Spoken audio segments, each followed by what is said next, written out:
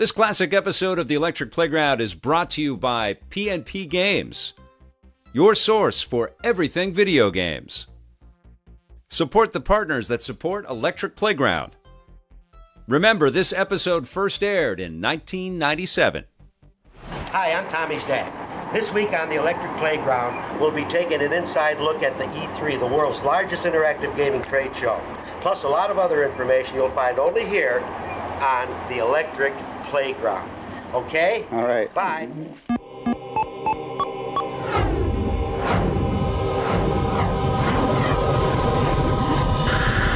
Hi, I'm Tommy Tellerico. I've been writing music for video games for over 7 years now, and I gotta tell you, it is one of the coolest industries on the entire planet. Now we're gonna take you inside the world of video games, like no one else has ever done before. Now throw in weekly reviews of the hottest new games, and you got what we call the Electric Playground.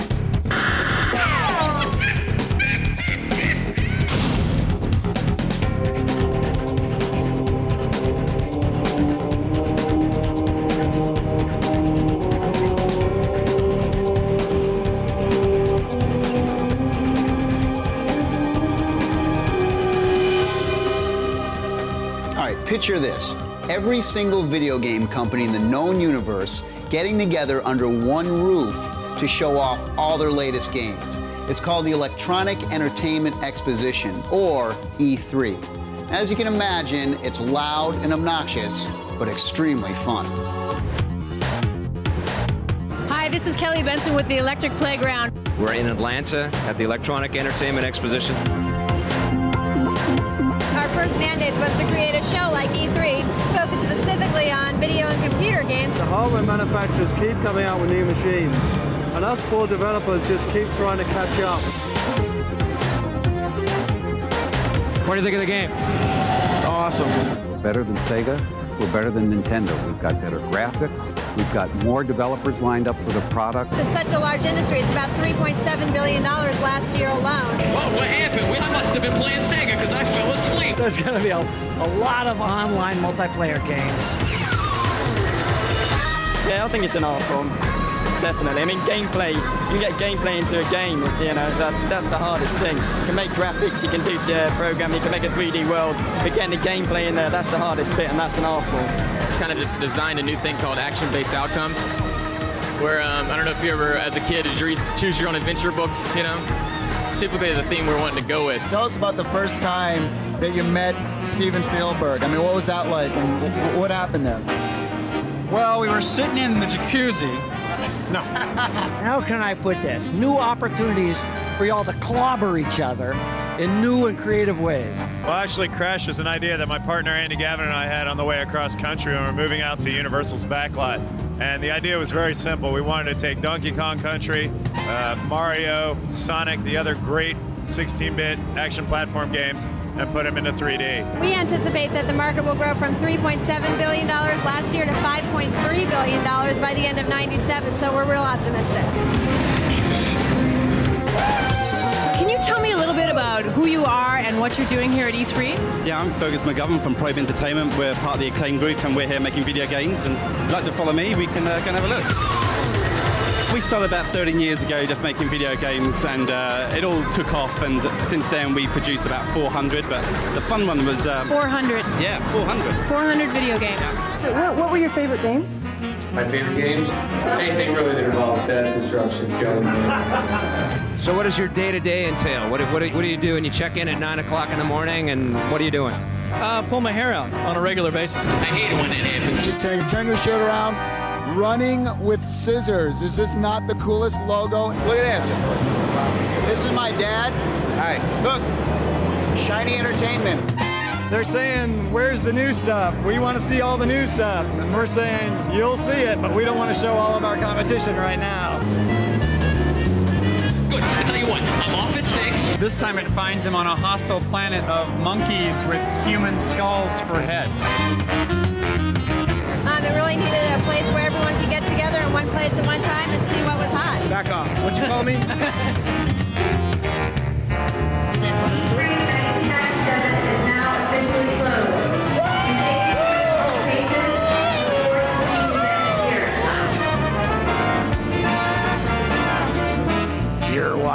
electric playground with the mighty Tommy Tallarico himself. Coming up, a fade to black. Haha, now you're in the big leagues. 30 times in a row? I didn't expect this when I bought Mortal Kombat 2 from PNP Games. You thirsty? Uh-huh.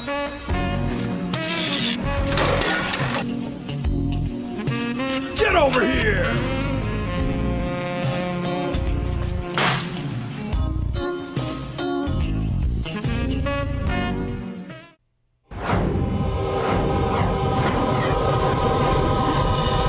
Mike! Hey, Tommy Tallarico. How's it going? You're my hero. Oh, can I have your autograph? Oh, God, I don't have a pen.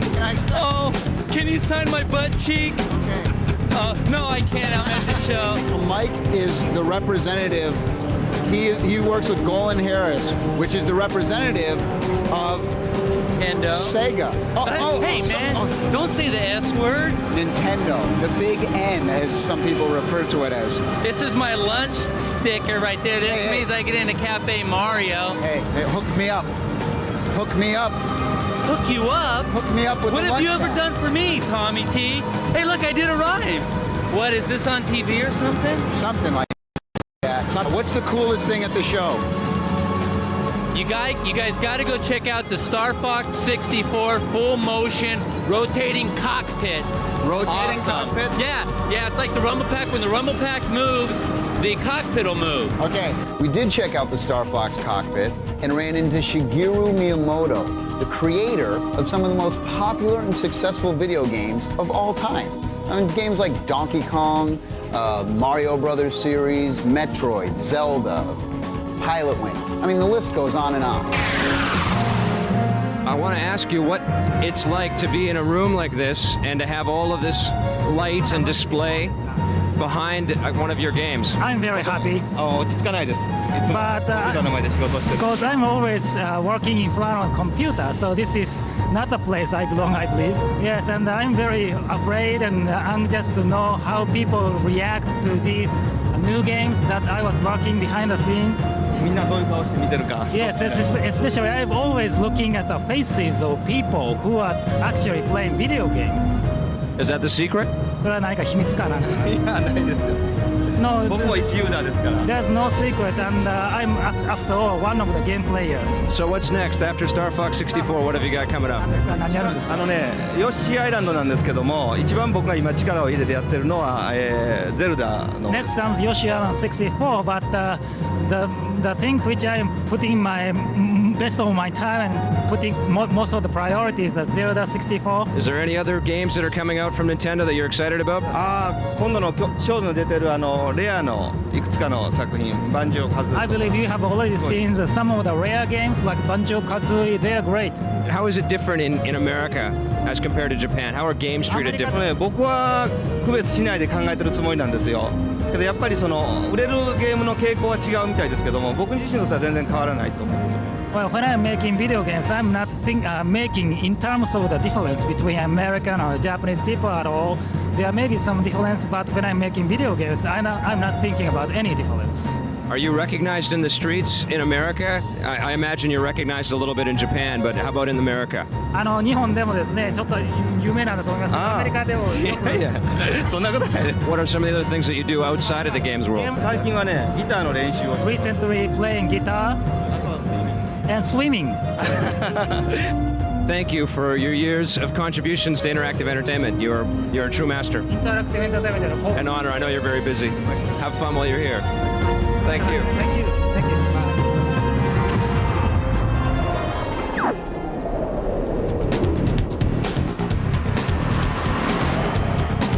One of the true legends in the industry is Ron Gilbert, best known for his work on Maniac Mansion. Now, for the last couple of years, Ron's new company, Cave Dog Entertainment, have been working on a new real-time strategy game for the PC called Total Annihilation. Hi, I'm Ron Gilbert, and this is Cave Dog Entertainment.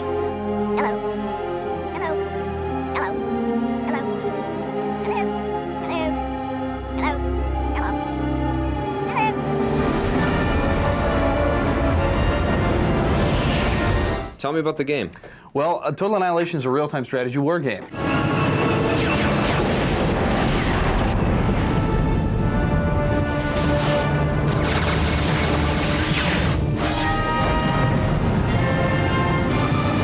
We've done a deluxe treatment on every single aspect of the game. The trees, when they light on fire, how the wind can push a fire in a certain direction. We have tanks and amphibious units that go down under the water because the 3D world extends down. When the cannons fire, we've got muzzle flashes. Yeah, look at those guns. What about super-powered nuclear weapons? Is there any such thing in Total Annihilation? Yeah, that's something that we absolutely wanted to put into the game. The ability to launch a nuclear weapon, and more importantly, to be able to stockpile nuclear weapons. You could build up like 10 of these things and then just start carpeting the world, just destroying your enemy. What's the story behind the game? Well, basically, you've got the ARM versus the core. And these two sides have been fighting for 4,000 years. They basically, this war has gone on so long that they have totally annihilated each other to where they were once these gigantic empires, and they've reduced themselves to nothing. And when you start as the player, you come in on either the side of the ARM or the side of the core to fight mission by mission, all the way to the home world of the other side. We decided to use a real orchestra, a full 95-piece film orchestra, the Northwest Symphonia, to perform the score to the ultimate degree. But the 16th note's going too fast. I'm curious about the internet site. You guys are going to be providing different vehicles for players every week? Right. www.cavedog.com is our website, and you can go there. When the product ships early October, you'll start to see new units get placed on the website that you can download and add to the game.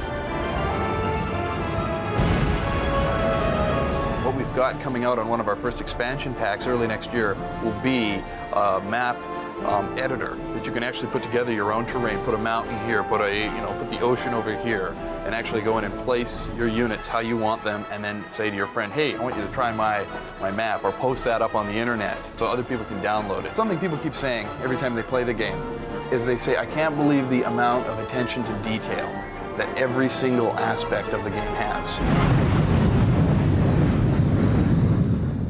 Don't go away. Come back for more TV. Do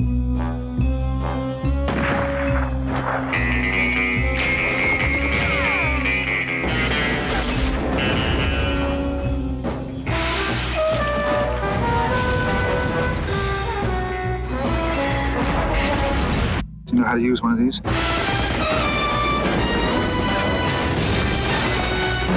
GoldenEye. Load a rumble pack and see how it feels when 007 meets N64. In the 80s, they brought us games like Galaxian, Pole Position, and Pac-Man, just to name a few. In the 90s, they've continued their success with mega hits like the Tekken and Ridge Racer series. Let's see what they're up to now. Hi, this is Tommy, and I'm here at one of the coolest places on the entire planet. We're talking about everyone's favorite publisher, Namco. And I'm here with a good friend of mine who happens to be the director of marketing, Mr. Mike Fisher. Hi, Tommy. Thanks for coming by. How's it going? Doing great. We've got a lot of cool titles coming out this fall season that I'm excited to tell you about. We've got a flying game with Ace Combat 2, a shooting game with Time Crisis, and an underwater adventure game with Treasures of the Deep. So I wanted to give the chance for journalists like you and some of the big magazine editors to know what it's like to really experience some of these sensations.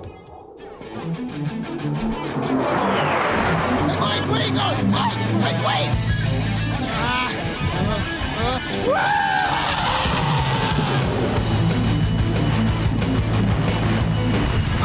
Mike, can I ask you a few questions? Tell me about Ace Combat 2! Well, Tommy, there's a lot to talk about, but I'm afraid I don't have a whole lot of time. Well, that's for sure. How many missions does this sucker have? Well, Tommy, it's got 30 missions. That's nearly double the number of missions from the original game. My God! And the intro is just amazing! It's a movie that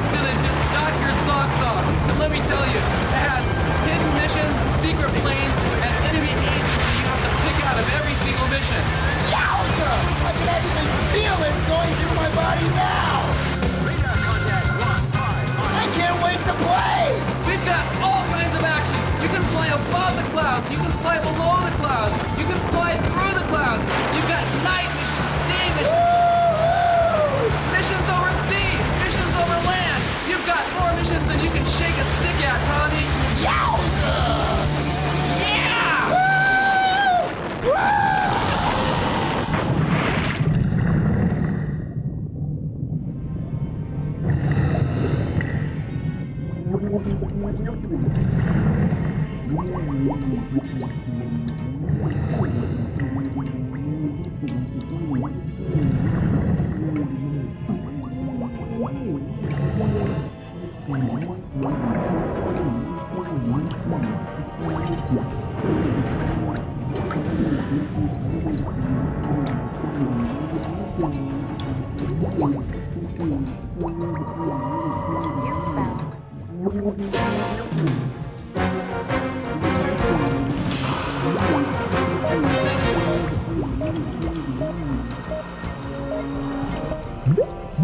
I'm the lead game programmer and the VP of the company for R&D. Primarily also I lead the project of the Treasures of the Deep. I manage the artists and the programmers of the game. Now, would you say that this is the best game that you guys have ever done? This is totally the best game they've ever done. This is a top technology underwater game. It's the best underwater arcade game for this Christmas, flat out. It's a combination of James Bond with Indiana Jones underwater. Total action packed and also adventure. And that's the key element for this industry, adventure. It's exactly the combination of awesome gameplay, awesome graphics, and awesome music. It's the whole sold this title to Namco. When Namco saw the trailer, which had your music in it, and the graphics of the game, and all the cool stuff in the game, they bought it instantly. This is a game to check out this Christmas. Treasures of the Deep from Namco on the Sony PlayStation.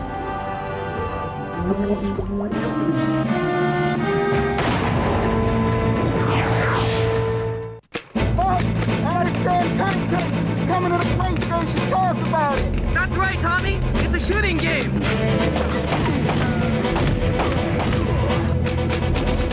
I understand there's like a real cool gun that comes with the game. That's right. The gun pod, the most accurate gun available for the PlayStation. Get out of here. No time to waste. Come on.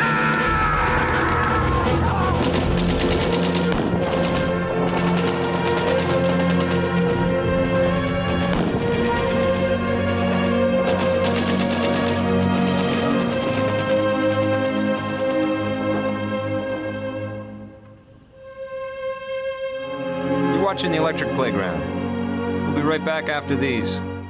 Past and Present Games is a Winnipeg-based independent business with 3 retail locations. But you can shop on the World Wide Web at pnpgamesonline.com, where coupon code StarFox64 will save you $5 on your purchase of 100 or more until April 12th. We'll see you next week. Now enjoy Reviews on the Run.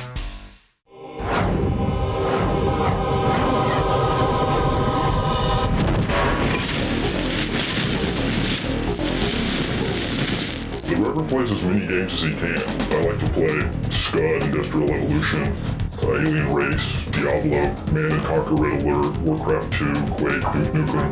I'm really looking forward to a lot of the new games that are coming out as well, like Total Annihilation, Quake 2, and Hexen 2.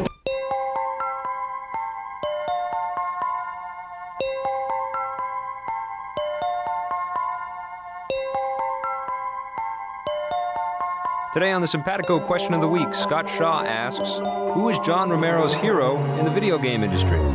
I know that your hero in your latest game, Daikatana, is named Hiro Miyamoto. Yep. And that's in honor of Shigeru Miyamoto. That's right, because he understands, you know. So he is one of your personal he's heroes? the greatest game designer, definitely. Right on. Yep. I'm sure he'll be thrilled to hear you say that. Have you met him? Nope, never met him. No? Never met him. I had the chance to meet him at E3 this year. And Yeah, that would have been cool. Yeah, it was an honor for me too, because I love his games as well. Yeah, that would have been a cool thing. Hey, don't forget to send your questions to www.ep.simpatico.ca.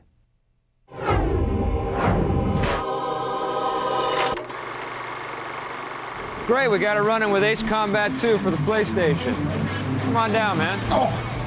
Ace Combat 2 has got to be one of the best flying games I've ever played in my entire life. The graphics in this are beautiful. The AI is amazing. And all the detail in this game, I mean, it's like one of those Psygnosis games, you know, where just every single detail. You're talking about all the intro screens and everything like that, all of the setup stuff? Yeah. Excellent. I would suggest to play it on Expert, though. I found the normal mode to be a little too easy. But the music's excellent, the AI, all the different missions. It's not just flying and bombing stuff either. It's you got to do different things. It's probably one of the best flying games I've ever played. 9.8. The only thing I didn't like about the game, the plane seems to be connected. It seems to be just stuck on a roller or something, so all it does is sort of spin side to side. I would have liked to have seen it go from left to right and do some turns and sweeps like that, but I still think they did a phenomenal job. It's definitely the best flying game you can get from the PlayStation. I'd give it a 9.5. So let's talk about Star Fox 64 for the Nintendo 64. Star Fox 64 succeeds. I love the 4-player mode. I think that playing against your buddies is really cool.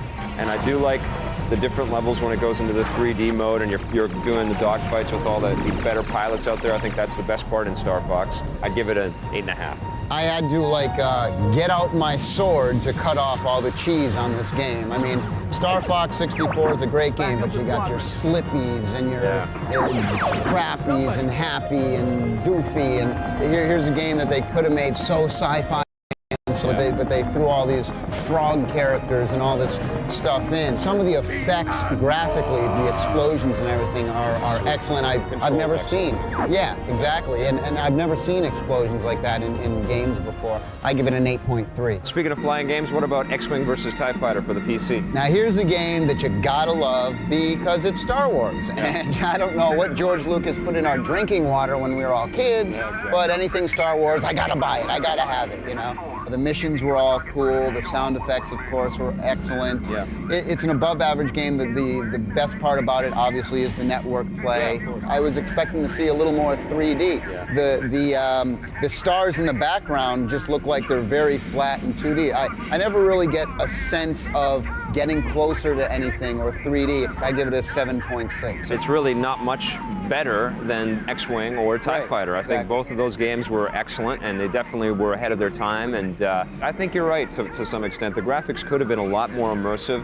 The flat shading and the sort of cartoony look of the cockpits of the ships, that's just not acceptable anymore, especially with the accelerator cards and stuff out there. You can use the whole keyboard, and some people may enjoy that, but... I do. That's what makes PC gaming so cool, though. It feels like you're actually sitting at the helm of a ship that has to deal with all of the... Okay, fine. Give me that option, but let me be able to turn it off and have it real simple, you know? Yeah, okay. Well, I give the game about I give it about a 7.5. Okay, what about Manx TT for the Sega Saturn? What a major disappointment. It's almost like Sega just gave up on this game, you know? You switch to the first-person perspective and you got the tilt-a-rama, man. That's it's totally how did that annoying. make it in the game? That's what I want to know. I don't know. It's how that made it in the and game. then there's no animations for your rider going flying or you know, dealing with getting hit and smashed all over the sides of the road. And it would have been acceptable as like a first-generation Sega game when the Saturn first came out. Agreed. But now here,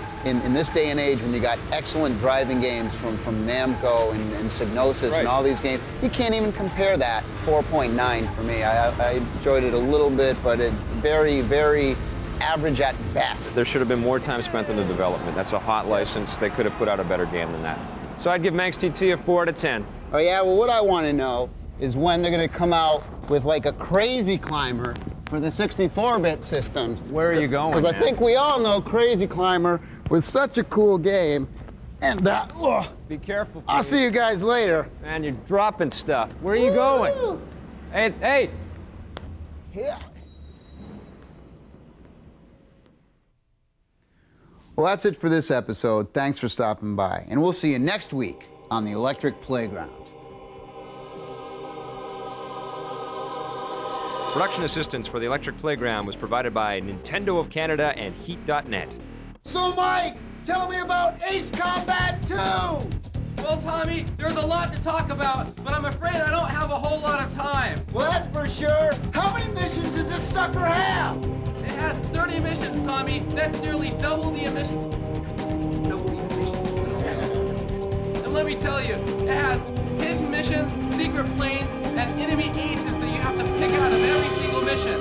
Yowza! I can actually feel it going through my body now! I can't wait to play! You pulls a knife, you pull a gun. He sends one of yours to the hospital, you send one of his to the morgue. That's how you get it.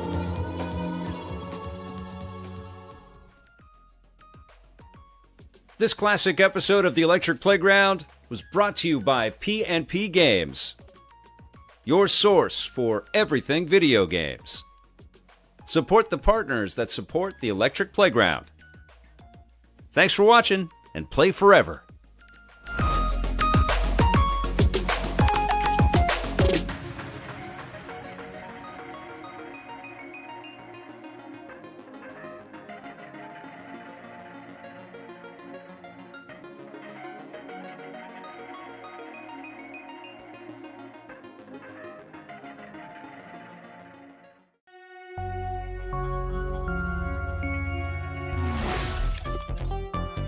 This classic episode of The Electric Playground is brought to you by P&P Games, your source for everything video games.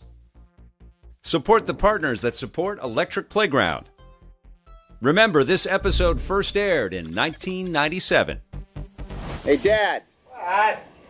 What do we got on the show this week? What, the electronic playground? The Electric Playground. Whatever it is. You're going to be talking to your screwball friend Doug Tenapo, and they're going to be doing something with Steven Spielberg on this Lost Jurassic World part, and he's going to be talking about the new racing game, Nintendo Ding Dong King Kong, what the heck ever it is. Diddy Kong. What? Diddy Kong. Yeah, okay. Goodbye. Leave me alone.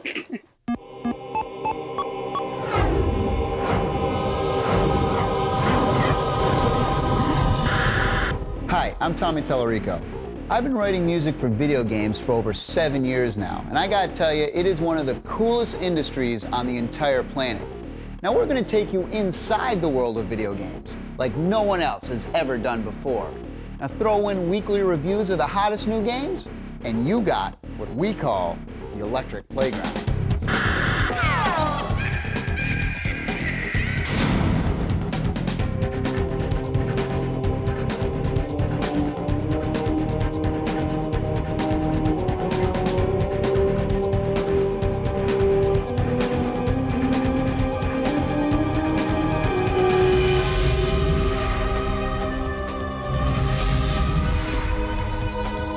The big question is, Diddy Kong Racing, Mario Kart 64 clone, or something a little more? We went to Nintendo to find out. What is different about this game from other cartoon racers that Nintendo's put out before? It's kind of an adventure racing, wave race meets some airplane racing, and then the multiplayer aspect is, you know, just as amazing as what we have in GoldenEye. Is this the most ambitious Nintendo 64 game produced so far, do you think? Yes, yes. I mean, they packed a lot. I mean, it's a lot more than what you think it is at face value. You see a screenshot, you think, oh, kart racing game or boat racing game or plane racing game.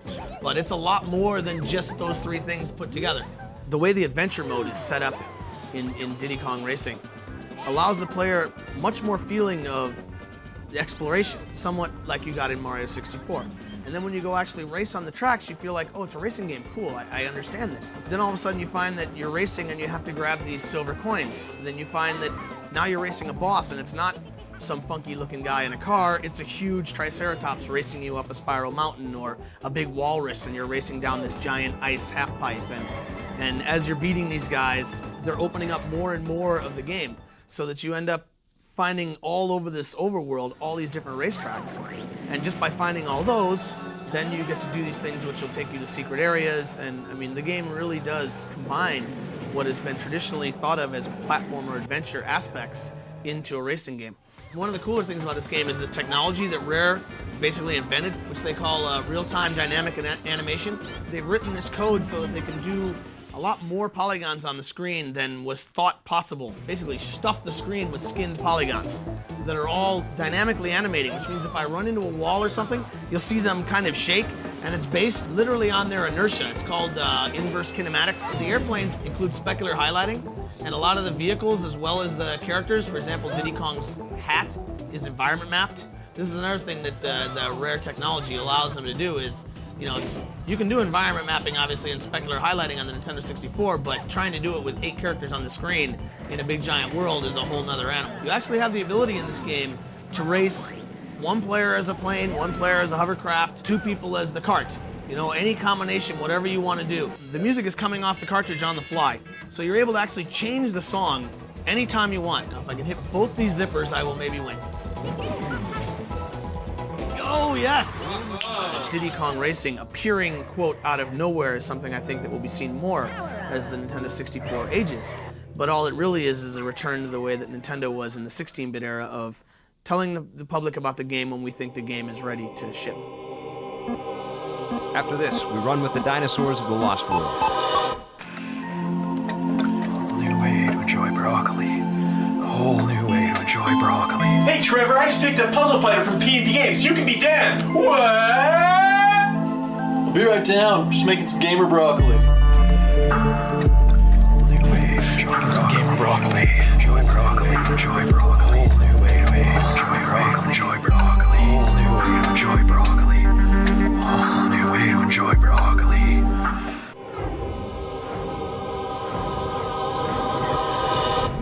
DreamWorks Interactive have been hard at work letting Spielberg's digital dinos run wild on the Saturn. We are here at DreamWorks Interactive with Patrick Gilmore, the producer for The Lost World. Tell me quickly, what is Jurassic Park the game about? What do you do? Well, in The Lost World, you play a series of 5 characters in an environment of escalating chaos, which is what we like to call the island environment, which sort of erupts into chaos with the arrival of mankind. The thing? What? This thing came off. What involvement did Steven Spielberg have with the game? He was very, very involved from the absolute outset on this project, from the time when the game was just a bunch of fragmented ideas on 3x5 note cards. And his concepts for the game were integrated very early on, his concepts for the different characters, how the characters would be controlled and how they'd be handled, how sound would function in the game and what its role would be. The role of music in the game, how the game would flow in general, from everything from sort of the cinematic camera angles to how the story was told through not just one character, but through 5 separate characters. And we actually saw them sculpting a whole canyon made of styrofoam and painting it and adding all the textures and plants and things to it. And it was sort of looked at it and thought, wow, you know, we do the same thing except for in polygons. How do you animate something that you've never actually seen before, like a dinosaur? You can't go to a zoo and see a dinosaur. What exactly, how do you do that? Based on some natural references, which happens to be the bones itself. So the bones of the structures, exactly. You know kind of the joints and stuff. Yeah, everything, like things like the distance between the thigh bone, the relation between the thigh bone and the shin bone. Did you break that? You shouldn't have broken that. Yeah, actually, the length of the shin, the length of the thigh, everything determines how the dinosaur might have moved. In fact, one of the most classic examples that I can say is how we determined how a Deinonychus might move. Now that's a dinosaur with a very stiff tail. So we didn't know how that might have influenced the dinosaur. At that point, around that time, I found myself running after a bus, after a Los Angeles MTA bus. Which many people usually do. Was somebody chasing you? I was running around with a very heavy backpack. And I found something very interesting happening. I found the backpack to be influencing the movement. So I found that if I tilted the backpack just to the right, I found myself changing direction drastically. So now you have a dinosaur, a Deinonychus, which moves real fast by the aid of its tail, by simply whipping the tail as a rudder. The Lost World is it has as its goal to sort of create a linear narrative that is there for the player to experience. And this is available for both the Sony PlayStation and the Sega Saturn? Available for PlayStation and for Sega Saturn. Well, thank you, Sunil, for bringing the long dead to life. Check it out, Lost World from DreamWorks Interactive.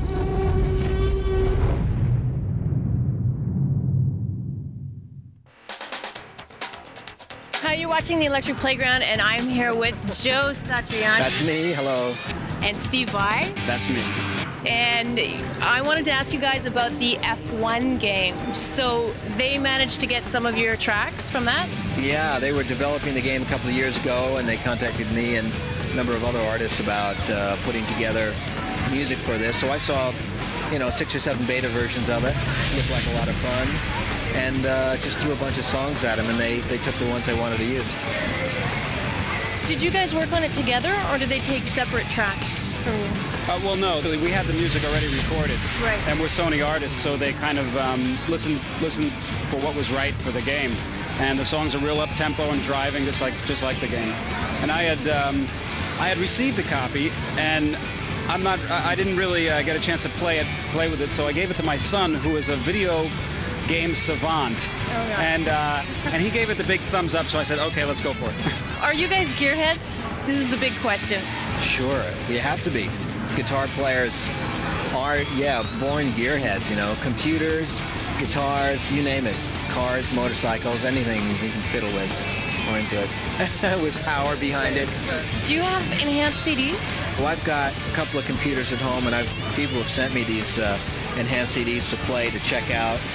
You stick them in one computer, it doesn't work. Stick them in the other, it doesn't work. And you keep finding different ones work on different ones. So I'm not convinced yet that I should spend my money producing one of those instead of producing an album. If you're working within the perfect format and you have one and it works in your computer, it's cool.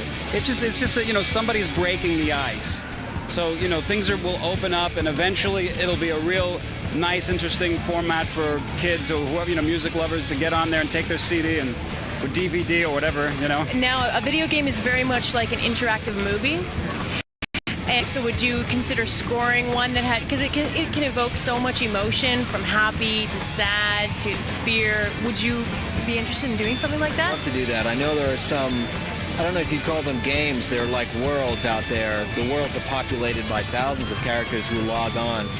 I'm interested in creating music for something like that. Not for like a, drive it up fast, shoot 'em up fast kind of a game. So who would you like to approach you to do this? Whoever has the most money. I think Bill Gates. Bill, if you're out there watching, come on over to my house. It's a modest little place, but we could have fun. I could convince you to give me some of your money, and I'd make this great soundtrack to some virtual world for you. You can sell that place in Redmond and live inside the computer. Coming up after the break, Doug Tenapel shows us around the Neverhood.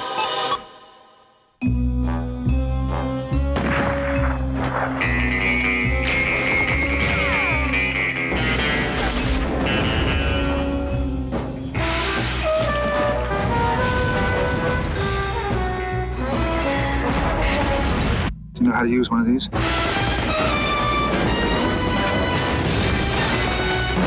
GoldenEye. Load a rumble pack and see how it feels when 007 meets N64.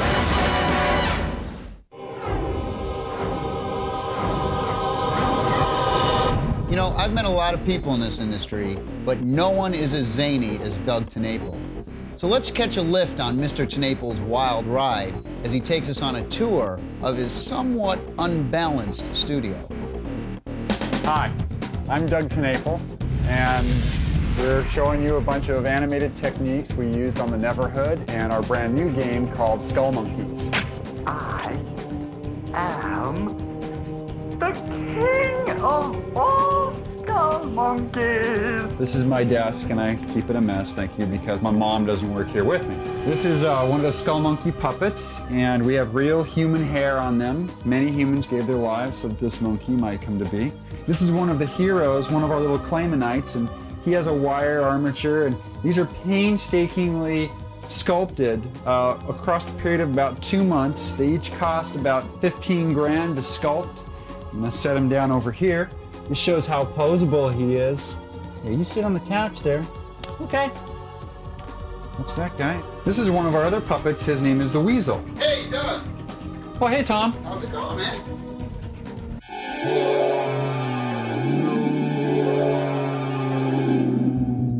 Tommy, get up. Hey, what? Look. What? What? Come on. I'm going to show you some of the programmers. Follow me. This is Kenton, and he's one of our big, one of our heavy programmers. He weighs about 400 pounds. This is Mark Lorenzen. He's the original creator of Vector Man. This is Joe. He's one of our game designers, and he used to run a 7-Eleven. No, Joe is actually the first human we've ever put in a video game. We photographed his head as one of the bosses called Joe Head Joe, and he designed some of the puzzles. Ow! He designed the puzzles that Clayman actually has to traverse through the game. This is our game, a rough version of it anyways, to test. And you see Clayman, he butt bounces these evil skull monkeys. They're monkeys with human skulls for heads. We pull from toys. This is our toy box. We steal these toys and nail them to wood and cover them in clay, and you get these cool abstract shapes. Tommy, what did I say about touching things? That's a no. This is Monk Rushmore. This is our tribute to all the great dead skull monkey presidents. This is our whiteboard where we keep all of our ideas and organization, as you can see. Hardly any ideas and hardly any organization here at all. This is Mike Dietz. Mike is the lead animator. He was also lead animator on Earthworm Jim 1 and 2, and Aladdin, and Global Gladiators, and Cool Spot, and many others, to name a couple others. This is Chuck Norris. Chuck is inventing time travel. He's invented this coding way of going through time. It's really amazing. Tommy, get your pants back on. Fat Lou gets all pissed off. He'll come over and punch you out. Sorry, Fat Lou. Lou, show your tattoos you got in prison. Doug's mom did all the work. She's the only person I trust with this kind of work. This is our pet scorpion that Lou here is going to handle. Okay, if I touch his pincher, will I be a man? No! I got to touch your finger! Doug, don't do it!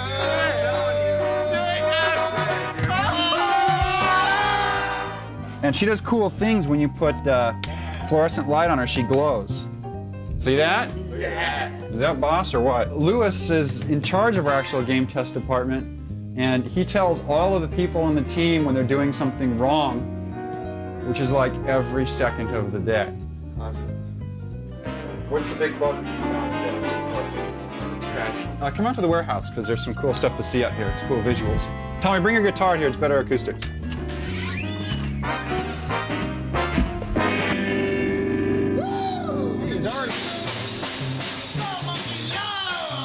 Let me show you some of the other puppets and characters that are here at the Neverhood. This is one of the big monsters.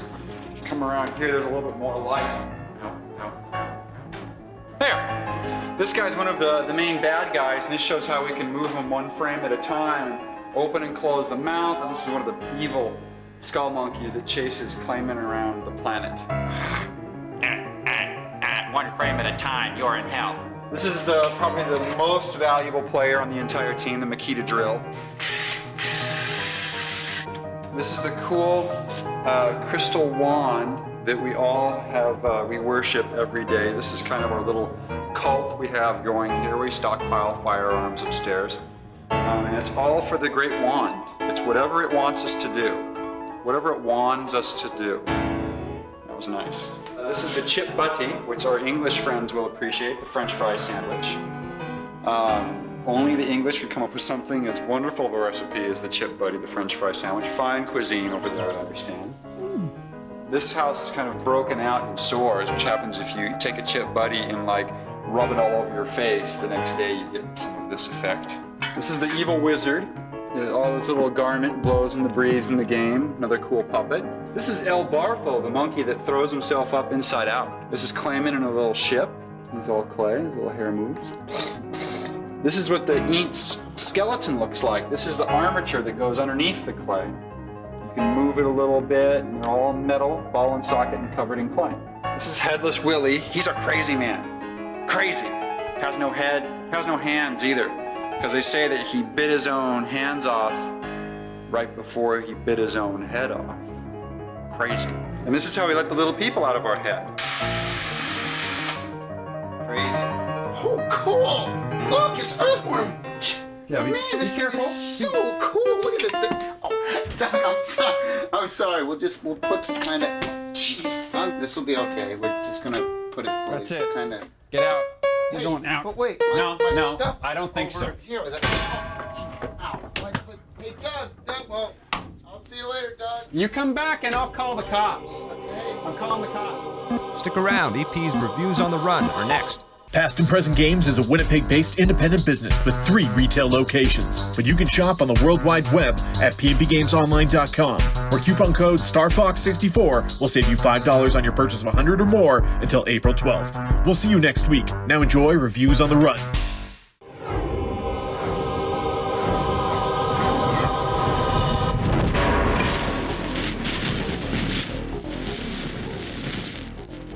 Heat.net is an internet game network that lets you play against live competition, multiplayer games against 1 million people in some games. 1 million people. Well, in 10.6, which is the first 1 million player game that's coming only for Heat.net, you can play against 999,999 friends. Anyone can sit at home and play, and there's always a place for that, by yourself against the computer. But when you do that, it's more mission-based. And it's just sort of testing yourself against the computer and the artificial intelligence. And as we like to say here at Heat, artificial intelligence is an oxymoron.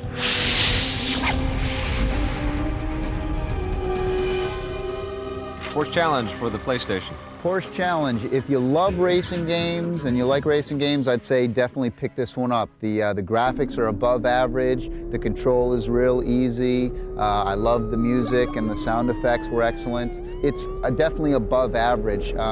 I didn't like the 2-player mode. It was hard to see the track where you were going. I don't like the fact that all the characters, there were like all these characters, like there's Beats and Dan, and you know, don't give me that. Give me, it's this Porsche Challenge. I want a 911 and a 356 or a 959. There's only one car, but lots of characters. All very good points. Yeah, I mean, I give it a 7.8. I think it's a very good, above average driving game. I'd definitely play it again.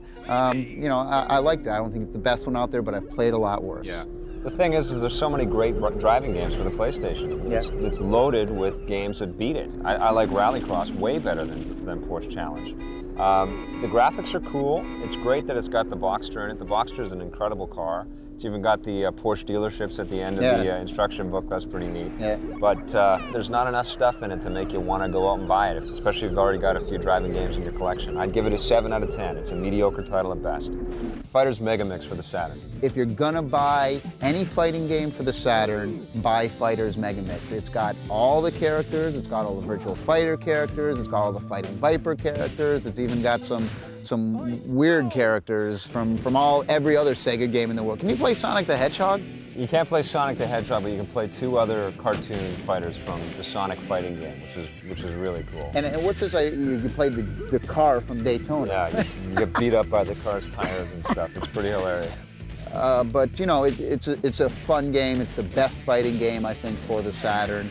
I give it an 8.5. 8.5. 8.5. All right, that's a decent score. Yeah, I like the backgrounds. It's like you have all the backgrounds from like every Sega game. You have like Sonic the Hedgehog background. You have the Daytona track, and you get all the music from all the games and too. You can choose to have them walled in or have them not walled in. So, right. And there's no more ring outs. I couldn't stand the ring outs in the Virtual Fight. That was one thing I couldn't stand. Right. And there's none of that. But the coolest thing of all is that there's the Virtual Fighter 3 moves are in there, so you can have the shift button does the dodge moves, and you've got all these extra little doodads that the characters do that it just kicks. Now, me and you played a little 2-player tournament also, didn't we? Yeah. And do you want to tell our viewing audience out there who won? Yeah, I'll let you win. Oh. Because it's the first time that he played. Ah, okay. Didn't want to embarrass him. Oh, no.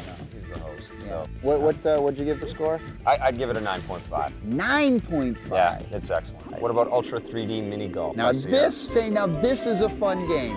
You got True Putt and Easy Putt. I liked True Putt, so you can actually, you take the mouse and boom like that. But it's real easy. It's fun. It's graphically, it's nice. The sound was funny as heck. I loved it to death. 9.5. Wow. Yeah. I agree with you. It's a nice, simple game. It's easy to play. It's definitely something that you could play while you're at work and shut off quickly before your boss catches you. I think that's pretty important. But I don't know, I think I'd get bored of it, especially playing by myself. I think I would get bored of it after about 2 or 3 times. It's only $20 though, which is a pretty good deal. Yeah, I'd give Ultra 3D Mini Golf of a 7.5 out of 10. Yeah, well, like, can we get out of here because it's like raining? Yeah, I'm getting soaked, let's go. And I got the most amazing thing to show you. But you know what? You're not going to see it till next week, so you better tune in. EP Tommy T, place to be. Production assistance for the Electric Playground was provided by Nintendo of Canada and Heat.net. My car keys are on your Doug. My car keys are on your desk. On your.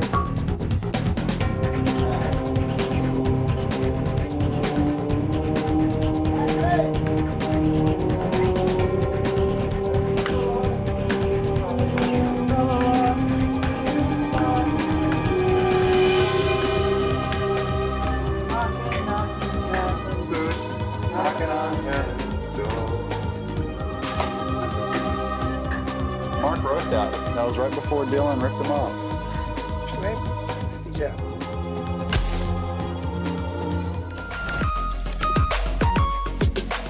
This classic episode of the Electric Playground was brought to you by P&P Games, your source for everything video games. Support the partners that support the Electric Playground. Thanks for watching, and play forever.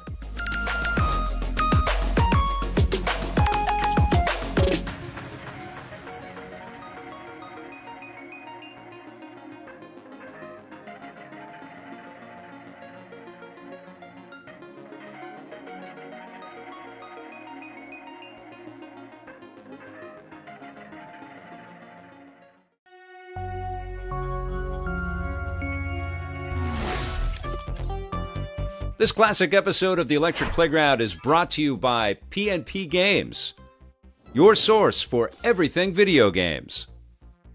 Support the partners that support Electric Playground. Remember, this episode first aired in 1997. Hey, Dad. Yeah. Where are you going? I understand there's going to be a baseball extravaganza on your show this week, and I wanted to dress for the part. Oh, gotcha. Also, some about GoldenEye and James Bond, and something about the game Uprising. Yeah. Yeah, on the electronic playground this week. Electric Playground. The electric playground, so I want to get back in time to watch it. Okay. Nice flip-flops. Thank you.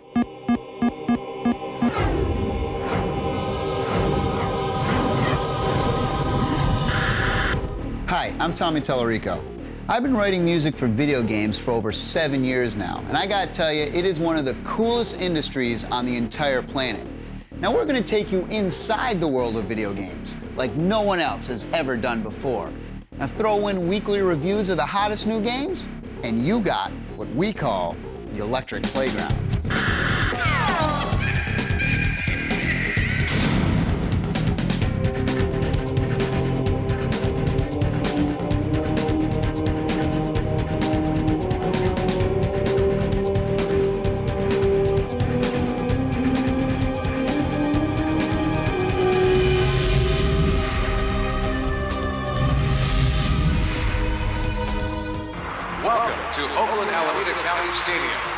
In today's game, the New York Yankees take on the Oakland Athletics. This is as real as it gets. I'm here with the world champion New York Yankees, and we're talking about baseball and video games. Donkey, come here. We got to talk about our Resident Evil game, bro. What? Resident Evil. Hold that. This just came out. Big Bernie on the cover. Big Bernie's on the cover. Where's he at? Here, Bernie. Have you seen that yet? Have you played it? Big Bernie! There he is, right there. Bernie, come here, man. Baseball has always been one of America's pastime, but you know, video games are catching up pretty good, huh? Here with Andy Pettit, Kenny Rogers. What's your favorite game? I like Resident Evil. Resident Evil on the PlayStation. Yeah, it took us about 3 months to finish it, but we used the book. You guys aren't very good. No, 3 but months? we're baseball players. Cool. Actually, I'll stretch with you guys. All right. I'm gonna leave this whole video game music thing, and I got a tryout with the Yankees in a couple of weeks, and we're doing this thing here, okay? We're here in the largest motion capture facility in the world, where some of the hottest Major League Baseball players are about to start practicing and getting into their black little suits to get set for their motion capture. Check it out.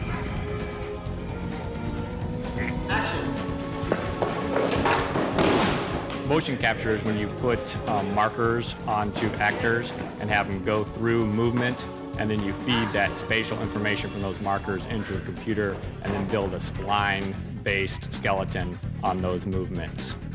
We're here with Carlos Reyes from the Oakland Athletics. What kind of video games do you like? Triple Play 98's the bomb. What system? Sony PlayStation. Really? Yeah. How much you play that? Every day. Do you ever play baseball games on the PlayStation?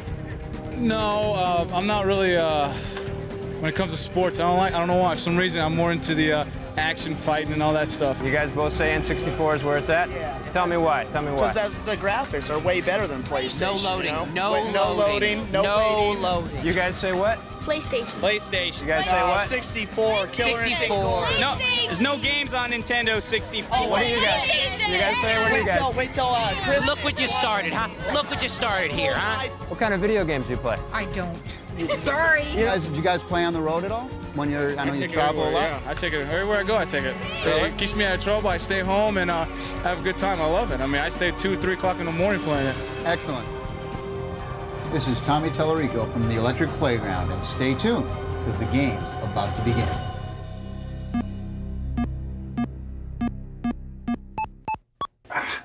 Again? Hi, I'm Paul. Friends call me Paulie B. And I've been Lord D's maintenance guy for the past 2.5 years. Yeah, got another call about the washing machine today. You never believe the stuff I pull out of there. Health power-ups in the pockets again. I'm telling you, I'm finding things like this constantly. I keep telling him, it's gonna block up your whole system, back the whole thing up. And the blood, it's been every day with the blood.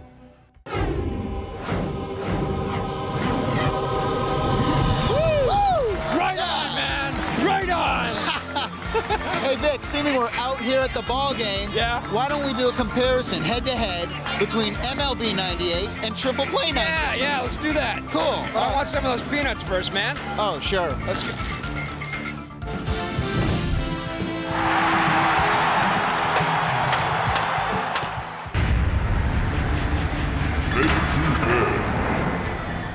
Both of these games, Triple Play 98 and MLB 98, are the 2 best baseball games ever made for the PlayStation. Graphics. First of all, I think you can all see that the graphics in Triple Play are a little bit smoother, a little more rounded, a little more realistic. The shading is nicer than the graphics in MLB 98. Disagree. I think the graphics are slightly better in there, but I think the images are sharper in here. And then the motion capture is just amazing. Triple Play 98 is great motion capture, but not as good as MLB 98. I tell you, they're going to have to bundle up tonight. A lot of turtlenecks out there on that field. Cold and windy for this game. Well, let's talk about the sound.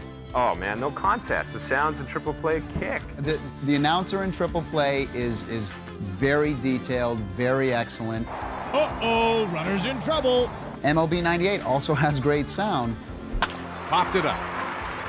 But Triple Plays, because that commentator play-by-play is pretty excellent. Well, what it's got is 2 people in the booth giving the commentary, and it's got stuff where they say the last time this guy was bad, he hit a double. The most important part of any sports game, and anyone will tell you this, is gameplay. And that's where MLB 98 has Triple Play beat. It's very easy to make a play in the infield. You know, when you hit the ball, you can move your shortstop over and turn a double play real quick.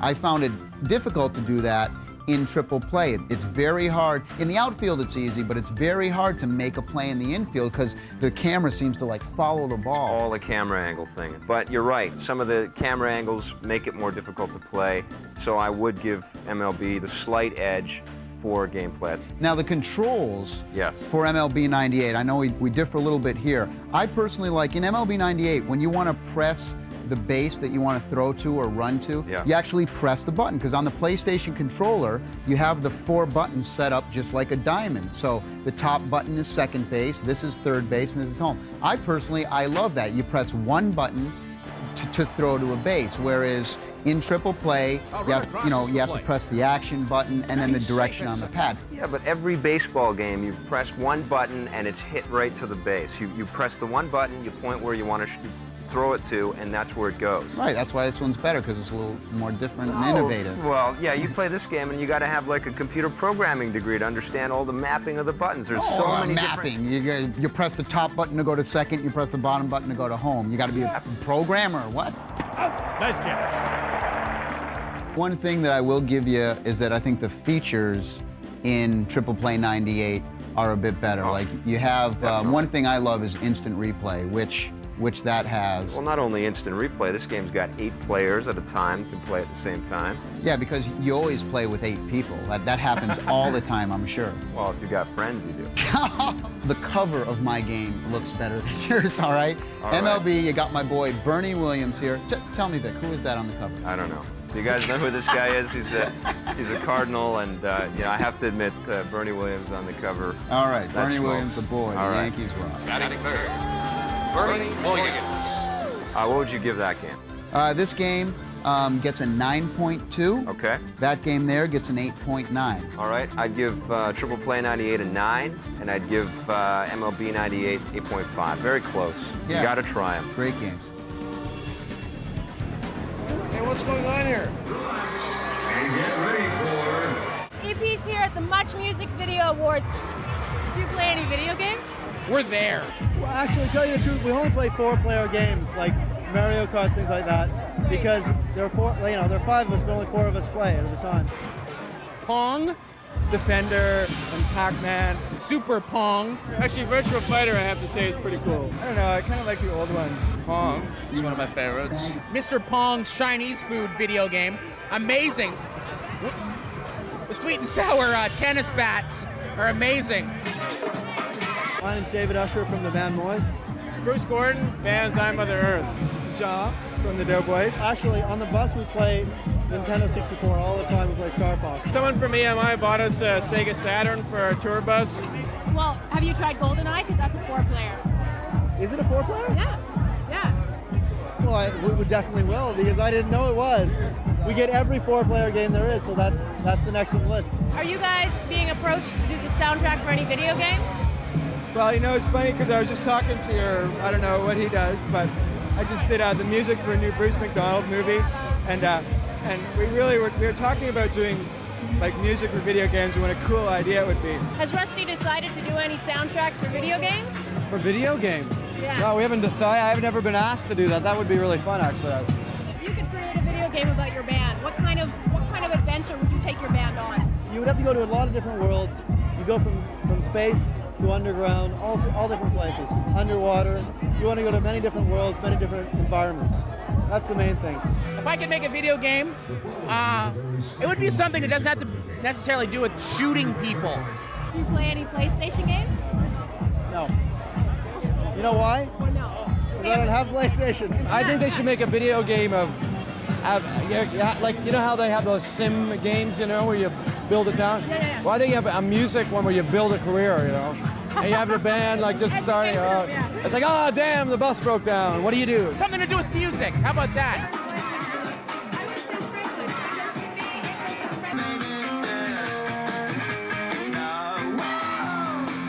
Something to do with dancing. A dancing video game. That's what we do.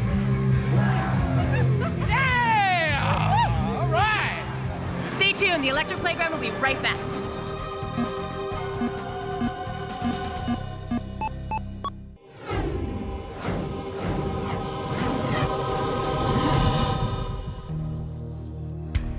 When Cyclone Studios produced Battlesport on the 3DO, many people thought they couldn't top themselves. Well, they're about to do just that with their latest game entitled Uprising. Uprising is a new kind of game. It's a blend of action and strategy. The best kind of action you find in a game like Quake, the best kind of strategy that you find in a game like Warcraft or Command & Conquer. You're down on the field, you see your troops running by you, you see bombers overhead, you hear all the sound effects, it's like you are there. You play most of the game from the perspective of a high-tech tank called a Wraith, and jump into the perspective of citadel towers. These are like big gun towers that can defend your land. It's now online, and it's looking for anybody to attack. It's going to start kind of patrolling the skies, moving around. On the surface, it's an action game, you know, and you'll be driving around, and you'll see all these enemies, and you'll be shooting at them. But the real way to succeed at the game is by commanding all these other forces. Now, let me just take care of these guys. They're stupid enough to attack a tank. Not very smart. finally a game that wasn't you against 50 million other pieces. We really wanted you to feel that, you know, you were part of this allied force, and you're playing a big part in it, but you know, you really have to use its entire resources, these bombers, these jets, these troops, these allied tanks, as part of your offense. Cyclone's a small company. We really need to put a lot of wood behind one arrowhead, so instead of doing a game for 3 different platforms and just really spreading our resources thin, we want to just pick the right one and just, you know, put all our efforts behind that. I mean, personally, for me, I just love, you know, making games, and I love the high-level concept of, you know, a game like, okay, we want this game to feel this way or that way. It's okay if I'm not involved in all the creative details. I just want to believe in the spirit of the game. And as we've gotten bigger, you know, we've been doing more games, and so, you know, we have one game in one genre that I really like and another game in the genre that I'm really crazy about, and so, you know, it's just a great time. When the first World Series baseball game came out for the Saturn, it was one of the greatest baseball games ever. And then the next year, it got even better than that. Now, World Series Baseball 98 uses 3D polygons instead of 2D sprites. Let's see how it's changed the game. What we can see in the background here is World Series Baseball 98. We've gone with a polygonal version, keeping the same engine, but upgrading it to polygon characters. I think the sprite base had a nice, clean, polished look to it and worked really well. What we wanted to do is continue the realism and the authenticity of the sport. What do polygons offer that sprites can't? Motion capture and more realistic movement. If I'm shortstop and throwing the ball to the first stop and the second baseman's in the way, he's going to duck. Jumping up to catch the ball. Jumping up to catch the ball, the sliding, the banging the bat on the ground when they strike out, the kick in the dirt, facial expressions. What about gameplay enhancements? What's different with it that way? Gameplay has stayed pretty much the same, except we've upgraded a little bit and made it more realistic as far as the style isn't just any pitcher can do every style of pitcher. It's more based on what the pitcher really has in his arsenal. You're going to get the true fastball from Randy Johnson. You're going to get Nomo's outrageous swing and wind up. So it's more realistic all around. More simulation kind of right. And I think some people like the arcadiness, and that's still in there. We didn't completely break away from that, but we've just upgraded to more of an authentic lineup, which is pretty much our overall theme. Initially, people were like, well, you know, it doesn't look necessarily as clean. It looks really cool, and I think it looks great. It's just it's a difference, and it takes a little while adjusting to it. But overall, once you play it, it's like, wow, this is really cool. This is realistic. This is true baseball. EP talked to Ken Lobb of Nintendo about James Bond's newest adventure, GoldenEye, for the Nintendo 64, developed by Rare.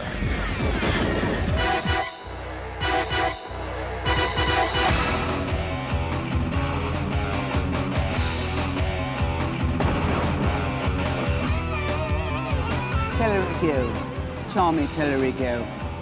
You know, being a villain is a very competitive business these days. You know, I was bummed because the guys got to meet the Bond girls. And I was invited to come. I love to play Nintendo, and I love this game. We're able to give players a really lifelike scenario. The enemies look like real people. The environment that you play in is an actual blueprint from the movie GoldenEye 007. And in essence, you're there. You are James Bond. You play the game a lot and you watch the movie, it's like, been in that room, seen that light switch. You know, this texture is taken right from the movie, for example. I mean, and I went to an arcade show in Japan and I met Tim and Chris Stamper along with Mr. Takeda, who was the guy who headed up the development of the Nintendo 64. And after the show, we went to NCL. And Mr. Takeda, being very technical, had already been to Rare and he knew that this was going on, but he hadn't seen it, you know, actually in that state of a complete level. I found through white paper testing that a lot of the people were failing on the earlier missions, not just because the missions were hard, but because they were having trouble figuring out the mission objectives. On top of that, it wasn't just figuring out the mission objectives, they were trying to learn the lay of the land. You know, they were lost and trying to figure out mission objectives, and they're getting destroyed by these incredibly intelligent enemies. So it was pretty obvious to me, why don't we just remove some of the mission objectives from the earlier levels? The other thing we did with GoldenEye, which is very important, is even when you earn the codes, you cannot use the codes in the regular game. What happens is as soon as you go to the code screen and bring up a code, you get a special cheat level select. and you can only go back to the levels you've already beat. So you can't use codes to earn other codes, and you can't use codes to beat the game. I think it will give you a pretty good feeling. I've tried the game, and I really got caught up in the suspense and the intrigue, and I really felt as though I was part of this world. I felt like I was making the movie again. One of the things I pushed for early on was also the lean and duck. When you play these games, a lot of times what you're doing is finding a corner and then strafe right, strafe left, strafe right, strafe left. So I thought it would be kind of cool to be able to do what you always see in the movies, which is hide behind something and kind of, you know, pop out, bang, bang, bang, bang, and then be able to immediately pop back to exactly where you were standing. And then to be able to do this in a way that when you pop out, you're always aiming at the exact same point, as, you know, so it's something that's highly repeatable. You know, what they did with the AI of the enemies and the way that they hear and see you, what they've done with the idea of the cameras, you know, the idea of what am I doing with these missions that are somewhat obscure and yet they tie in so well with the movie. You know, you really feel like you're James Bond when you play this game, and that's just because you're not just looking for a key, and you don't want to shoot everybody because people might hear you, or they might see you shooting someone and then go hit an alarm, and then the enemies come en masse and you're in trouble. Don't move a muscle. Our reviews are coming right up. Past and present games located at 2609 Portage Avenue in Winnipeg is our second of 3 retail locations. You'll find a great selection of video games, both retro and contemporary. Save $5 Canadian on your purchase of $100 or more at pnpgamesonline.com with code StarFox64. Now back to the show.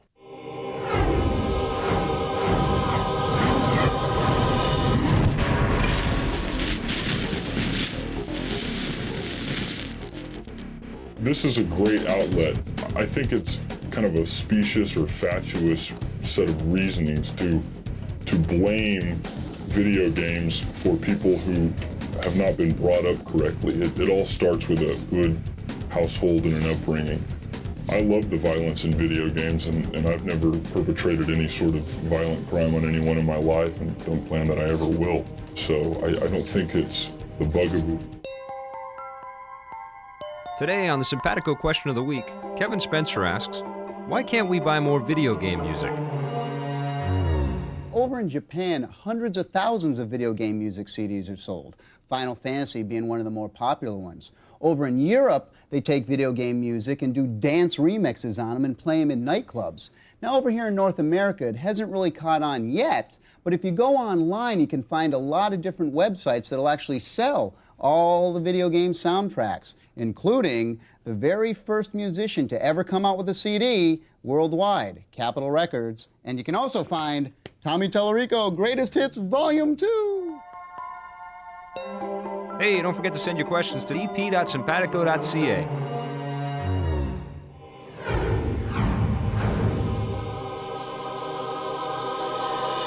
World Series Baseball 98 for the Saturn. On the Sega Saturn. This has always been one of the best titles, I believe, for the Sega Saturn. This year they went with 3D polygonal dudes.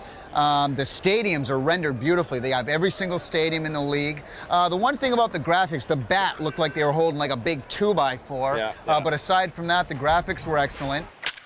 That's got potential. The sound was okay. The music was a little funky because they had to go with MIDI and a lot of the stuff. But aside from that, a solid title. You know, I give it an 8.9. Yeah. I think I kind of preferred the old World Series baseball games. I liked 97 and the first one on the Saturn. They were both really cool. I love the new one too, but I think the polygon stuff was kind of unnecessary. It looks slick.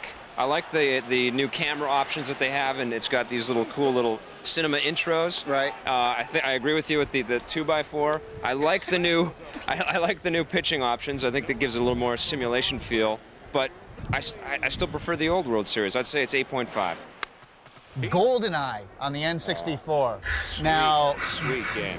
To me, GoldenEye is the best N64 game out. I put it above Mario. I put it above Wave Race. I mean, the texture maps, the graphics on this thing are excellent. Now, and I usually do not like the Doom Quakes. I don't go, you know, bonkers for them like everyone else does. This game I did, the sound effects are just amazing. Of course, you got the whole Bond story and the characters there. It's so excellent. The missions are well thought out.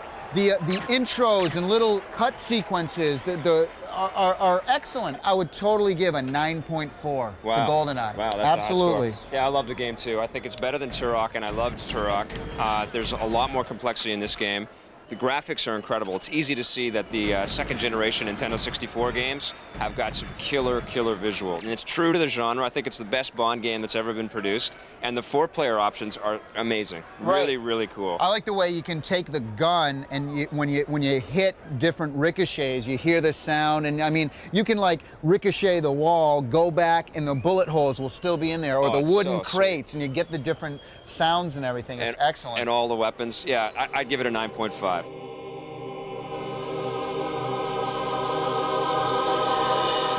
Well, I hope you guys enjoyed our baseball extravaganza.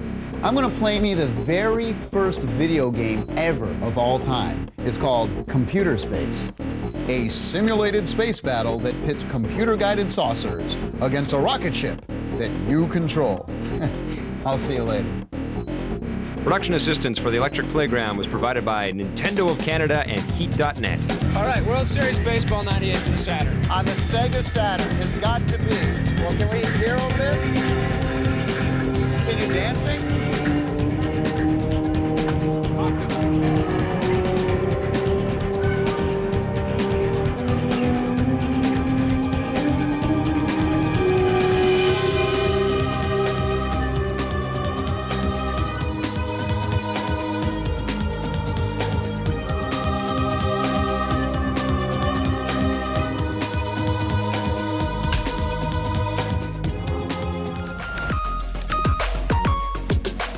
This classic episode of the Electric Playground was brought to you by P&P Games, your source for everything video games.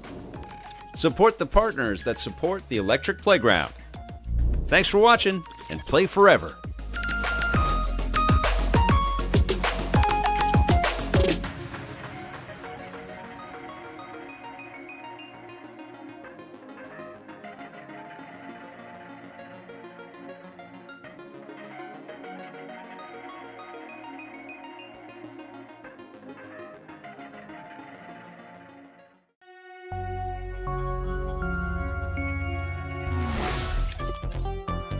This classic episode of the Electric Playground is brought to you by P&P Games, your source for everything video games. Support the partners that support Electric Playground. Remember, this episode first aired in 1997. There's nothing worse than having fighting feature in your game and see Pavel Bure drop the gloves. It just makes me want to cry. It's pretty much free form. You can do whatever you want, and that's a lot of the fun of the game. Just jumping in the air and flying around, twisting around and twirling. Things you could never do in a real car, you'd be dead. Into the Tomb Raider room. This is where Neil and Heather, who are working on all the games and all the levels and all the design, create the environments, create the textures.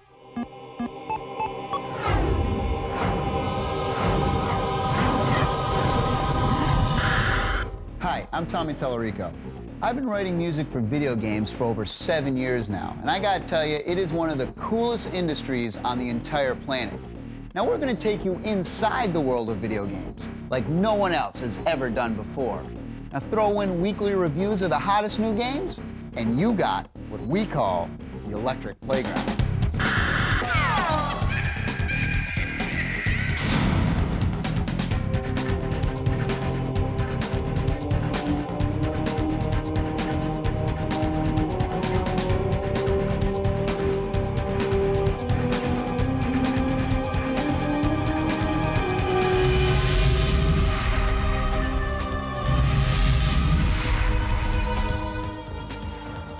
Radical Entertainment is the largest independent software developer in the whole world.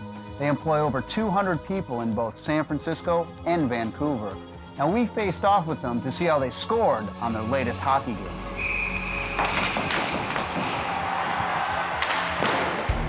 EP's in Vancouver, and we're on the ice with Ferdy Esposito, Radical's producer of NHL PowerPlay 98. How are you doing there, man?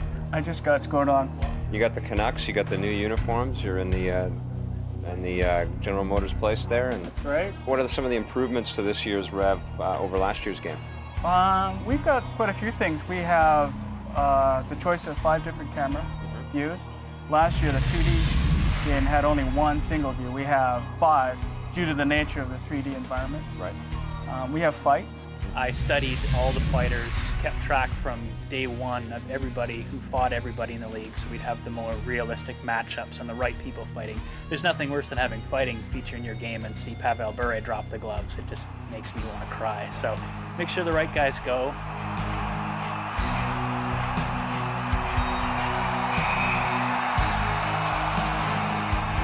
We've got new sound announcements. Vancouver penalty to number 16. Trevor Linden, 2 minutes more charging. We've got updated teams, rosters, logos. We have create and trade player. Yep. So now I can take Messier off the Rangers and put him on the line with the Canucks. And the neat, should be. Yeah, and the neat thing about this game is as soon as I trade Messier, the logic within this game will reshuffle the lineup. And guess what? Messier's on the #1 line. So I think we got Mark Messier on computer animations here. The Moose and I, we go to the same barber.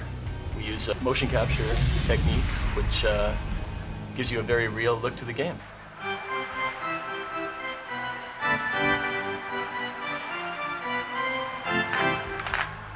When you employ pro people to be doing the motion and stuff, is that you get a real hockey game. You know, when you play with the Canucks against you know, the Rangers, something like that, you actually get a feel for the players, and the skating similar in styles.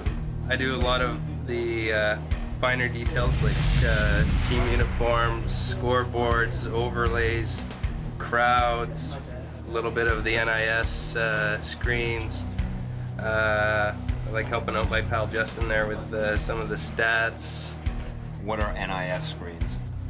Non-interactive screens, anything that you're not actually playing the game, but you're setting up the game to go into, where you're picking what teams you want to play. So that there's a lot of textures going into these guides, right? A lot more than we had last year. Wow. And it's just a balancing act now, trying to keep your poly count high and your textures looking good. You can get right in, right in it on guys. So if you can get in on any section, you sort of have to be able to show high resolution, all of it. You know, I mean, it'd be nice because I think we could, we could play around and get better frame rate and on and on and on if we did drop polys, but we don't. It's set to go at a frame rate that sticks and look good from any angle, so that you can zoom around the camera while the game's playing. Like that would be, kind of a neat thing. Yeah, that's the thing with that kind of medium, is that pretty much you get to set up the scene yourself, the lights, the cameras, pretty much the whole action. You're like, you're the directors, and then you do this whole thing yourself, which is kind of fun, yeah. What's it like developing a game for 3 different platforms and trying to deal with that? The good thing that we did was we designed it in such a way that we were able to port a lot of the global code. So, right. So a lot of the code that you see here, the camera logic, the AI logic, the physics, the collision of the puck and the player, the stat simulation, the line screen, all that logic can be ported over. Okay. So one guy basically does the work for the 3 SKUs. Which one do you like to play the most? I like playing the 3D game. On the PC? On the PC. Yeah. I think we did a really good job. I think what's nice about it is it really takes advantage of the Saturn. Like the Saturn, I guess it's harder to program for, but the graphics are really nice when you do it right. And it's got a really sweet frame rate. It's just like watching TV. I'm a gamer before I'm a designer, and I knew where we came up short, but I also knew the potential that was there, and I feel just great about this game. Really excited to see it on the shelf. I hope it gets out there to the people, because to us it's hockey, and it's a lot of fun to play. Pack your bags. EP's going on a hunt for Lara Croft.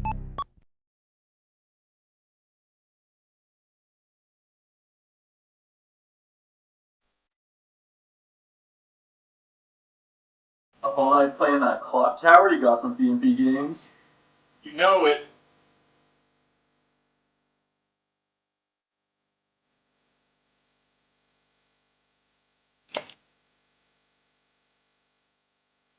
Gamer broccoli.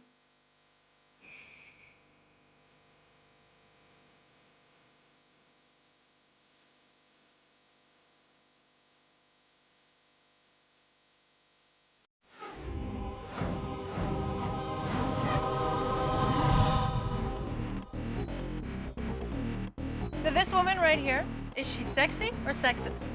I have to go with sexy, judging by the picture of the lady. Yeah, very sexy. I think she's sexy. She's sexy. Do you see this woman as sexy or sexist? Probably sexist. I see her as tough. Oh, I think she's sexy. She's silicone. I mean, come on, she's not real. Her breasts are too large. Is she sexy or is she sexy? So sexy. She's voluptuous. Like, good curves. She's kicking it. Martial arts background, yes. She's got the thighs for it. Absolutely. 100% sexy. Sex sells. Your opinion? I go sexy. Oh, it's a game. Yeah. Oh, she's got a gun too. Yeah, I'd play it. Since their mega hit Tomb Raider, IDOS has been a company on the move. So much so, we had to track down their bigwigs from San Francisco to Atlanta, even as far as London, England. And let me tell you, they had a lot of stuff to show us.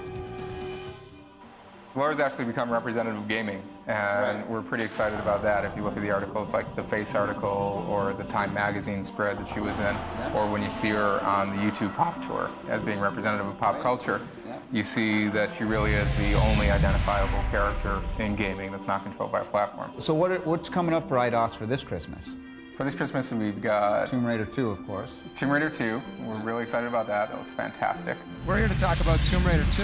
The guys are working really hard and it's all come together really well. We're really pleased. Well, I couldn't believe that a team of 9 people made a game so rich and complex. Is it the same size? It's exactly the same. The team's a little bit bigger this time than the first time around, which is a bit bizarre. We got about 80% of the original team, and we've got some new blood on it, which have been brilliant. They brought a lot of really new and exciting ideas. We've basically reworked everything. We didn't just want to produce a sequel which was just perceived to be a system disk, so we've changed the locations dramatically. We've given the perception that you can go outside. We improved the engine by generally about 50%, so there's a vast speed improvement. It means we can have more textures, richer textures, more polygons, larger rooms, more effects. She's got a whole new range of new animations. The animations really linked to the locations, so things like climbing means that we can dramatically change the puzzle elements in the levels where she'll be able to scale walls. The story has changed. We've got a great story this time around again. We get the initial idea of what the story's going to be about, and then we come to these guys and they work on that and produce the pictures using 3D Studio Max. So here, Pete can just flick through various frames. Each frame features the wireframe of a Jeep hitting a tree. It's obviously lost control somewhere and it's going to crash out here. We'll probably, on the screen, have a little sneak preview from the wireframe that's seen on screen there. The next stage is to render that sequence up, and then to have a look at that scene fully rendered. We can just flick over here and just have another quick look at it, rendered up, see the difference, how it looks. This tells the story of the dagger, which is the artifact which hopefully eventually, if you're successful in the game, you should be able to get to. Here you've seen the pictures and also hearing the sounds. Here, basically, you see how we can build up thousands of sounds. Just by the flick of a switch. I'm certainly going to kick Tommy Tallarico's ass. Into the Tomb Raider room. This is where Neil and Heather, who are working on all the games and all the levels and all the design, create the environments, create the textures, set them all up, and you can just click onto a room and go straight to that room. Put the lights in so they can see how the room will be lit. The little light bulbs are obviously the lights in the room, so Neil could probably click on one of those, just lighten it or darken it, and you can see how it affects the room that it's in, how the shadows start to work. So this really is a tool where to use your design and to build up the locations for Tomb Raider 2. Here we see Laura as she exists in our eyes in the company as a wireframe model. Well, do you think you needed the live version of Lara Croft to get people's attention for the game? I think that would probably help a little bit. The morale level might rise a little bit. This is EP. Do you want the full power of Windows 95? Would you like to learn secrets for Windows 95 that you can't find anywhere else? Then you need the hottest secrets for Windows 95 videos. Order today and you'll receive this free quick reference guide that lets you take your Windows 95 secrets anywhere. You'll also get Juno, the country's first free internet email service. This package is only available through this exclusive TV offer. Order Hottest Secrets for Windows 95 today, and you'll get all this for just $79.95. Call now, 1-800-940-MIND.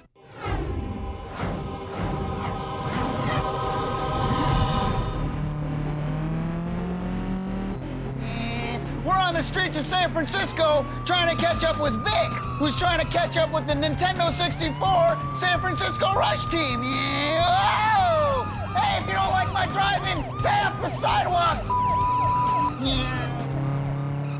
Come on, take a look at San Francisco Rush Extreme Racing. There are 3 levels of tracks, so you can go from beginner to extreme, and then there are 4 levels of cars. We took originally the maps, the true maps of San Francisco. We looked at what that would give us in terms of a game, and we said, going 150, 160 miles an hour, it takes you a long time to get from one end of San Francisco to the other. So we crafted really a better San Francisco to race through. If you're driving the extreme car, then you're in full simulation mode, and basically you're on your own. You're driving a real car through the city at 150, which is not an easy thing to do. How many polygons a second are we talking in this game? A lot of that is proprietary. We won't talk about that then. But we did manage to get all the scenery that you see there at a very good frame rate, as you were noting before. It does use the 3DFX Voodoo Graphics chipset, so if you wanted to look up the specs for that, but then we have proprietary architecture around that. What I did was mostly texture mapping and a little bit of modeling. These show me what Market Street looks like from above, where all the trees are, where the buses go, where the tracks are, things like that. These are pictures of the Haight-Ashbury district. And these show not just where the stores are and things like that, but they show what the street looks like when you're looking down the street from a driver's perspective. I take those pictures, I scan them in, and I make these, which are texture maps. We have Chinatown textures, all these different signs from Chinatown. And then I take the textures and then model a street. So, for example, this is Grant Street in Chinatown. This is actually one of our better known shortcuts. That's just the flat shaded polygons, and with lines, and those are just the edges. We're here on the set of San Francisco Rush, and this behind me happens to be one of the most elaborate 3D models ever constructed for a video game. I'm here with Ed Log, who's been with Atari Games for 18 years. So what are you working on today, Ed? I'm working on San Francisco Rush for the Nintendo 64. It's currently about 60% done, and you can see it here in the Nintendo booth. 3, 2, 1, rush! So what did you do on San Francisco Rush? Oh, I'm slave driving. Making sure everybody hits their milestones and everything? No, just going around saying, have you checked on this? Did you do that? I need it Friday. So how is it working with the 3D technology, the Nintendo 64, as opposed to the freedom that you had with the arcade game? Well, it's a lot more limiting, but I kind of like the control of less. Less is more, actually. I think the coin-op, they'll just add another chip or more RAM or something like that when things start going over, while we're really confined to keeping within this frame. I think every game person should start out in consumer and then move up the scale, so to speak, so you have a solid foundation. Well, as far as code, we've added a lot of special modes and special Easter eggs. We had 3 full tracks just with as much depth as the arcade, shortcuts, jumps. There's areas where you can just play around. There's a skateboard park. It's pretty much free form. You can do whatever you want, and that's a lot of the fun of the game. Just jumping in the air and flying around and twisting around and twirling. Things you could never do in a real car. You'd be dead.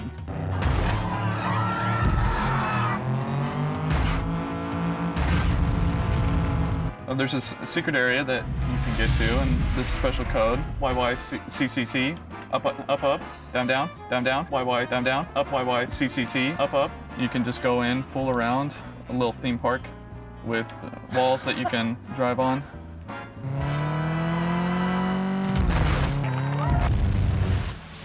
Coming up after this, we review 4 PlayStation hockey games. Hey, you missed the spot.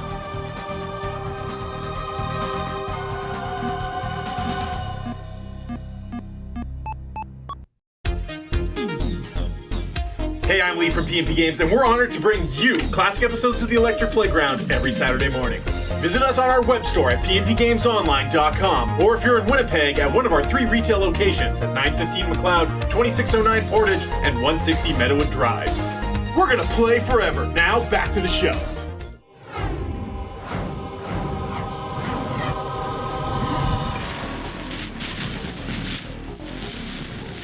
as you can see, certain people on the internet and on Heat form an attachment, and it was never my intent to sort of rise to any sort of celebrity, but it seems to have happened, and I don't want the main reason I'm here, which is to build this network, to be obscured by any sort of fame-seeking or anything of that nature.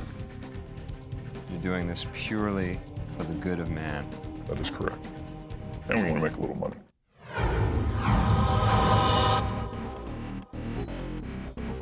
Let's talk about Face Off 98. NHL Face Off. My personal favorite. All right, that's from Sony. Yep. The game's great. It's got very, very slick graphics.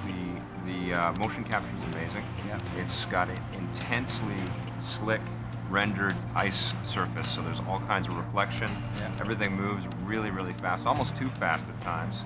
You could slow that down, though. You got your game speed option, which you can put down. One very cool feature is the game speed option, so you can slow it down if you want to. You can speed it up if you want to. If you only have 5 minutes to finish a game, jack it up to 100 and you're rocking. For my kind of hockey style, it's very action-based and very fast-paced, and that's the kind of hockey game I like. I'd give it a 9 out of 10. Gotcha. Well, I'll tell you what, NHL Face Off 98 is probably the best hockey game I've ever played on any system ever. The ice looks real. There's real-time lighting effects. There's reflection on the ice.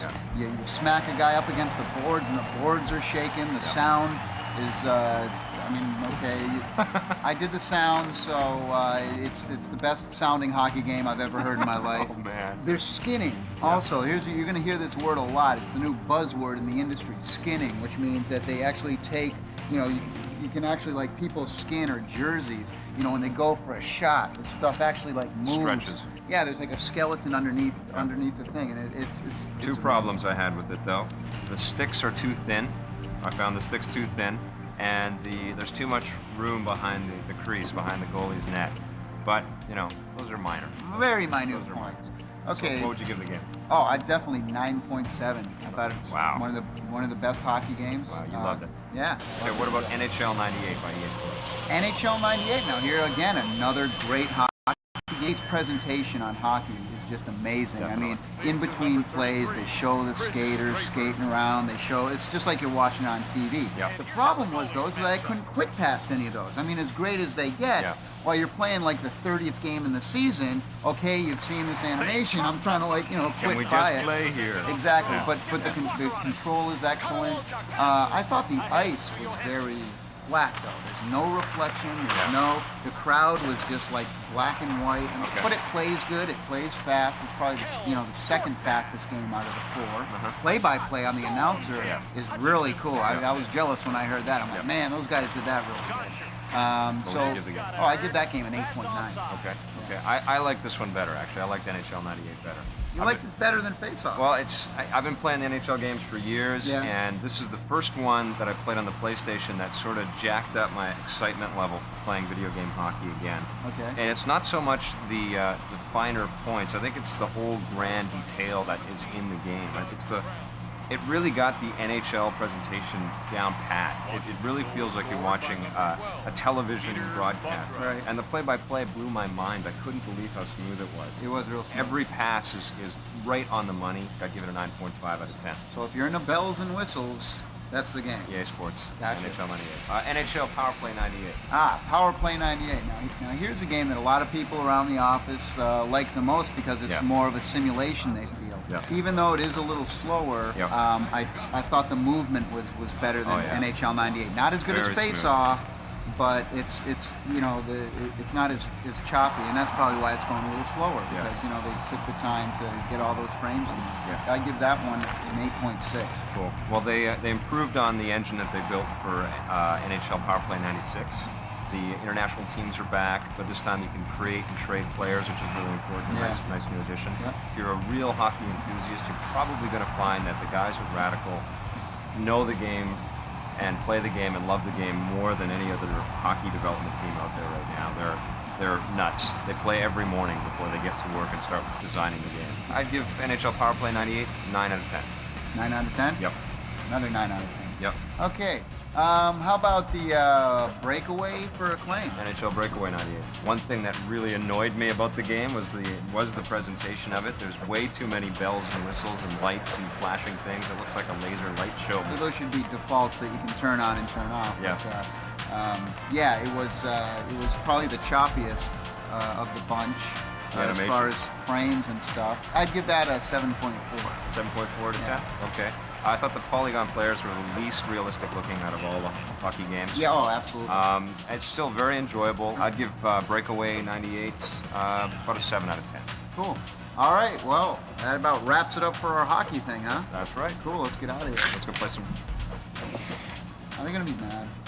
That's Messier's stick there. It's signed and everything. Yeah, he's not gonna like that. No. You're always busting stuff. Are you gonna take this with you or Yeah, what? I'll give him this. You're gonna give him this. He probably has one of these. All right. Here's an EP sneak peek at what may be the hottest game of 1998. It features intense 3D graphics without the use of a 3D accelerator card. This is Messiah.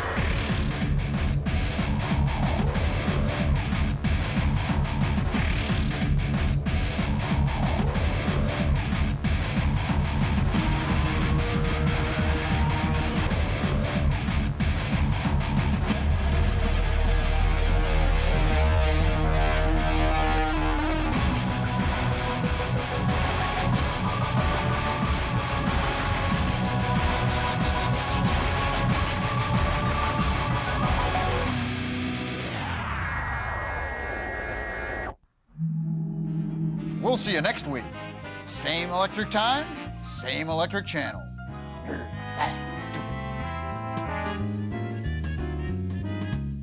Production assistance for the Electric Playground was provided by Nintendo of Canada and Heat.net. Te hace sentir que estás en esa área. Por lo que veo, has estado durmiendo aquí.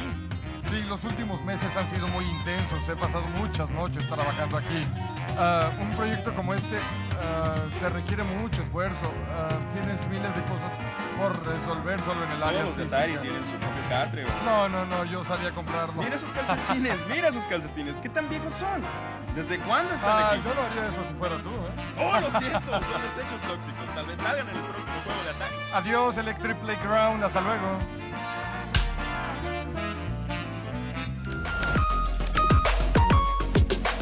This classic episode of the Electric Playground was brought to you by P&P Games, your source for everything video games. Support the partners that support the Electric Playground. Thanks for watching, and play forever.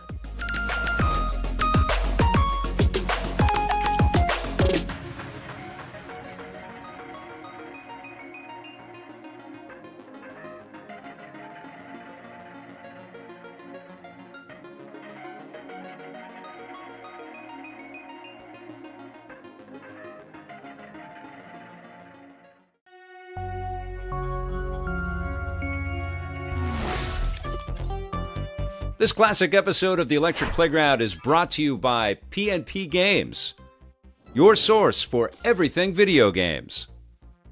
Support the partners that support Electric Playground. Remember, this episode first aired in 1997.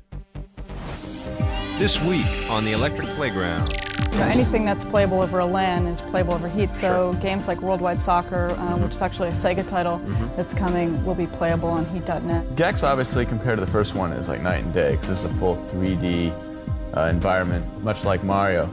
But we've been able to accomplish getting fully textured environments with no sacrifice to real-time gameplay. When I started at Nintendo of America in 1991, we had just introduced the Super NES. The Super Nintendo Entertainment System showed exactly how far video games had come.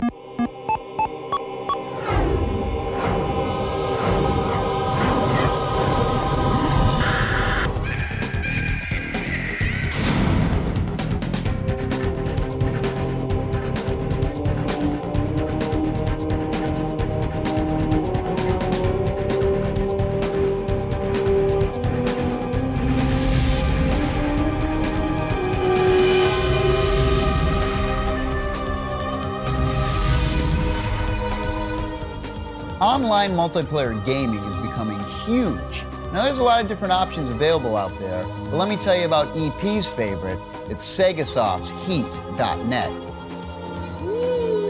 Cyber diversion theory is saying that we all have innate aggressive urges. And if we can acknowledge those and take them to the internet where cyber bullets cause no pain, the world would be a better place. And generally speaking, it would be a more peaceful place. The wars of the future could be contests that are fought online kind of thing? Exactly. Anything that's playable over a LAN is playable over Heat, so games like Worldwide Soccer, which is actually a Sega title that's coming, will be playable on Heat.net. Just like a Sega Saturn or Sega Genesis was a platform, we look at the internet in the same way. We design games that were designed for the internet, taking advantage of the multiplayer experience, and we do that from ground up. We don't start with a PC game or a console game and then try to port it to the internet. All of the games that we're doing start with the internet as a basic requirement. We have a martial arts game called Netfighter, which is the first fighting game ever on the internet. And part of the reason you haven't seen that is because of the latency problems that you may encounter. The problem in the past has been, getting all of the control pad thingies back and forth between two computers. Exactly. In a little more understandable terms, I would say that different from playing on an arcade machine, where you see a lot of fighting games, where the information is being transferred right there, it's local. You have now what's called latency, where it takes time for packets of information to be sent back and forth between players. We're not playing on a LAN here, we're actually playing over Heat as we speak. So we're on the internet right now as we talk. Absolutely, nice move. Of course. How do you think I got to be the host of this show? On my good looks alone? The software is actually dealing with the latency. So it will anticipate moves somewhat to at least show some sort of a ghosting, it'll code in the ghosting. So you still see the movement and you can't tell there was latency. And when you press the button, it happens. We're doing everything we can to reduce the lag. And in a game like Netfighter that's addressing the lag, a 28.8 and a T1 will play virtually the same. Now, if I'm a consumer, how do I get to play Netfighter? What do I have to do? Do I buy it in a store? Do I log on to a website? What's the deal? Both, actually, either one. You can go to the stores right now. It's out. The Heat package includes Netfighter, Alien Race, Scud, and all kinds of other good stuff. And you can go on to Heat with that retail package, and you can play Netfighter right off, load your CD, go on to Heat.net site, and you can play. If you don't want to buy the disc or you just want to go in, you can play Netfighter for free, go to Heat.net and you can download it. People talk about online gaming as possibly taking over the console market. I'll tell you, online gaming is the future. If you've ever played Quake against the computer and then played Quake online against human opponents, I guarantee you will never go back and play against the computer again. I heard there's some new technologies being introduced with Heat. One of them is Transactor. What it does, it allows you to take anything in a game, like a character or a weapon or a vehicle or a level, anything. It wraps it in encryption technology. So it's very much like baseball cards or Magic the Gathering type cards, where you have a limited number of objects. So we can have maybe only 10 of a certain type of weapon or character, and we put them out there, and then people have to fight for them, and they can trade and buy and sell. So the objects themselves become changeable and collectible. Yeah, and collectible, and so it changes, valuable, exactly. Coming up after the break, the color green. Hi, I'm Paul. Friends call me Paulie B. And I've been Lord D's maintenance guy for the past 2.5 years. Keeps me on my toes. Cleared a flea man infestation last week. Little buggers get everywhere. Yeah, I know he's there. Don't acknowledge him. He's never gonna stop.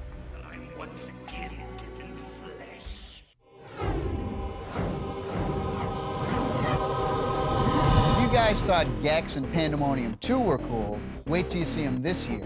Gex 2 and Pandemonium 2 from Crystal D.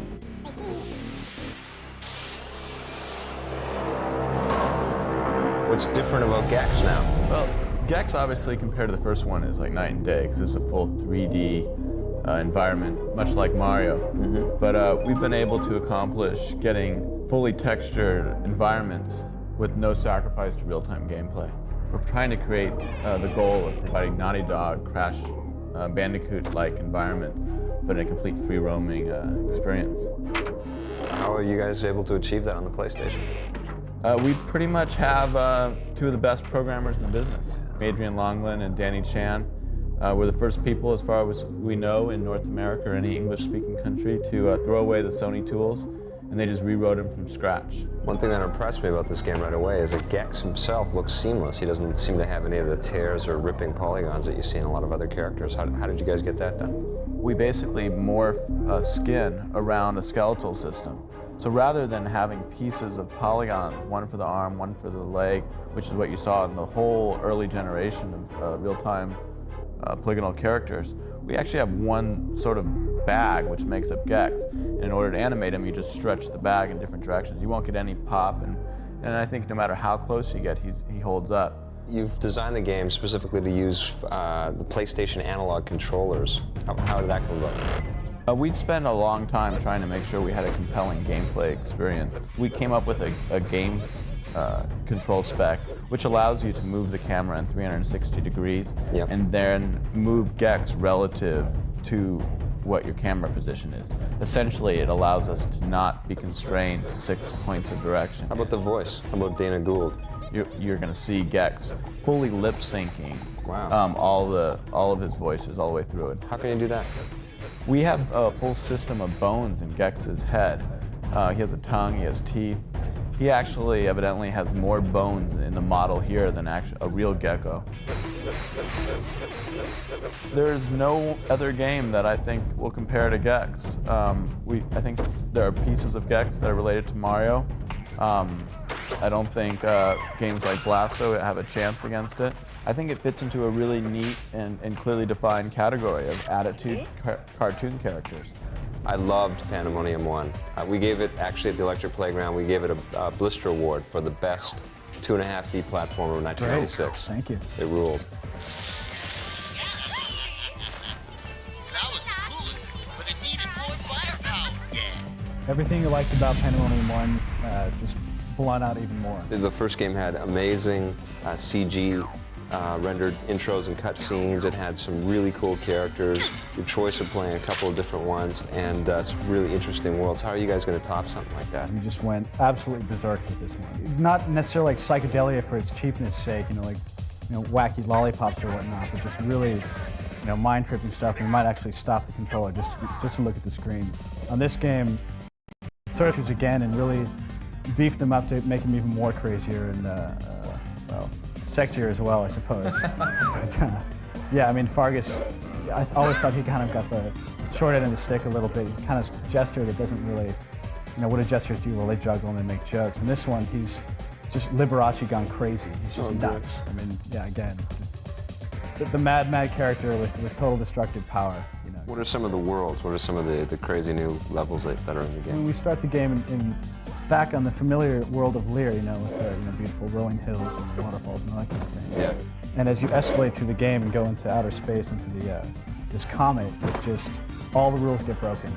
It's crazy. What do you say? Pustule mushrooms. I mean, that kind of insanity textures and glowing lights. And again, you know what's going on. You can totally run through the game and not be lost. But man, if you ever stop and actually look at the graphics, it's just woo! You didn't do a whole bunch of drugs before you started? Absolutely not. No, we don't do that kind of thing here. From level to level, it's just totally different. The whole new world to explore. It really helps motivate you to see, what could possibly come next. What are they going to throw in the next? The team has never had this kind of creative control compared to the last game. We're all together now, the artists, designers, and it's just the whole piece in and of itself is just amazing. There's nothing else like it. So any spin-off ideas for the characters at all? Is there going to be a Pandemonium TV show or any kinds of toys or anything? Well, we're looking at we have some partners who are in the toy line, so we're thinking there's these things called the Eggoids that you see, these little cute little, very, very Japanese pink little guys that bounce around. Those would just be a great plush toy. Yeah. Great plush toy. Cool. But yeah, I mean the new outfits on the characters is, I don't know, it's perfect. Perfect for Saturday morning. There was a lot more than just green in there. There was yellow and purple and yellow.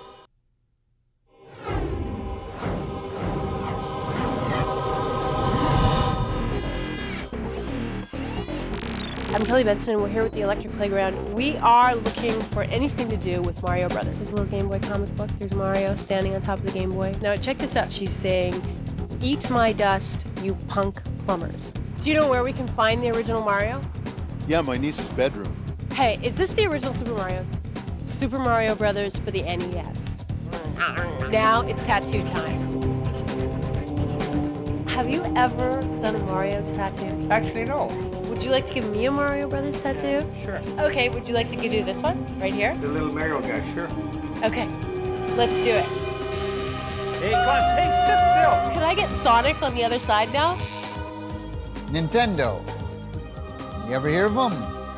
Well, they started out a long time ago manufacturing playing cards. And now they're doing video games. Seems to be working out pretty good for them. It's me, Alan. Hello. The first product that Nintendo ever made was these Hanafuda playing cards. Very popular playing card game in Japan all the way through the 1950s when we got a license from Walt Disney to make Disney playing cards, which really increased the company's revenue because a lot of kids started getting into our games. Oh yeah, this brings back memories. 1980 marked Donkey Kong, the first game of Shigeru Miyamoto, now the master of international video gaming. Donkey Kong, of course, marked a departure from the rest of the video games in that it had multiple levels, multiple scenes, and the difficulty would raise every single level you passed. If you guys hang out long enough, I can take you to third elevators. Many people in North America won't recognize this unit, but in 1983, Nintendo put out its first home video game system, the Family Computer, more commonly known as the Famicom. Now, as opposed to the previous games where you had a one-screen static game, you could travel from screen to screen to screen and follow, for example, the Super Mario Brothers through an entire quest. Although you might not recognize this machine, the next machine to come out in 1985 in America was the Nintendo Entertainment System. This is the exact same computer as the Famicom with a beefier case and longer cords on the controllers to satisfy the bigger homes and, frankly, more brutal playing style of North American gamers. You'll also recognize Rob, our robotic operating buddy. Rob was able to interact with the television by scanning it with infrared. As you played Gyromiter Stack Up, Rob would grab these little gyros in here and move them to appropriate places on the board. So in essence, he was an interactive accessory that watched your TV as you played the game. In 1989, Nintendo introduced our first portable video game player, the Game Boy. After initial popularity at launch, we decided that the original unit was a little large, so we shrunk it down to a more manageable, more portable size. Over the years, we've launched more and more exciting versions of the Game Boy, up to and including the last one, the Game Boy Pocket Colors, which has fantastic screen clarity, 30% less weight, and 30% less filling. Tastes great. I know a certain number of phrases, and that's it. When I started at Nintendo of America in 1991, we had just introduced the Super NES. The Super Nintendo Entertainment System showed exactly how far video games had come.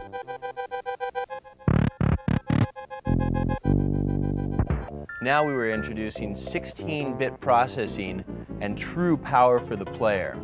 In 1995, we introduced Virtual Boy, and the really cool thing that nobody realizes about Virtual Boy is that before it was debuted as a video game system, it was used exclusively by the Department of Defense for helicopter and tank weapon systems. At the end of 1993, Nintendo announced a joint project with Silicon Graphics to produce a totally new game player. What we were doing is we were taking about $14.5 million worth of technology at that time and shrinking it down into a box that people could have on top of the TV sets and play games that had video quality that was unparalleled at that point. Here we go!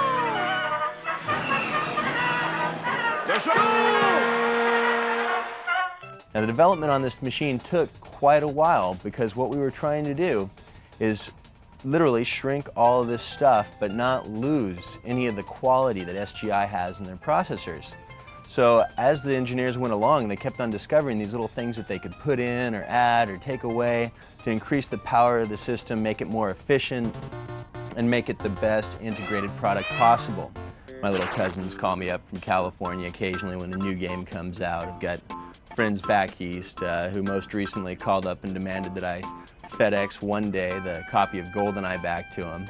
So it's kind of like being a doctor too, you know, every time you go to a party there's people who walk up to you and instead of saying that their elbow hurts, they come up and say, oh, I'm stuck in this level of Mario and I can't find the star and man, you've got to help me. It's quite satisfying to sit down and pick up a controller and blow people's minds occasionally.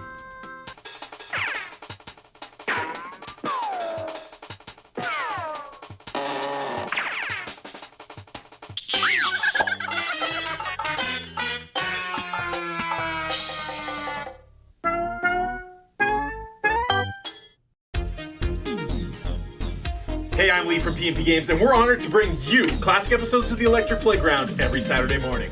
Visit us on our web store at pnpgamesonline.com, or if you're in Winnipeg, at one of our 3 retail locations at 915 McLeod, 2609 Portage, and 160 Meadowood Drive. We're gonna play forever. Now, back to the show.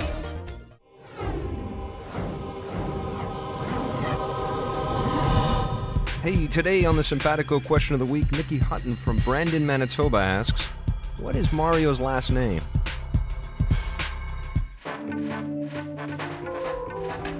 Thanks for the question. Mario first appeared in Donkey Kong, Nintendo's first game. At this point, he didn't really have a proper first name even. We just knew he was a carpenter, so we didn't know his profession. Then as time went along, this is Donkey Kong Jr., well, it's the manual, but he did get a name. He's Mario, as we all know and love him today. Failing as a carpenter, Mario went into the plumbing profession with his brother Luigi in this game, Mario Brothers. Presumably, Luigi Mario and Mario Mario. So there you have it. Don't forget to send your questions to ep.simpatico.ca.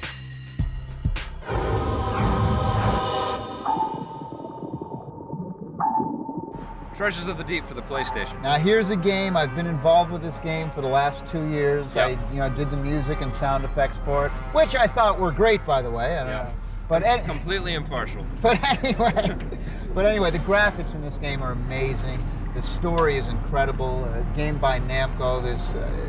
The control is excellent. There's so many creatures in there. Yeah. Dolphins, sharks, Yep. and you're shooting people underwater, and it's completely 3D. I mean, you can take your sub, go up, and actually look at the sea level there. All the missions are different. Sometimes you're hunting for treasure. Other times you need to, be a scout for missions. Sometimes you're looking for stuff. Sometimes you're recovering a black box. You're in Awesome caves. equipment, awesome weapons, beautiful graphics. The music is excellent. You did a great job on the music. And the sound effects, you really feel like you're floating underwater. Yeah. It's easily the best sort of submersible game on the play. It's like playing the Thunderball James Bond underwater stuff, and you're cruising around. It's amazing. It's like a combination of the Abyss, Indiana Jones, and like Tomb Raider underwater, Terrific all in game. one. Terrific game. Totally I give it recommend 9 out of 10. 9 out of 10? I'm at 9.4 on this game. 9.4. I had absolute fun. Make sure you check it out.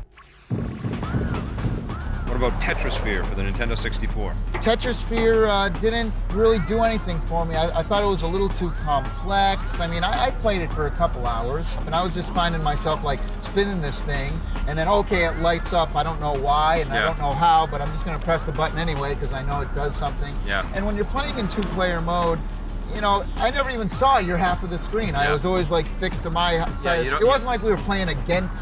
You don't get that sense that you're like, I gotta do beating something me before up he at does. all. Yeah, exactly. So I didn't really enjoy it that much. I give it about a 5 on a scale of 1 to 10. 5 out of 10? Yeah. Yeah, I kind of share some of your sentiments there. It is too complex. It has this really extensive training mode at the top of the game. When you plug it in, you first turn it on, it sort of teaches you how to play. Right. It goes on for half an hour, and I think the secret to a good puzzle game is it's simple to pick up and addictive as hell. And Tetrisphere has some of those elements, but you have to work to find them. I would like to be able to spin the ball around a little quicker too. little The faster? sphere, Yeah. I mean, Yeah. when it starts to get like closer and closer, it's like whoa, Yeah. you know. It's still not a game that you keep coming back to. 6 out of 10. What about Jedi Knight for the PC?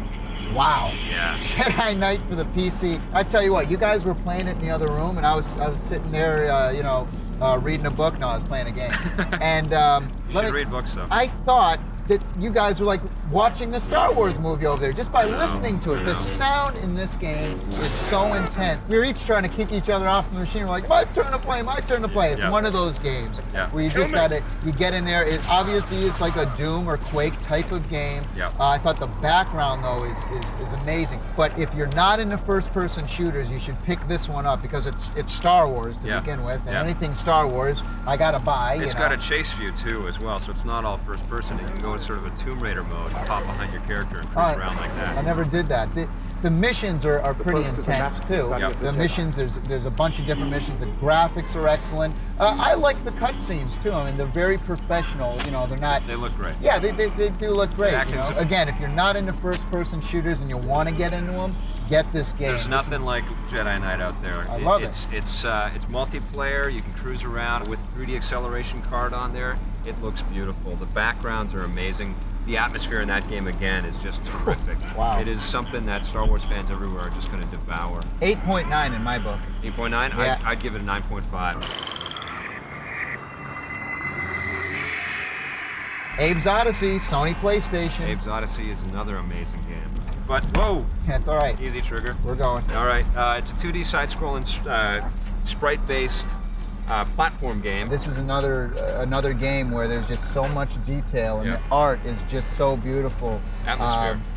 It's Again, incredible. The music, sounds are yeah, amazing. music I mean, there's sounds not a lot of, there's not as much, there's not tons of music and stuff, but it's all atmosphere, and the sounds are just totally get you in. The game speak in this is amazing. Hello, follow me.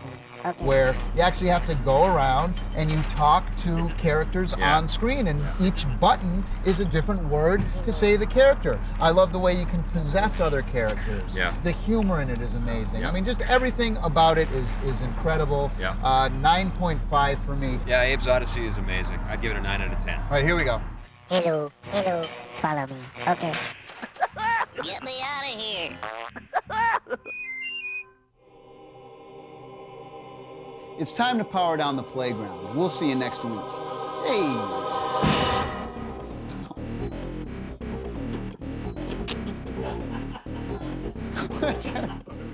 Production assistance for the Electric Playground was provided by Nintendo of Canada and Heat.net.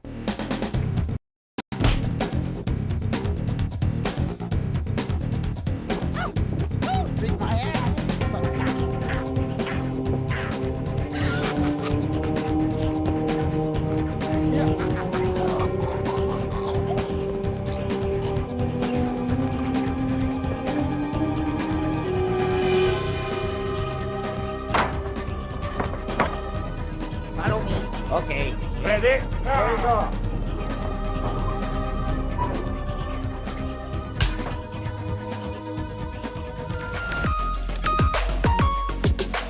This classic episode of the Electric Playground was brought to you by P&P Games, your source for everything video games. Support the partners that support the Electric Playground. Thanks for watching, and play forever.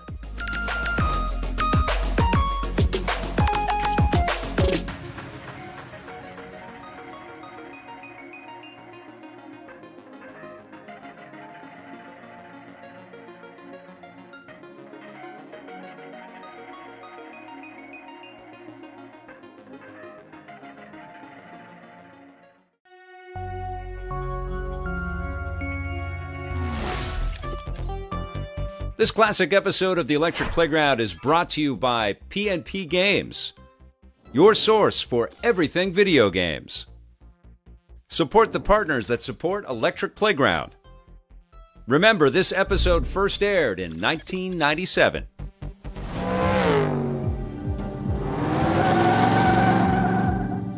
Look, you want to race? Let's race for real. All right, let's do it. Let's do it now. Now? Yeah.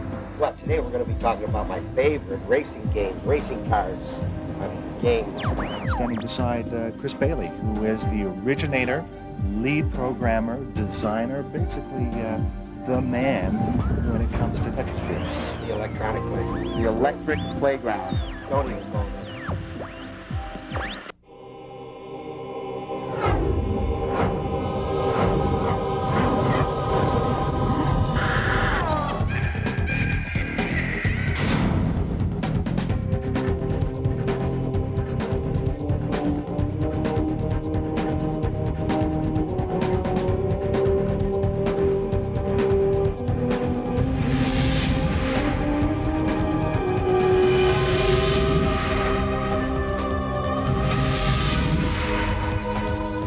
You know, driving has always been a popular genre for video games. Now, EP takes a look in the rearview mirror at some of the best. Tommy? This is Tommy. It's your mother. Yeah, can I get back to you in a bit here? You don't call me anymore. Okay, thanks.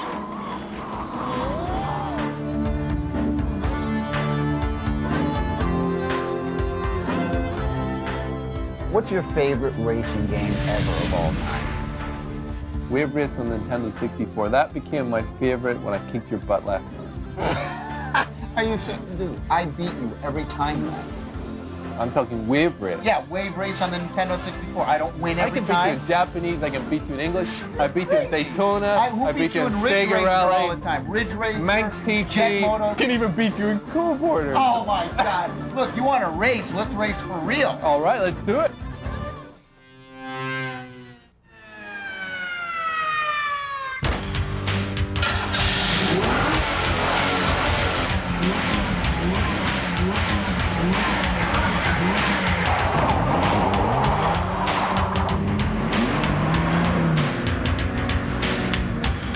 Hi, we're at the Electric Playground, and we are here for the much-awaited interview with Greg Moore. You're going into a big race. How does it feel? It feels great, especially just because we're coming home. You know, everyone supports me so well. It's something real special, that's for sure. Diddy Kong Racing is cool because it's totally fast. The computer AI is super realistic, so the racers race each other and you at the same time. Also, there's a huge number of tracks. When you get done with the games, special tracks you can race after that. It's got a lot of variety, 3 different vehicles, and everything feels very, very real for the fantasy world that you're in. So where did you learn how to drive? My dad was a big part of me going racing. He did it for fun, and I went to one of his races when I was 10 years old, and I asked him how I could get involved. I thought maybe get to wax the car or something like that. And next thing you know, there's a go-kart sitting in my garage. This company has a history of driving games. What's your favorite? Off-road. It's fantastic. You know, you're driving in all these off-road terrains, and it really brings a total different twist to the idea of driving. There's nitros that you pick up on the track, and you've got a turbo button that can accelerate you faster. You can increase your truck, you can get better suspension, better tires, you know, better handling, and it really, you know, gives you a different play mechanic and some different involvement in the way that the game is. You're mine, baby, you're mine!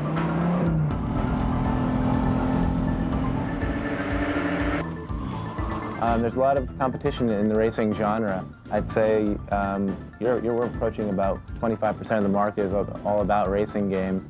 One of the ways that we try to distinguish ourselves is to really get the feel, the speed of racing. I doubt it. That'd make me a worse driver, though. When you play video games, did you find that it helped you learn more? Not really. You don't feel what the car is doing or anything like that. You can't get what they call the seat of the pants feel, you know, by feeling in your hands what the car is doing and feeling through your bum where you're sitting, you know, what the car is, you know, reacting to. I've got a Sony PlayStation, and some of the other drivers come over. You know, Max Pappas is a friend of mine. He wins. Jimmy Vassar's kind of fast. I win a few times, so there's a few guys that do pretty well. I think they got a pretty good feel for it. Yeah, it's. I played the Destruction Derby and a few of the other ones, and they work really well. Not the ones I looked at. Like the ones I looked at, like Carmageddon, where the point is to run over pedestrians. I don't think that would be like a good thing to encourage on a real road. Some of the video games now, I mean, if you wanted to learn a racetrack or something like that, they're very, very good. You can learn to turn left, you can learn to turn right. You know, some IndyCar games that have Vancouver on them and stuff, and it's just like the racetrack. Glenn Richards, also known as the Maniac. Go walk around and take a look at hands. They call them derby hands.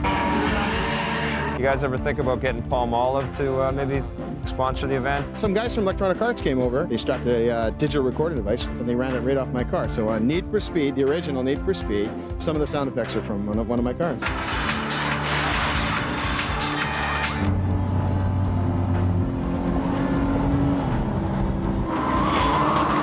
No way. Have you played those games? Mm-hmm. Pretty crazy. I mean, you just crash all over the place. I'm like, you play Super Mario Kart, it's like, you just go all over the place and shoot things. Favorite racing game, Road Rash. You're beating people up on your motorcycle.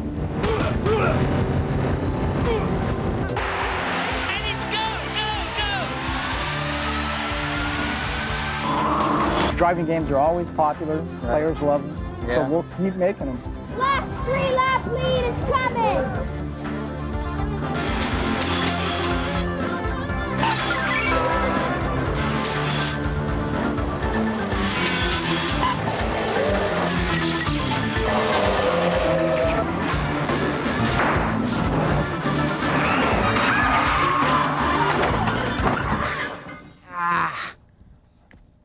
Oh man, are you okay?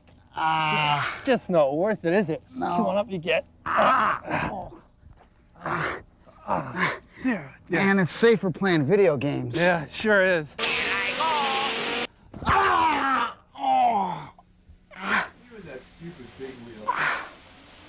Ow. Let's play some wave racing. Now, as you watch these commercials, I want you to think of one thing. What do you think the issue is? Let's take a look. Oh yeah. Maximum carnage. Where do you think I picked that up? Probably P&P Games. Seen it 100 times.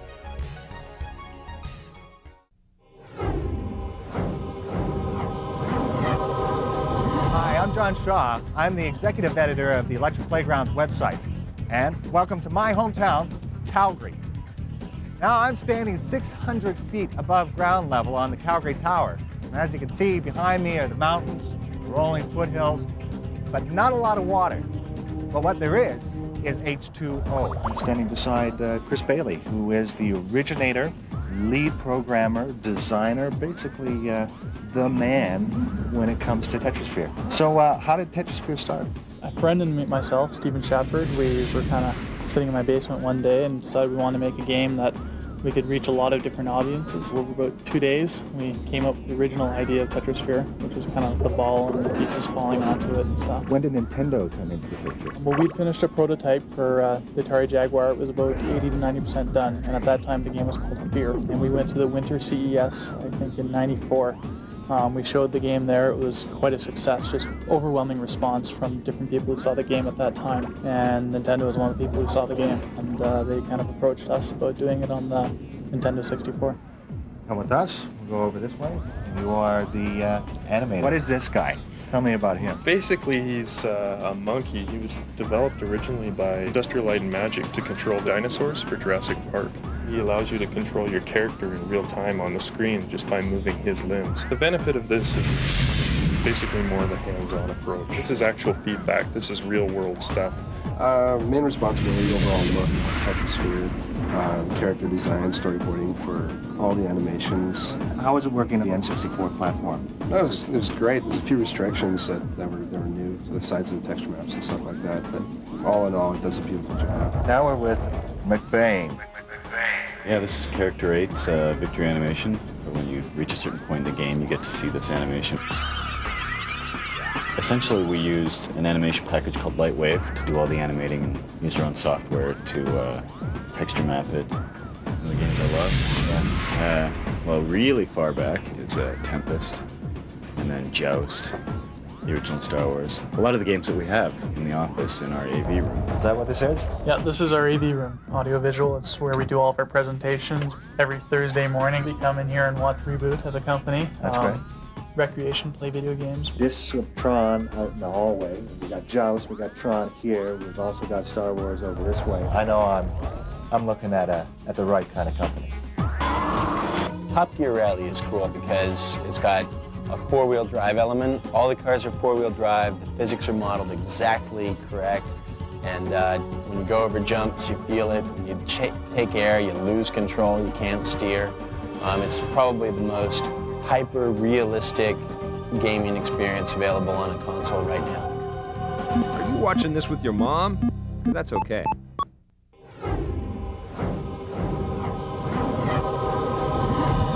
Recently, I tricked my brother Jerry into giving me a tour of the Namco arcade warehouse.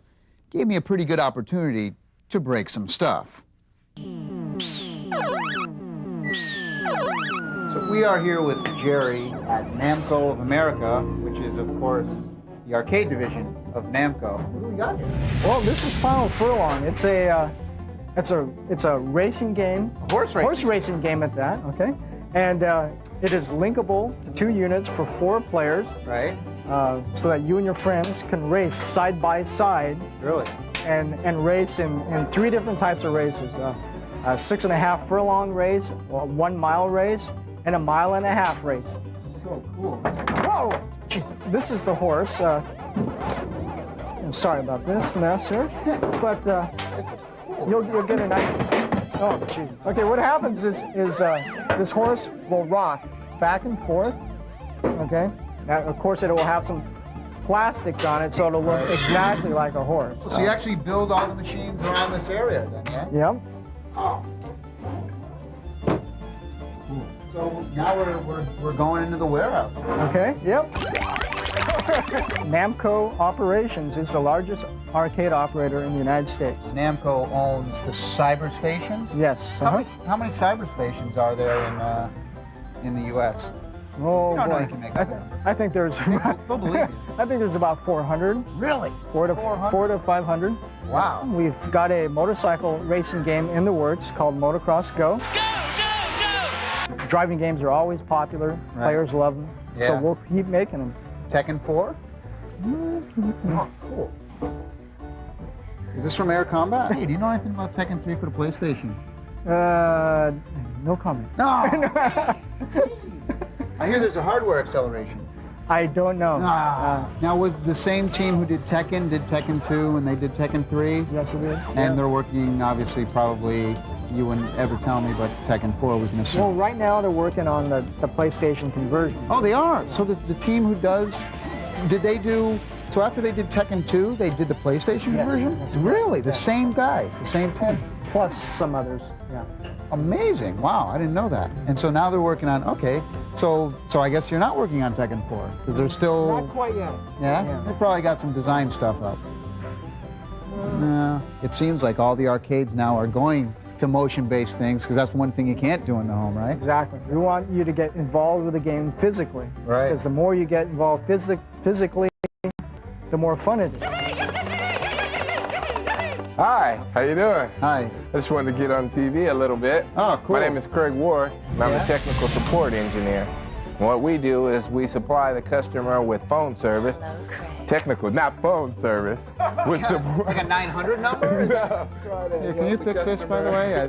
Actually, do you know what's wrong with it? You just snatched it out, huh? We try to help the customer over the phone with their technical problems, and if we can't, we have them send their board in, and our technical repair department brings it back, puts it on a test jig, and repairs it. I'll repair that later. Yeah, fix that later. So how good are you at Soul Edge? You ever played it before? Have I ever played it before? I practically wrote the book on how to play did Soul you, Edge. huh? Yeah. Challenge? Maybe well, later. See, I knew you would get out of that. How about Tekken? I'm the champ at Tekken, you know. Okay. You want to play some Tekken? Let's give it a shot. Jeez. Tekken, boy. You know, so you're just soldering machines and all that good stuff. You know, technical stuff. You wouldn't know much about that, well, but... you know, whatever. I know about Tekken 3, though. Do you now? How about some of that? Huh? Oh, okay. Huh? Mr. Technical Person? Kick a guy when he's down, else, huh? Right? The donkey kick. The donkey kick. Oh, the donkey kick! The donkey kick! He wins! I guess he's not too bad, huh? What do you got here? Well, you know, on most of our boards, you have a lot of little small components here and a lot of blind technicians. Oh, you gonna shock yourself? It's not. Hey, don't do that. That's a... What game comes back to the most of you guys? Repair-wise? Or you're supposed to say, well, none really, but... No, actually nothing. we don't have, usually when we get games back to be repaired, it's usually due to operator error or something. Operator error. Let me define operator error. God, just stupid game, you cheap picket. You notice here there's not a lot of technicians because there's not a lot of boards to be repaired. All the games that we've recently released, we make test fixtures for them, so when the board comes in, we can put it on here and see how it plays and find out what the problem is. And over here, we have one of our technicians working on what looks like a Tekken 2 board. Tekken 2, huh? Yeah. What? Looks like you're having problems there, Lewis. No, can I take this from you? Here, you go over there. I got control. Oh, it's so obvious. See, it's right. Oh, that should do it. And now you want to go test this out? Sure, let's give it a shot.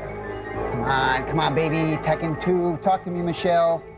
Huh? He repaired it. Pretty good, huh? Good job, Tom. All right. Good job. Thanks a lot, man. Coming up next, reviews on the run. How the hell did I get up here?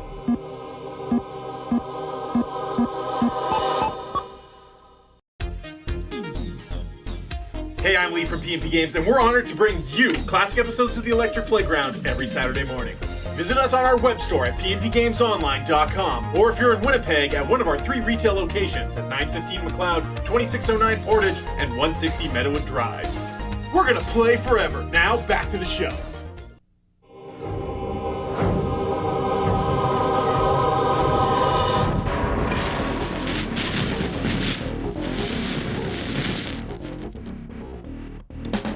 Well, it's all part of the cyber diversion movement, of course. That's when I think it spawned. And we needed someone to be a contact point for the masses of heat consumers. And we figured that the Reverend was a logical choice. Today on the Simpatico Question of the Week, Colin Gale, the Electric Playground's own 3D computer graphics assassin, asked Steve Spaz Williams what he should do to hone his craft. Here's the trick. Stay away from computers as long as you can. Go out and get wood and carve it, and get engine parts and weld them together, right? And learn about all the tangible things in the world, because those machines are only driven by people's imaginations, and the imagination doesn't come from the machine. It comes from, that synthetic world. It comes from being outside. There you go. Hey game players, EP wants your questions. You'll find us on the web at ep.simpatico.ca. Look for that Simpatico Question of the Week thingamajiggy in the corner there. Click on that and send us something.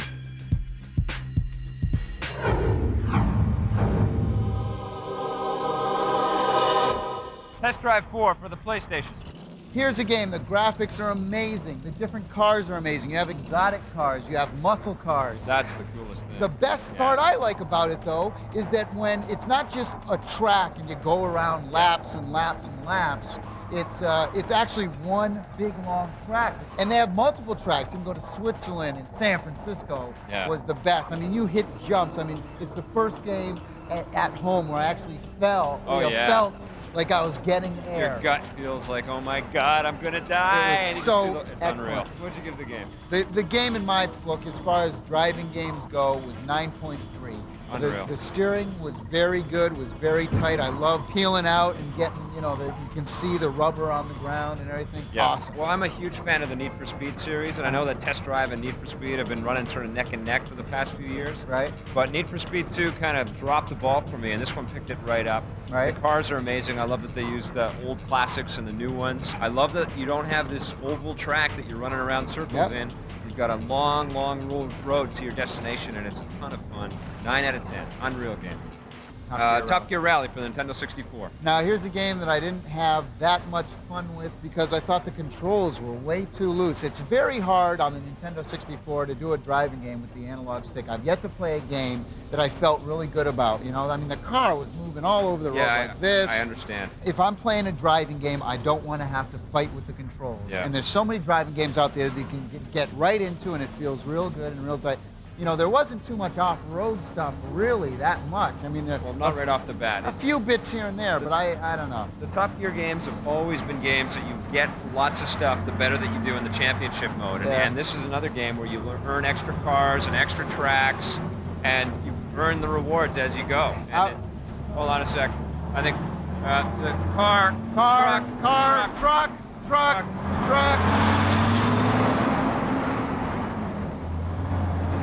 All right. Go on. Okay. Go on. Where's my mark? There it is. Okay. Go on. So it's a game that offers you those rewards, but you have to earn them. And I think it is tough getting acclimated with the analog controller. But once you do, you get a real sense of you're in the driver's seat. Here's one of the biggest problems that I had was the speed. The animations are very nice, but man, this has got to be the slowest You get driving faster game. cars as you get better in the game. It Man. doesn't give you everything right off the top. Give me it right off the top. I mean, it's just so slow in the beginning. Didn't have fun with it. Nah. 6.7. Oh man, you bailed on that game. I thought it was real good. I thought it kicks the pants out of Sega Rally. It's got a real slick look to it. The 3D modeling is terrific. Oh, truck. Show on. The glassy reflections on the lakes and the puddles as you're cruising past. That was cool, unbelievable. the jungle level. Unbelievable look. Yep. And you do get those jumps and you do get that feel, but you have to earn that stuff. It's a complex game. It's worth it. Stick with it. 8.5 out of 10. Wow, that's too high. Oh, no way. Stick with it. It's a great game. Okay, Dark Rain for the PC. Dark Rain for the PC is going to blow the CNC lover's mind. It's got so much detail, so much pizzazz. The sound effects and the graphics in this game are amazing. You're really just going to sit back spellbound. It's another CNC game. Yes. It's another CNC. It's another Warcraft Yep. 2. I want a game a PC game that I've never seen before. You know, it's hard to do these days. Yeah, it but is. if you love CNC, if you love Warcraft 2, you'll love this. It's probably one that you would go to if you haven't played CNC or Warcraft yet. Try this one first. Where you can set the points. You can set the coordinates. AI is way better. The backstory is amazing. Yeah, I'd give it 8.5 out of 10. 8.3. 8.3? Yeah. Train! We got a train coming.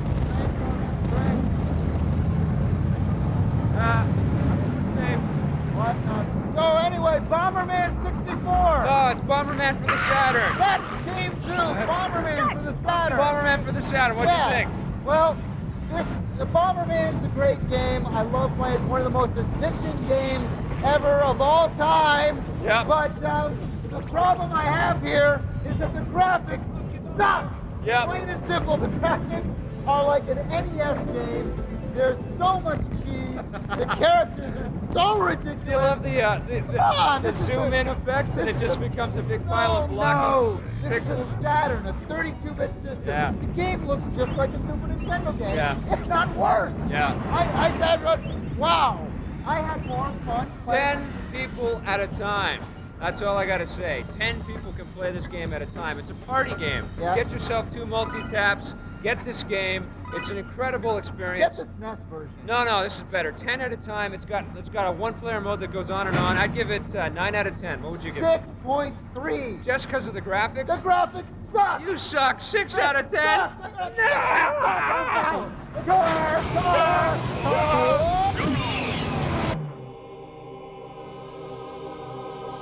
Well, thanks for coming by, and make sure you join us next week. You know, we are the #1 show, bar none, in our opinion.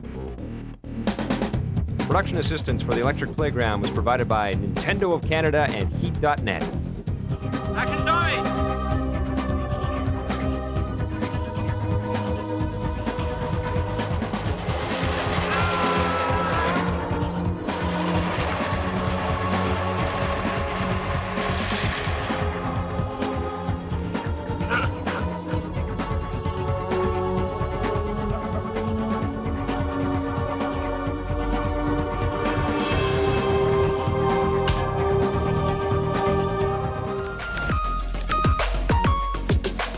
This classic episode of the Electric Playground was brought to you by P&P Games, your source for everything video games. Support the partners that support the Electric Playground. Thanks for watching, and play forever.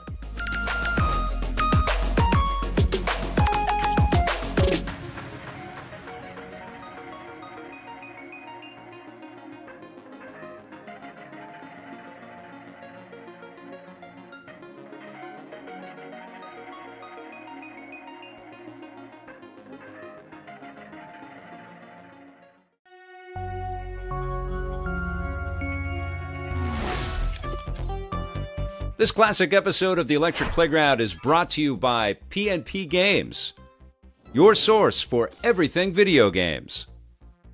Support the partners that support Electric Playground. Remember, this episode first aired in 1997.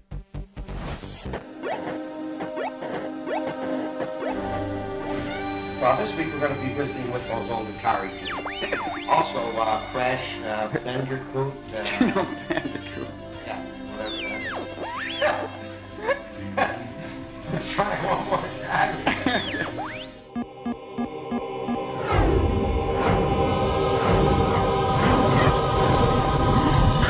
Hi, I'm Tommy Tellerico.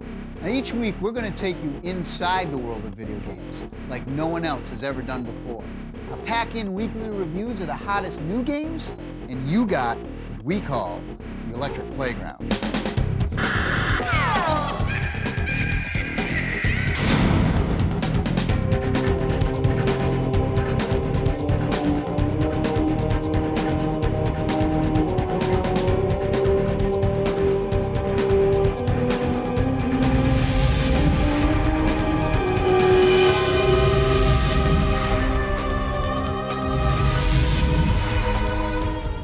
Atari's new Indy 500 is more fun because it's so action-packed. And a lot safer. Atari's new combat is more fun because it's most challenging. Atari's new RC battle is more fun because it's just like the real thing. Only drier. From Ultra Pong to our new programmable video computer system, Atari's got more original games, and that's more fun for you. When you think of classic games, you gotta think of Atari. Now, EP recently visited some of the founding fathers of the video game industry. Nolan! Who came up with the name Atari and why?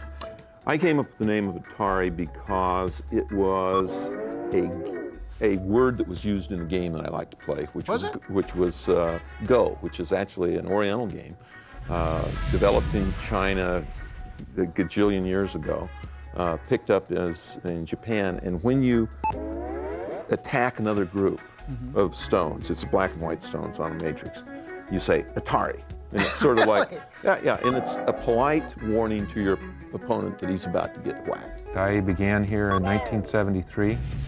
Started working with Nolan Bushnell, literally building Pong on the production line in 1973. I joined Atari in August of '76 to work on video games. I joined because they had a game room. It had Super Breakout in it, which was my favorite game at the time, and I played it every day, as much as I could. And the rest of the time I spent doing video games. Pretty hard to believe that you're going to interrupt me playing my 2700, which actually, never I wanted to play it. Who knew? All for a 1980 Atari 2600 with Pac-Man built in. In those days, the computers we were playing on cost, $9 million. Right, so you'd say, gee, $9 million, 25 cents a play, math doesn't work. I worked at Atari from the summer of 1977 through to about the beginning of 1985. And so I knew that the games we were playing on the big computers, if I could make them commercial, would be a big success. From an engineering standpoint, one of the most amazing machines ever made. And so in some ways, the real thing that I did, rather than to say I invented the video game, I really commercialized the video game. I made it possible. The guys that were designing the TI-994, which was one of the very first home computers from Texas Instruments, they had taken apart a 2600 and they had it nailed to a wall and with a big sign like this guy's. Atari was really the first, what I'd call cyber sports game mecca. I mean, we just annihilated everybody who was our competition. Want to play Atari? Sure, pick something. Okay, we've got Cannonball. You're too good at Cannonball. True. Miniature golf, casino. Let's play Breakout. Okay, I'll just pop in the cartridge. Great. Who's first? You be first, I'll win. Oh, that's what you think. Dad, that's supposed to be fun for the whole family, right? Right, son, we're having fun. Then when do I get to play? Oh, I did. I broke out. Rematch. When do I get to play? No other company offers you as many different video game cartridges as Atari. The Atari 2600 sold somewhere between 20 and 40 million units. 2600 was really a marvelous machine. It was the precursor to the home computer, was the Apple Model 1 was very much modeled after the 2600. It's really amazing how much technology that we have today came out of Atari in the late 70s and early 80s. Programming the 2600, from a programmer standpoint, it was a dream. It was perfect in every way. I sold it to Warner Communications, and they ran it up to a couple of $2 billion. And then, but all the stuff that they produced was in the lab when I left. We'd sit in a lab about the size of this room, and there were 4 or 5 of us, and we'd basically sit all day playing each other's games and programming games. About the time that Tank happened, or somewhere between Tank and the next project I was involved with, which was Sprint, where it became clear as hardware systems became more capable and powerful, and especially within the advent of the microprocessor, that this was something more than just kind of a one-time diversion. It wasn't a hula hoop. There's really only about 80 instructions you actually use. And the chip inside the 2600 only had 20 registers you had to know. So it turns out you could actually program in your sleep or in your dreams. And so you could sit and program sitting here. And you could say, I know what I want to do. And tomorrow you'd go in and do it. And so as a programmer, it was like totally beautiful. Kaboom was 2,000 bytes total, the entire game. So you literally could memorize your entire game. And you had to, because you had to get it to fit into 2,000 bytes. If it was 2010, it wouldn't fit. Atari was one of the largest employers in the Silicon Valley. At one time, it was the world's largest user of microprocessors, ROMs. It was extremely successful. It had penetrated all the homes and reached what's called saturation point. So from then on, you have to sell software. And look at this, a shrink-wrapped Pac-Man. I stood outside of one of those chain stores in a long line to buy this when it came out. It was a big deal. Most kids did? No, actually, to tell you the truth, I didn't expect arcade stuff. I didn't know they could do what they ultimately did with Ms. Pac-Man and Centipede, and I was a little disappointed, but I wasn't surprised, and Wafer Man turned out to be a lot of fun back then. You know, they just don't make games like they used to, Don. It's certainly not like an original 1977 boxed Sears Telegames video arcade, which was really the first 2600.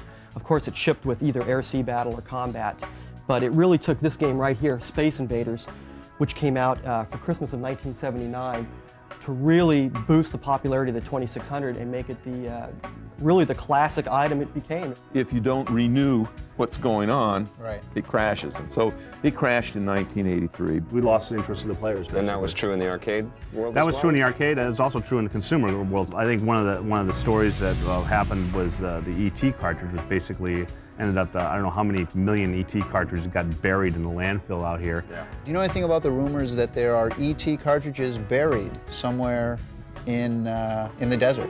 Absolutely true. Are you serious? Think of this decision. Okay. As a corporate maven, you build more cartridges than you have installed base. Well, how many 2600s were there back then when this fiasco happened? I think that there was like 8 million. 8 million, and then how many ET cartridges did they make? I think they did 10. There's something about, I think, the video game industry in particular, for most people, gets in their blood. And it seems once they've had that experience in it, it's tough for them to just pull away and ever leave it. It's the best time I ever had in my life. Many of those years, I never worked so hard for so little money, but those were the best years I ever spent in my life. For more classic game information, check out our website at ep.simpatico.ca.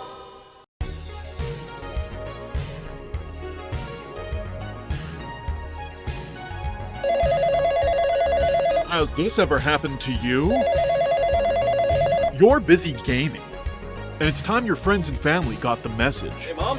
Yeah, look. No, I'm in the middle of something. What a waste. Dial 1555 offline to suspend your landline. The person you have dialed is gaming and just reached Disc 2 of Final Fantasy VII. Please hang up. That's more like it. Dial 1555 offline today. Don't actually dial.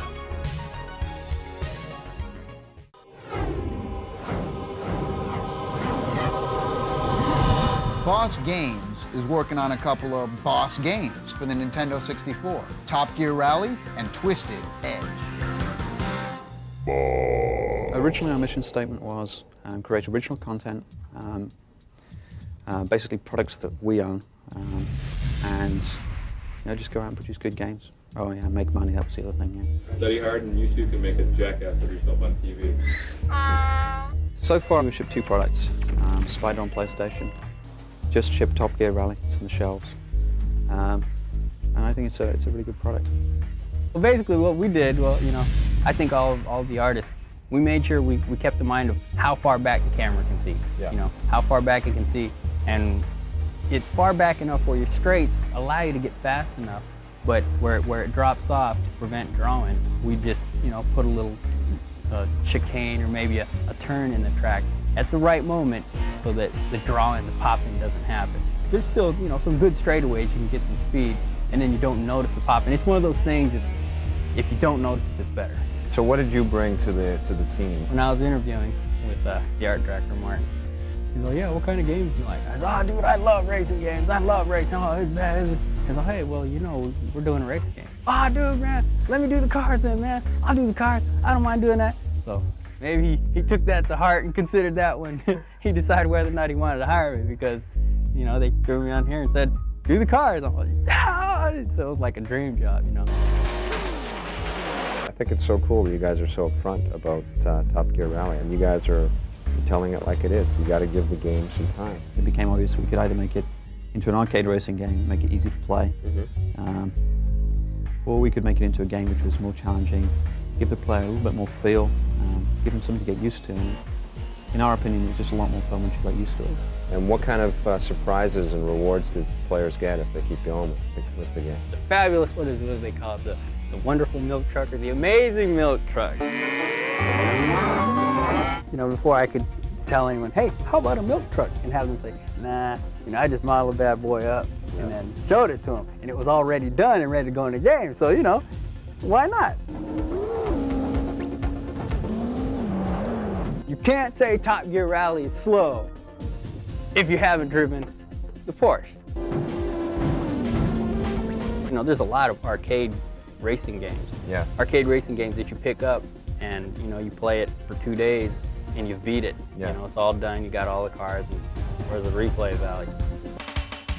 Wave Race, I think, is an awesome game. Yeah. Okay. And what we've always bandied around the office is Wave Race in the snow. What we're seeing here is a version of Twist Edge snowboarding running on development system, an SGI Indy. You see what we're trying to get, basically the changes from enclosed in to open. The whole idea of the snowboarding game is the stunts will always be advantageous to you. If you pull a stunt off, you will always be rewarded for it. Cool. And it won't just be points. Even in a straight downhill race against your friend in 2-player mode, you start pulling more stunts off than he is and you'll win. There will be shortcuts, there will be things that open up and close during various points in the game. It could take several days to several weeks to actually model an entire track.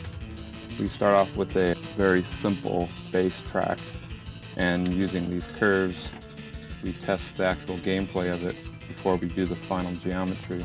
What about busting through trees and stuff like that and making your own? Yeah, there will be nasty trees, yes. Who on staff is an avid snowboarder? You get up on the hills yourself? I do get up on the hills myself. Yeah. Avid, yes. Good, no. Yeah.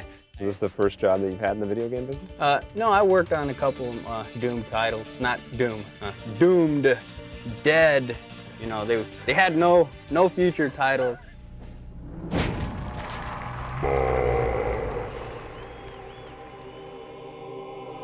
Boop. Boop. Boop. Blip, blip.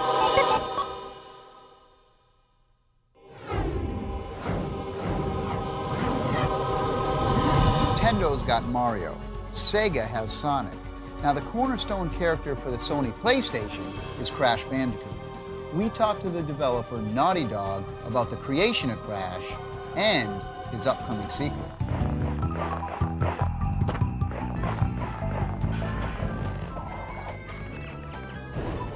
When did all this craziness start? Naughty Dog's about 11 years old. My partner Andy Gavin and I formed a company to make Apple II games. And our first game was called Ski Crazed. Ski Crazed? And it absolutely didn't simulate skiing. Okay. And it sold okay. It Yeah. did all right. It gave us enough money to buy some more video games and gave us the sort of the taste of blood. The 3DO at that point, the next generation system was big. Right. So we decided at that point we wanted to fund ourselves, and in a year put out Way of the Warrior on an $80,000 budget. It was sort of the El Mariachi of video game. Well, well, well. If it isn't Crash Bandicoot. What do you do, Eric? I'm a modeler for Crash. A modeler? Yeah. Like, do you have like bathing suit modeler or what? We do 3D models for the game. 3D models. Yeah. Okay, cool. And you got some kind of like snow cone thing happening here. Yeah, What's- this is one of our tools. We do coloring and texturing with this tool. Of course.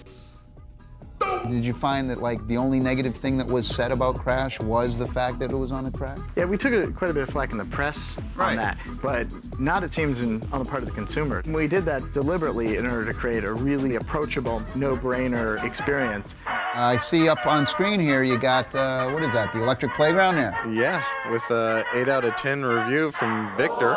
The thing is, when you have all these choices and stuff, you have to think about them, and it's not always clear. It's often more fun just to go for it. What happened with this guy? Well, when we came to Universal, we wanted to create a character as opposed to creating a pantheon of characters as you would do for a fighting game. We wanted somebody to focus on. And we also wanted a cartoon-style character.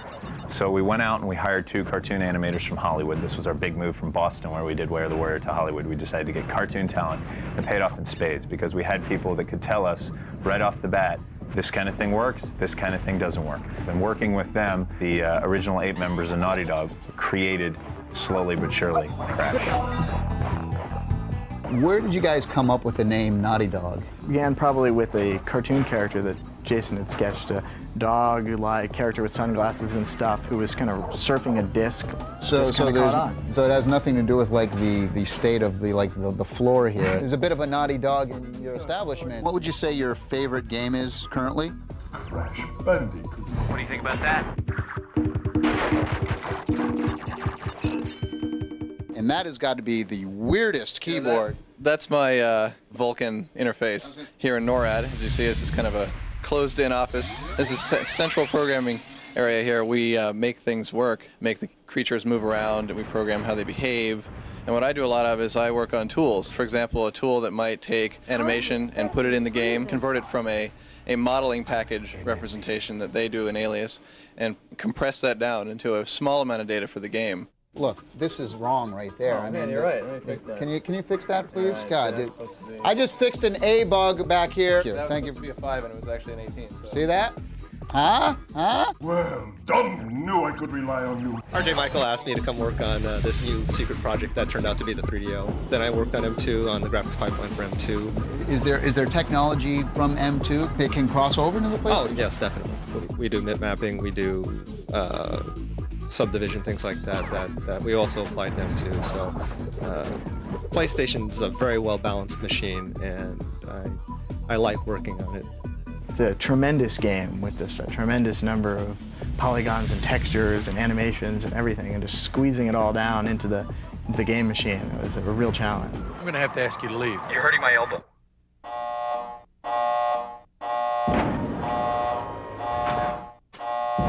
Coming up next, reviews on the run.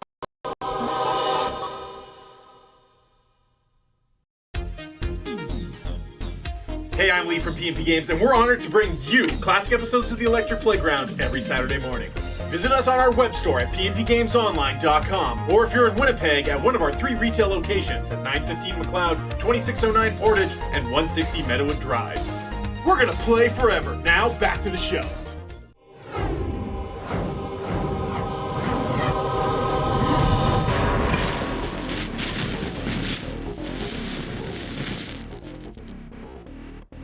Well, on Heat.net, you're going to get all the different levels. You're going to have fast, reliable gameplay. And very soon, you're going to have a Heat-exclusive Quake mod, which has up to 13 different levels with all the original artwork. It's more than a mod, really. It's a total redo. I mean, it's using the Quake engine, but we've got all our own art and everything. Today on the Simpatico Question of the Week, Jerry Dubois of Hamilton, Ontario asks, where did the term bug come from? In 1948, the first big computers were made out of vacuum tubes, and no one really believed this, but the thing was as big as this room, and it had literally 1,000 bits of memory. That was it, all vacuum tubes. And literally there was a moth inside the machine that shorted out one of the vacuum tubes. And Grace Hopper, who at that time was in charge of the project for the Navy, she was eventually became an admiral, I think the only female admiral. She found this bug, literally a moth, and put it in the notebook, smashed it, and that was the first bug. And ever since then, we've called anything wrong with a computer a bug. EP wants your questions. You'll find us on the web at ep.simpatico.ca. Look for that Simpatico Question of the Week thingamajiggy in the corner there. Click on that and send us something.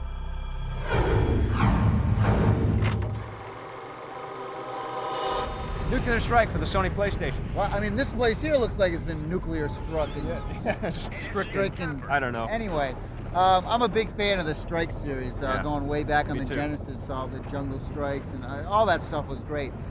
Here's a game where the graphics, I mean, they are just photorealistic. I know. The water is just beautiful. The landscape is unbelievable. The missions were excellent.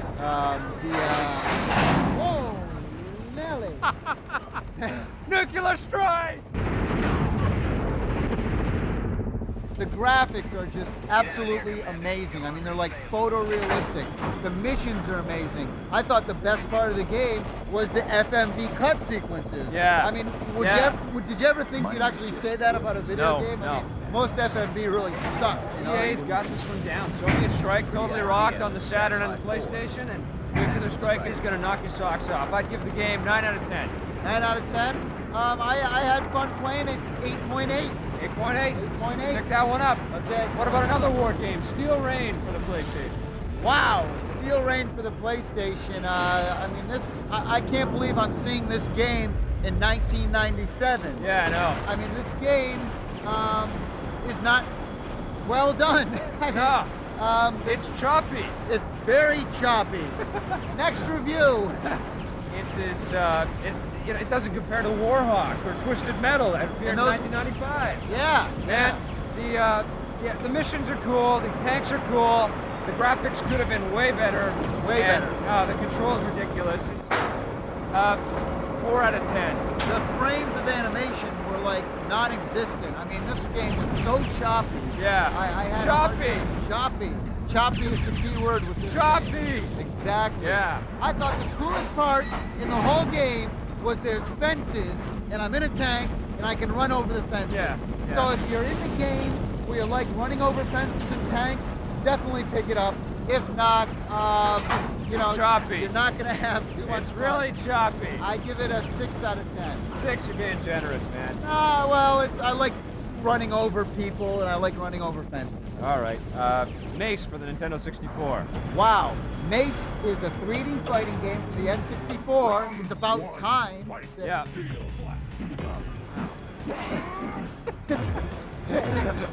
It's about time there's a 3D fighting game for the Nintendo 64. And let me tell you something about this game.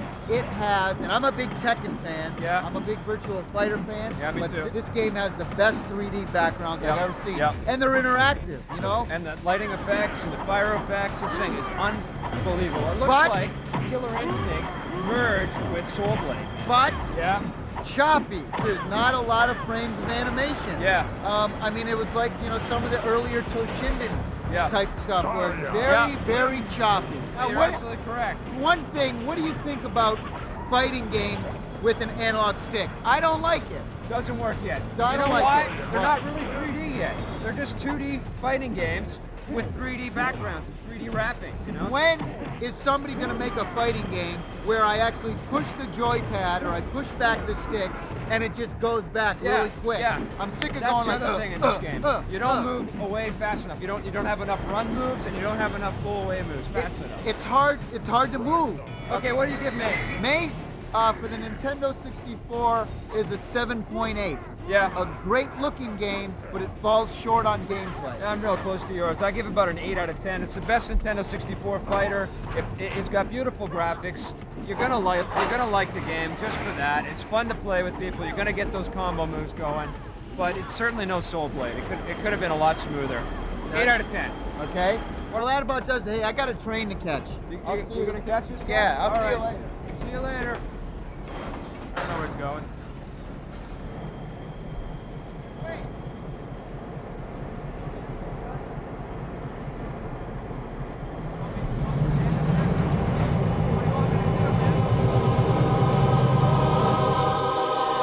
That's enough of this. I gotta go do some of that. I'll see you next week. Will I see you next week? I'll see you next week. What was the thing I forgot? Production assistance for the Electric Playground was provided by Nintendo of Canada and Heat.net.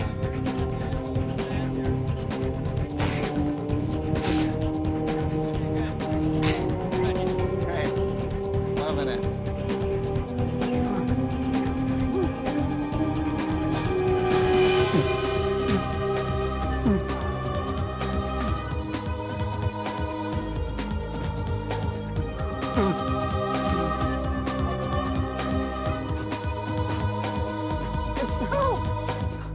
I wonder if there's any virtual boys around here.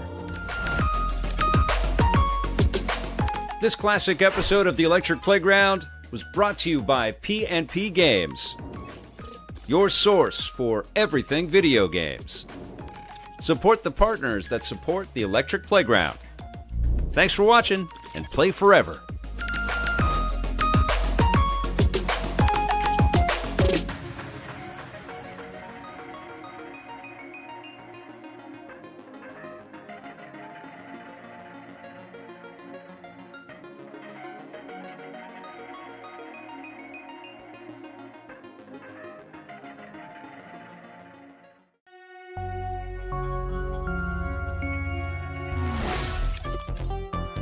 This classic episode of the Electric Playground is brought to you by P&P Games, your source for everything video games. Support the partners that support Electric Playground. Remember, this episode first aired in 1997.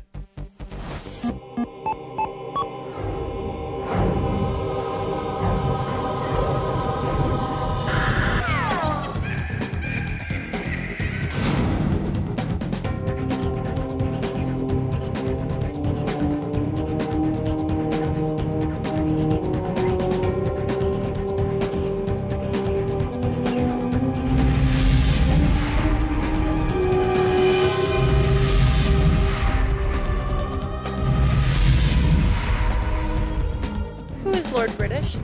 Lord British? I do not know. Who is it? Huh? Lord British? I have no idea. Who's Lord British? I don't know. Do you know? King Arthur? Something like that? Something over in the UK with Origin, I think. I'm not sure.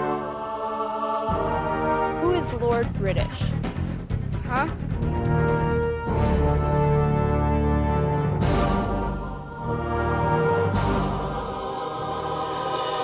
The Ultima series has been around since the old Apple and Commodore days. I mean, it was one of the first computer role-playing games ever.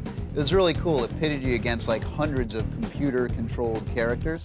Well, Ultima Online substitutes those computer-controlled characters with like thousands of real people. Now, we had a chance to talk to Richard Garriott, also known as Lord British.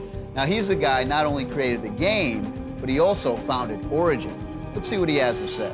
Hey, Victor Lucas for the Electric Playground. I'm at Origin in Austin, Texas with Richard Garriott, also known as Lord British. Yeah, nice to have you here. You've been through 8 iterations of the Ultima series? Exactly. Well, 8 of what we call the Cardinal series, so 1, 2, 3, 4, 5, 6, 7, 8. Okay. However, we have a lot of spin-offs, and of course the one we have coming up now, which is the Ultima Online product. Only a traveler from the stars could release this world from Mondane's vile stranglehold.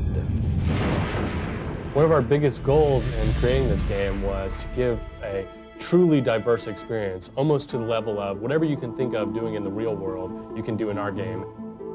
The majority of people play for the adventure. Right. You know, to go out and get equipment and go fight monsters, collect treasure, become rich and powerful. However, everybody doesn't play for that reason. We have a guy in the game right now in the beta test who just sells fish steaks. You can go around and kill monsters if you like, if that's your thing. They've all been one-player games or solo-player games along the way. Up till now. Ultima Online is taking that and turning it on its ear and allowing... We should be able to allow 2,000 or 3,000 people to play simultaneously. What we decided upon was to locate our game servers at strategic locations across the internet to provide close access to people on a geographic level. Ultima 5 was the first time I believe I crafted a good story. 4 was very black and white. There were good guys and there were bad guys. And as long as you really were the good guy, you could win the game pretty easily. In Ultima 5, you had to pay close attention. There were not only good guys and bad guys, but there was a big gray area in between. And there were some times where you needed some of the bad guys to help you, and sometimes the people you thought would be good would turn against you. So a much more subtly told story. Sitting next to Rick and I is my pet Poochie. I can make Poochie attack. And notice he goes into a combat stance. If you go to a combat stance, your cursor turns a red. Now there's what's left of Poochie. One of our big concerns in a game like Ultima Online was to provide a satisfying experience to all players. And one of the things that might not be satisfying is, say, being pursued by people who are killing you over and over. So what we've done is we've made the towns safe places where criminals are frowned upon in the form of guards on every corner who will basically fine you or attack you depending on the severity of the crime if you do something illegal. Ultima 4 was, I think, clearly the kind of the watershed of kind of getting it, kind of understanding the, what I really needed to do here as a craft. The game was for you to prove yourself to be a person of good virtue. Whereas in most role-playing games and most of my competitors, the ethics of the player are usually ignored.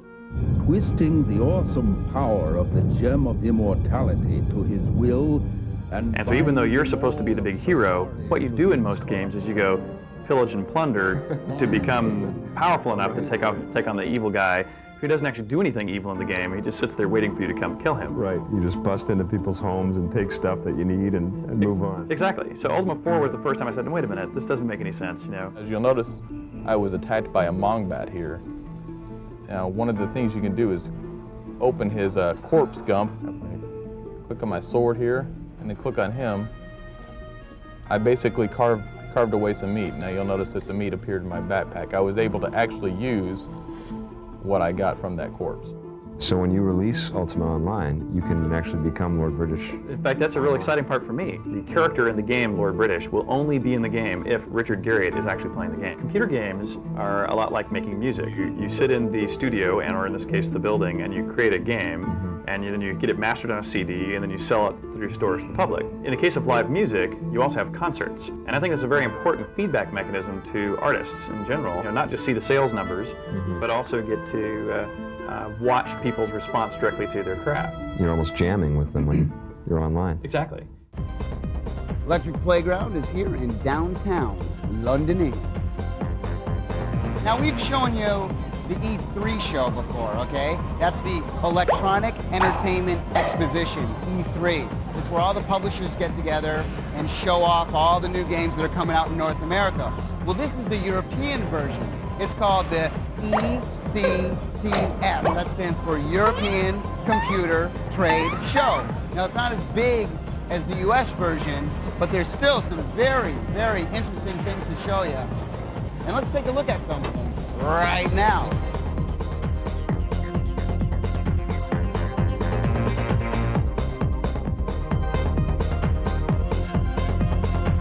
We spent about 35 or 36 days in motion capture. We had Clay Kooiman, Preki, and Mark Dodd from the U.S. national team. And we also used David Ginola from France. I've seen in the studios, and you had the motion detection on you. Did you ever, and I saw some of those moves you were doing, were amazing. Did you ever fall on your balls? When you were doing... I fall many times on my balls. Did you? Okay.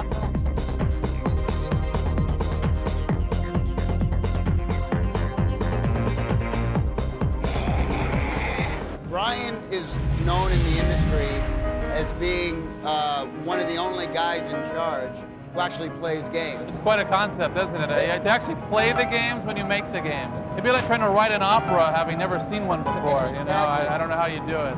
So I'm here with Mr. Worm. All right, cool. What exactly you got here? Yeah? Does it work? What game are you from here? Worm. Oh, hey. I'm gonna kick your... Oh, hey. Where exactly am I? I gotta go. This place is scaring me. Hey, if you're gonna play Wipeout XL, this is the way to do it. 5,000 featuring Wipeout XL. Everybody's got to get one of these in their house. Here we go.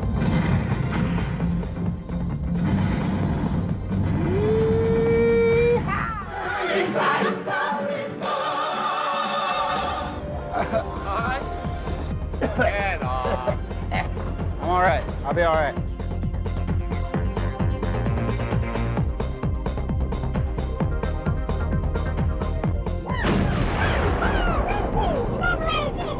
Hey babies, you're listening to Rock EP, all games, all the time.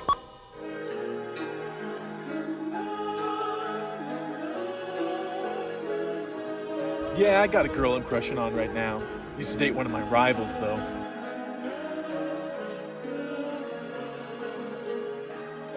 We just junction so well together, you know?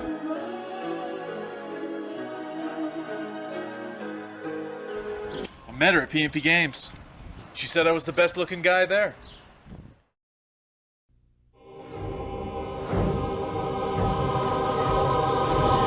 Finally, there's a football game for the Nintendo 64. It's called Quarterback Club, and it's being published by Acclaim. Vic 20, 2600, N64, hike! Now we're going deep into Texas to talk to Iguana, the developer of the game. Go!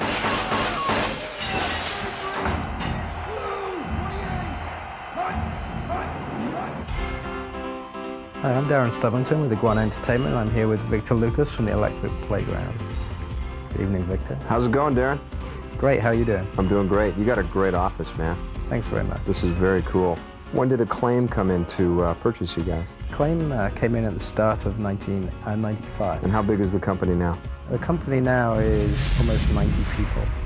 And at the time that Acclaim came in, we were about 25. So we've had a fairly exponential growth, but at the same time, a very careful, measured growth. What are some of the big titles that you guys have put together over the last few years? Well, obviously, our #1 most popular game historically has been the NBA Jam series, NBA Jam, the Tournament Edition, and the College Slam, which were developed 16-bit titles originally, and then they became 32-bit titles. More recently, we've had great success with Turok, Dinosaur Hunter on the Nintendo 64. I am Turok.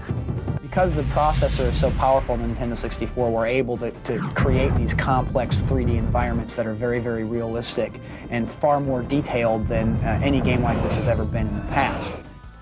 And we also, in the sports line, we have our NFL Quarterback Club series. Obviously, this year we're releasing a Nintendo 64 version of that. The first versions that we did Sega Genesis, Super Nintendo. But obviously it progressed through PlayStation, Saturn, PC. And this year we're releasing PC and a Nintendo 64, which obviously is a 64-bit title this year around. First and 10. We're having a field day with it this year. In terms of technology, we've managed to incorporate a lot of the technology that we developed over the last 2 years for Turok. So we have a game that's running consistently at 30 frames a second. It's in high resolution, 640 by 480, which is something that no one's done yet in the US.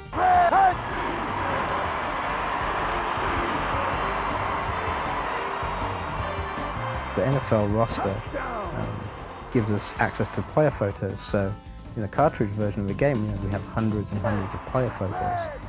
In addition to that, we have Marv Albert commentary. He fumbles the ball. 89 scoops up the loose ball. Which on a cartridge again is something that's a little bit unique. The overall final effect is to give you something that looks like you're watching TV. If you see it out of the corner of your eye, everything's motion captured using Acclaim's motion capture studios in New York. And that combined with the high detail polygonal players, it's really quite special to look at.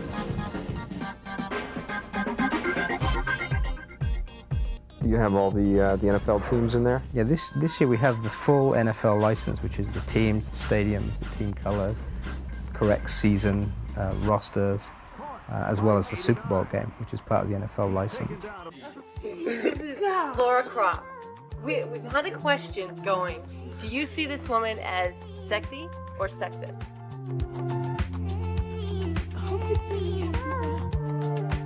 Just based on her image. Have a look. I think she's a babe. He would. Well, I mean, but You know it's what? a It's not computer real. animated character, so I don't really trying to get it. Who looks like that, really? You know what I mean? She is. In Japan, they are actually creating artists that are signed to record companies on computer that actually don't actually exist. They have records out and do TV shows and everything like that.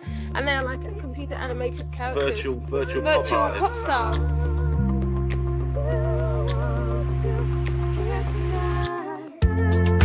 I think it's fantastic. I don't care what anyone else says. That's my kind of girl. Couple of guns, ready.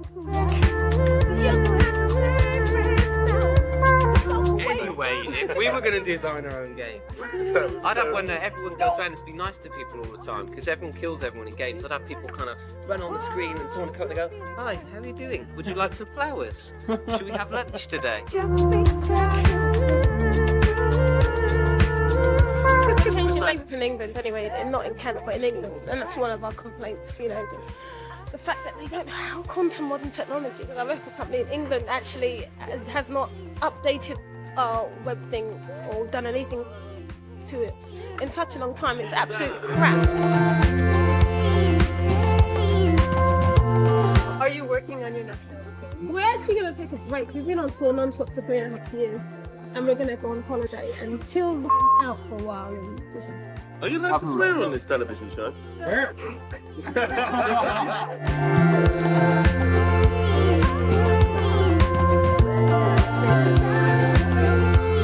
The Electric Playground will be right back.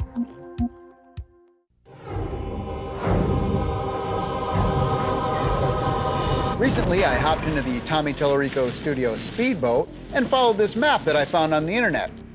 Here's where I ended up. Whew. We are here in Sausalito, California to visit the Illusions Gaming Company. Oh my God, Tommy! Hey, what's going on, man? How you doing? Pretty good. Nice to see you. Speedboat, by the way, is a nice touch. Good, hop in. Okay, you ready? Let's go.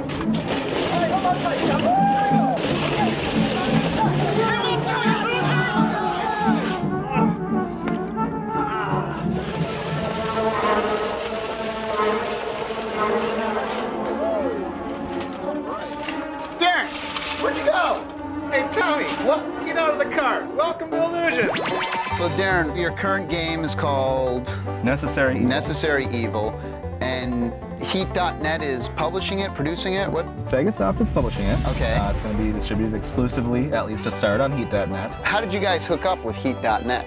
They saw Duckman and they saw Blazing Dragons and really wanted to try to do a multiplayer graphic adventure game, combining some action and RPG elements, obviously for the multiplayer crowd. Hey Vic, why don't you get these guys to show you the game? Yeah, let's go. Come on up. All right, let's go on in. Who's going to show me a shot? I'll give you a show. Okay. Come on in. Tell me a little bit about the story behind Necessary Evil. Necessary Evil, we think, is a really great story. It's an original concept that we're working up together with the guys at Heat.net. It's a vampire game. It's two players, so we had to come up with two equal players. There couldn't just be one protagonist. So we've got a vampire and we've got a hunter. There's a lot of vampire mythos we can go back into. And so these are real powerful characters, but they can't fight it out. They can't have like a fighting game match when we have the special moves or whatever. Yeah. It's a real deep story fight. So they have to fight through secondary characters and they have to influence the world and shape the other characters that are in this plot and ultimately achieve victory by being a better manipulator of others, these other secondary characters, in this big world that we're putting together. I got started about 9 years ago. I had a big goal in life, and that was to drop out of college. So I had to look at what I could do. Right. And, I definitely knew bagging groceries, as I was doing then, wasn't the career path.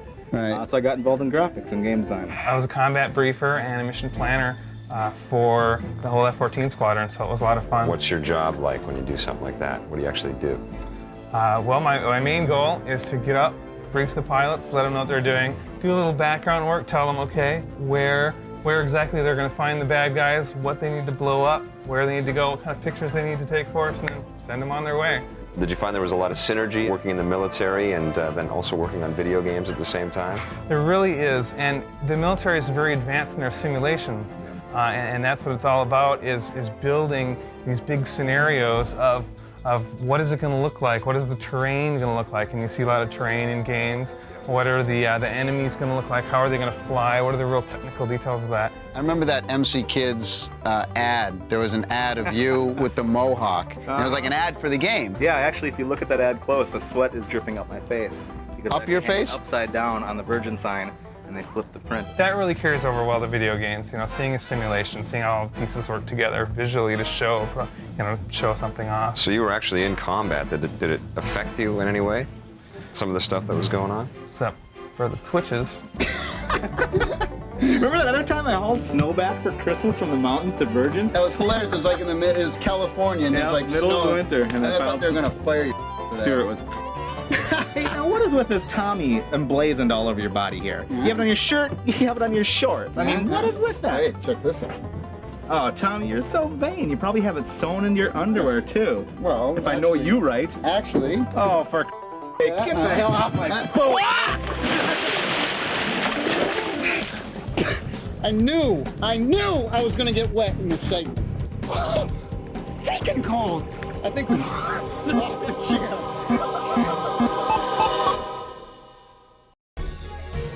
Lee from PNP Games here. What do you think buying video games is going to be like in the year 2020? Someday, you might not even have to leave your home to purchase video games. Someday, you might not be able to hold the games you purchase in your hands either. Hey! Whether you can visit us at one of our retail locations in Winnipeg or online at pnpgamesonline.com, we appreciate your support as we support Victor and the Electric Playground Classic. Another classic episode of EP is coming up next week, so play it loud and play forever.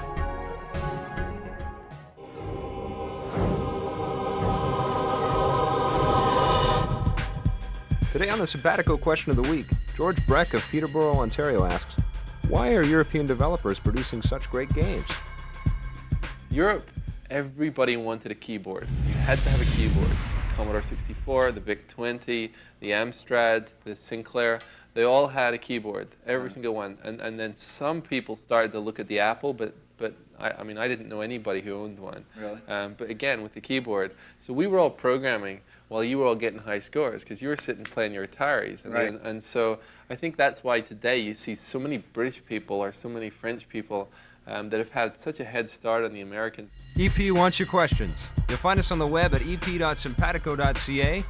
I'll be in on Monday to answer them, and I'll be pretty tired.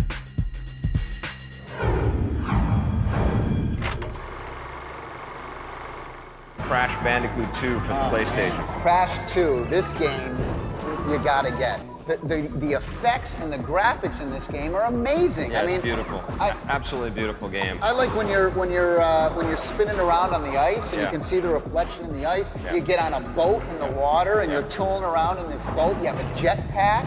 I mean, the first Crash is one of the best looking games that's been produced. It still stands up. The graphics are great. And then what they've done is they've gone back, tweaked the graphics engine. The pipeline for the graphics is a lot faster. You can get more information in there. The textures are incredible. And the levels split off a little bit more than they did in the first game. It's not as linear as it was, which was my only beef with the first game. You can... what about the analog controller, though? Oh yeah, the analog controller.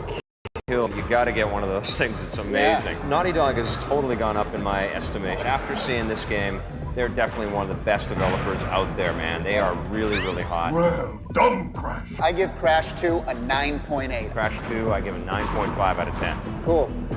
Croc. Croc, another great little platform. Now here's a game by Fox Interactive. This is hey. That sucks. Croc is the PlayStation version of Mario. I mean, it's the free-roaming 3D platform type of game, and man, does it look good. Yeah. If you play this game, don't even bother playing it with a digital Oh, controller. no way. You need is the analog. Even with the analog controller, Yeah. I still find it hard to get out of harm's way. If something's It's about no to... Mario, is it? Well, I didn't say. All I said was that the graphics in Croc were better than Mario. This is like Mario Boy over here, okay? If you say anything bad against Mario, he like attacks. The music is really cool. Well, the sound. How about the sound? Yippee! What would you give Croc? I give it an 8.5. I'd give it an 8 out of 10, and I'm really looking forward to Croc 2. Mischief Makers on the Nintendo 64. Yeah, Mischief Maker. When I heard that it was 2D, I wasn't expecting too much out of it, but it was developed by Treasure out of Japan, and Right. Treasure's pretty renowned for doing Gunstar Heroes on the Genesis. That was a great game. It's kind of a weird-looking game. Very weird. Yeah, there's all these little sort of demented happy faces throughout the game that you're sort of bouncing off of and jumping from. It's not an easy game. It's not something you just pick up and you beat right the first time you're going through it. And I like it because of that. I think it offers a little bit of complexity. And on the Nintendo 64, it's something new. Would you call a 2D platform game something new? Well, not for everybody, but for people that are just buying their first system and it happens to be the N64, then this is something new for them. Maybe I'm spoiled now. I didn't spend my money on an N64 to play a game that looks like this. I'd give Mischief Makers about a 7.5 out of 10. What would you give it? I give it a 6.7.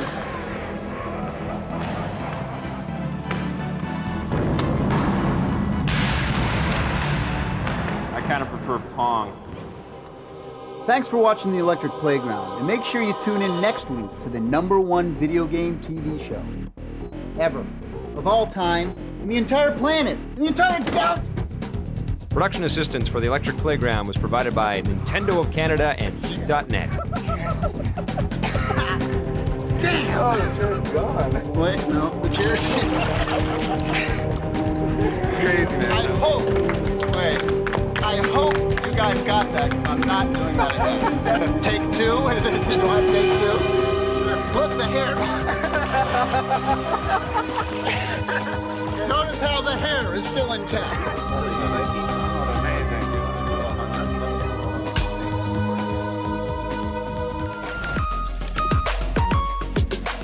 This classic episode of The Electric Playground was brought to you by P&P Games, your source for everything video games. Support the partners that support The Electric Playground. Thanks for watching, and play forever.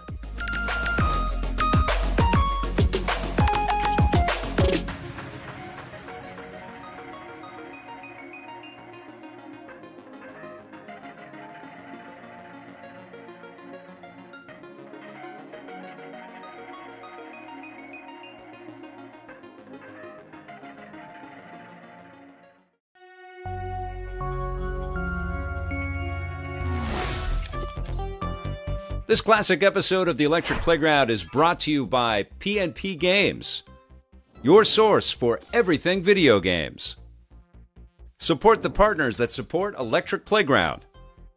Remember, this episode first aired in 1997. This week on The Electric Playground. VR61661, report to precinct headquarters, code 3. One of the most influential people in the U.S. gaming market, Mr. Bernie Stolar. Bomberman 64 is the next evolutionary step in the Bomberman series.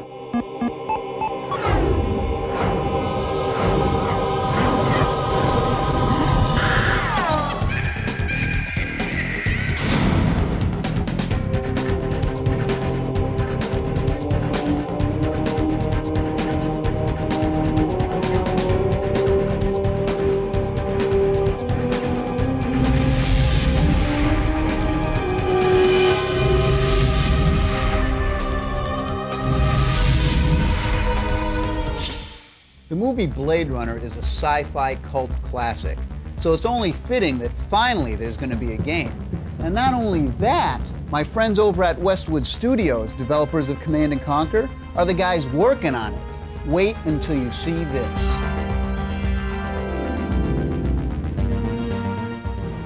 VR61661, report to division headquarters, code 3. Repeat, code 3. Where's Captain Brian? Took a sick day. This is Victor Lucas for The Electric Playground. I'm here with Donnie Blank from Westwood, who's the producer behind Blade Runner. It's been about 15 years since the movie came out, and the partnership, the people who own the rights to this movie, never wanted to come out in game format because they didn't want to degrade the visual mythology of the film. Right. So I guess it was about 3 years ago when we heard that they were interested in doing it now because they thought with CD-ROMs coming out and everything that maybe we could do something cool. What's Guza got you doing tonight? AM at Run-Sitters. Animal murder. Oh, those skin jobs got no respect for anything that truly lives and breathes. Any of the original actors or anything to do anything for the game? Dr. Tyrell is in the film, Leon. We have about 6 or 7 characters. Our biggest success was with Sean Young. She looked just as beautiful now as she ever looked, 15 years ago. You were 12 years old when I first met. No. So what is the actual gameplay of Blade Runner? What do you do as you work your way through the story? It's a third-person game. You're controlling your Blade Runners. You're moving through the sets. But these sets are not like any other sets you've seen in an adventure game before. They're fully animated, 15 frames a second, high-resolution color and graphics, 640 by 480, and these sets are moving, they're alive. You couldn't really have Blade Runner unless you had atmosphere, you had light affecting the character, you had all that stuff that gives you the mood, the look, taste, and feel of Blade Runner. Haven't you forgotten something, little one? Just one little thing. Mr. Runser, please. Does he have time to sign some things? Yeah, we have a couple minutes. 700-page interactive screenplay that we use to design the gameplay. All of the characters that you're involved with in the game are their own artificial intelligence. If I'm relating to you as a character in the game, you're a shopkeeper or something, and I'm too heavy-handed, I'm too aggressive with you, I'm stupid, I'm sloppy, he's going to go off on his world, start talking to all his replicant friends, and walk into a new scene, and these guys are jumping out of the walls, blowing you away because you were sloppy a few minutes earlier. I told you, we're closed. We're not here to buy, little man. We've come to sell. You can't possibly have anything to interest me. These are extremely rare animals of the highest quality. What a coincidence. So am I. If you want the director's cut option, you select the switch and it turns off the narration. So you kept the controversy of Blade Runner intact in there as well, right? Not only with the voiceover, but also with this whole question of whether or not you're a human. You can decide at any time whether or not you are human or you're a replicant. So you got to find out who are the replicants and save the little people from this problem, or I'm going to sympathize with the replicants and play a whole different type of game and actually try to help them expand their 4-year lifespan and get off the planet. But what of honor, little man? At what price? Honor. 6 months to shoot it. Took them about 10 months to do the post. But it's amazing. A few years ago, there was a lot of talk about the divergence between Silicon Valley and Hollywood. I'm kind of a product, a marriage of the two. My earlier background was in film, but my real passion was with games. I took that to Westwood, tried to combine the two together. They were looking for somebody with a cinematic background. It was really a match made in heaven. I too was a replicant. Really? Did you not know this? No. And that was the shock.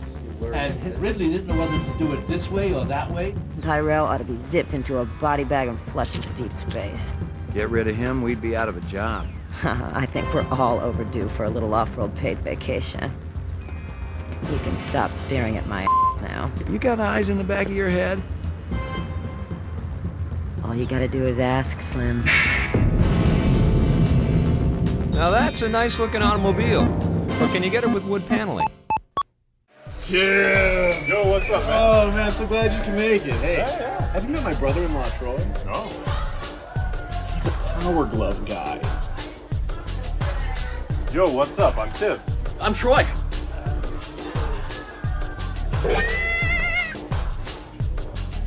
You want to play some N64? Yeah. Hey, aren't you gonna ask about my Power Glove? No.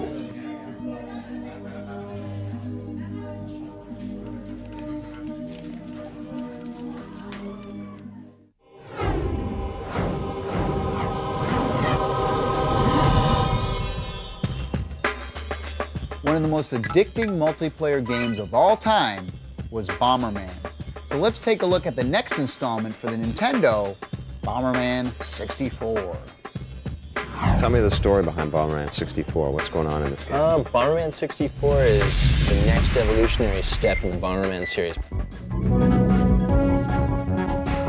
Before this, it was always a head-to-head sort of action puzzle game. And now we've got an adventure mode, much like Mario 64. So are any of these people your friends, or you're trying to destroy? Only one guy's your friend. If you go up this walkway here, you'll meet Cyrus, and he's this sort of robotic Birdman guy. Now press B and you'll talk to him. Hi, Cyrus. Hi there, Nick. The idea is that there are a group of aliens who are attacking planet Bomber. You've got to save your planet by disabling the 4 chains that are connected from each of their base ships to the main fortress. So here, we just passed this little water gate here. This is second part of this anchor chain. The 4 chains are like levels. They're like anchor chains, yeah, and each of them is attached to a little anchor. So you go into that world, you beat that world, you disable the chain. You go to the next world, you beat that world, you disable the chain. Cyrus is kind of like your tutor throughout the first couple of stages. He's also the first stage boss who you have to beat to progress in the game. He challenges you to a fight now? Yeah. Oh, cool. You know, I just gave up a heart. Okay, I got a little card for him. There we go, I'm on my way. Uh-oh. Oh, this is slick. Once you've disabled the 4 chains, then you go up into the main fortress, beat the main boss.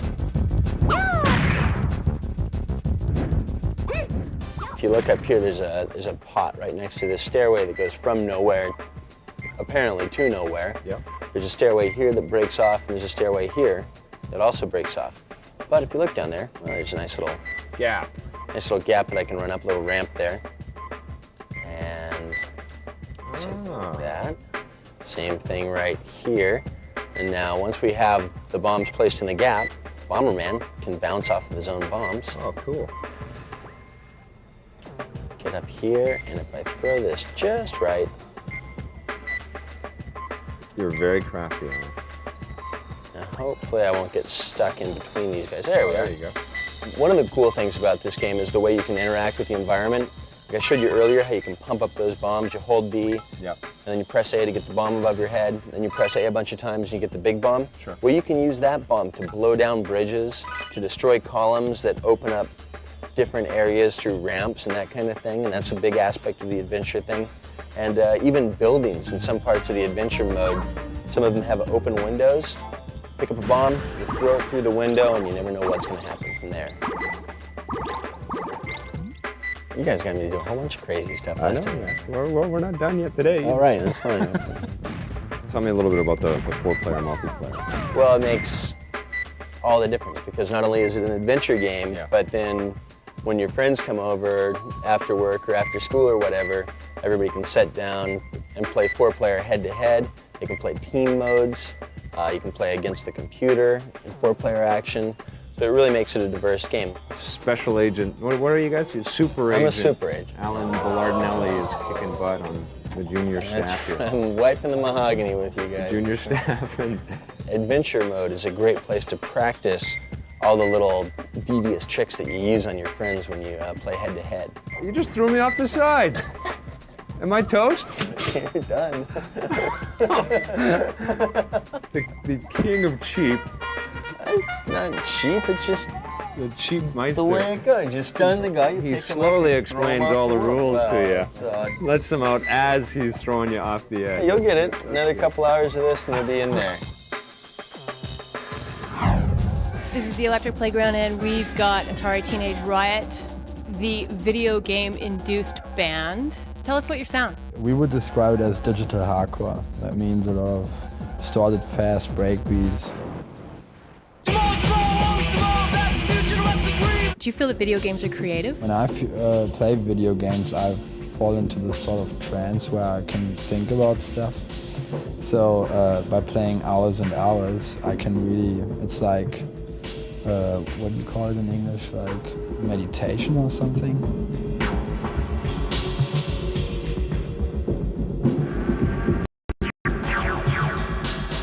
So what games do you play? True rock, yeah.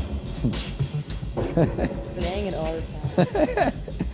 It's good because you are this fighter in the jungle, and sometimes I feel like that too.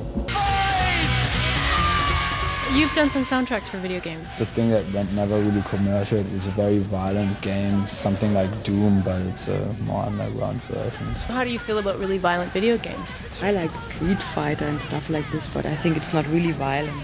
I don't really see that. The kids are not that stupid, like, to take that so serious.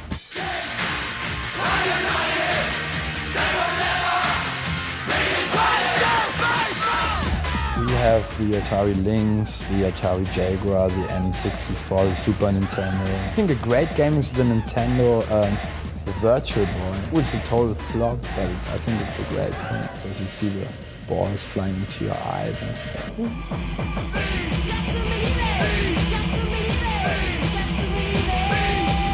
So what games have you taken samples from? Japanese game record.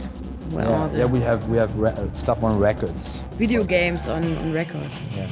Just the We music. have like Galaga, like stuff like that. We use more old school games because of they have this really like very strange sound.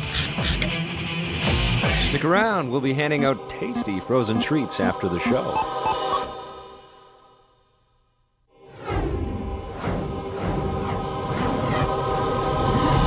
One of my very good friends is a guy by the name of Bernie Stolar. Now, Bernie helped launch the Sony PlayStation and turn it into the huge powerhouse that it is today. Then Sega paid him tons of cash, and now he's the president of Sega. So we had a little talk with him, well, in front of the camera, for you guys. I'm sitting here with probably one of the most influential people in the US gaming market, Mr. Bernie Stolar. Bernie used to be the head of third party over at Sony, and it's a very interesting story because if it wasn't for Bernie, you wouldn't see half the PlayStation games that are out there. The question about me leaving Sony to come into Sega has always been an interesting one for everybody, and my answer has always been the same. Ask Sony.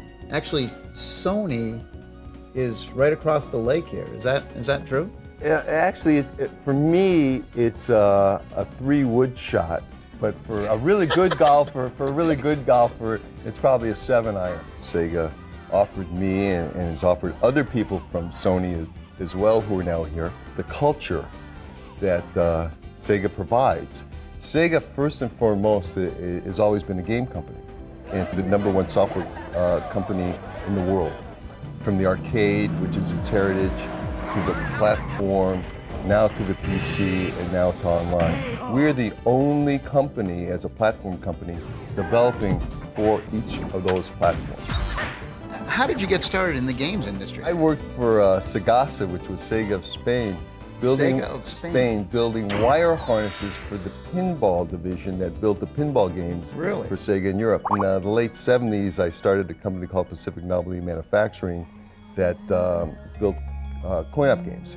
And my first coin-op game was a game called Shark Attack, which was known really for being the first game to have voice to the gameplay. That game cost $25,000 to develop and take to manufacturing, where now that same game would cost $2 million. I've always been in the content business. The one thing I love about it is every time I pick up a controller, I know I'm only 17 years old.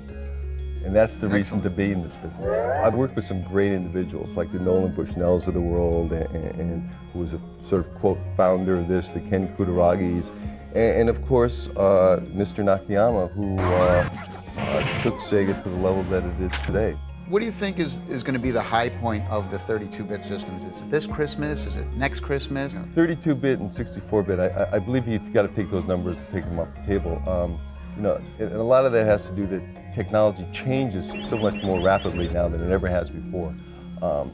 Platforms were around at one time, you know, for 8 years, now they're for 5 years, and who knows how much longer they're going to be. So what's the big titles for this Christmas that people can expect? Well, we've got what we believe is a very strong Sonic and Sonic R, and also Sonic Jam. We've got Last Bronx, which is a terrific fighting title. And in the sports side, we have a basketball game, a hockey game, soccer, and baseball. It's out of here! All of those, according to all the trade press, are as good, if not better, than any game out on the street right now. The only reason I didn't mention football is we didn't have a football game that I felt could compete with Game Day or Madden, but we'll have that next year. And I think next winter will also be a strong winner. But I think beyond that, we're going to see a change in technology again. What's going to be the goal of the next Sega machine? You know, every company is looking at new technology. So I will say this for Sega. We are looking at new technology. We are looking to what will differentiate us from a hardware company, from Sony and Nintendo. And we've got a lot of things in the works in that area.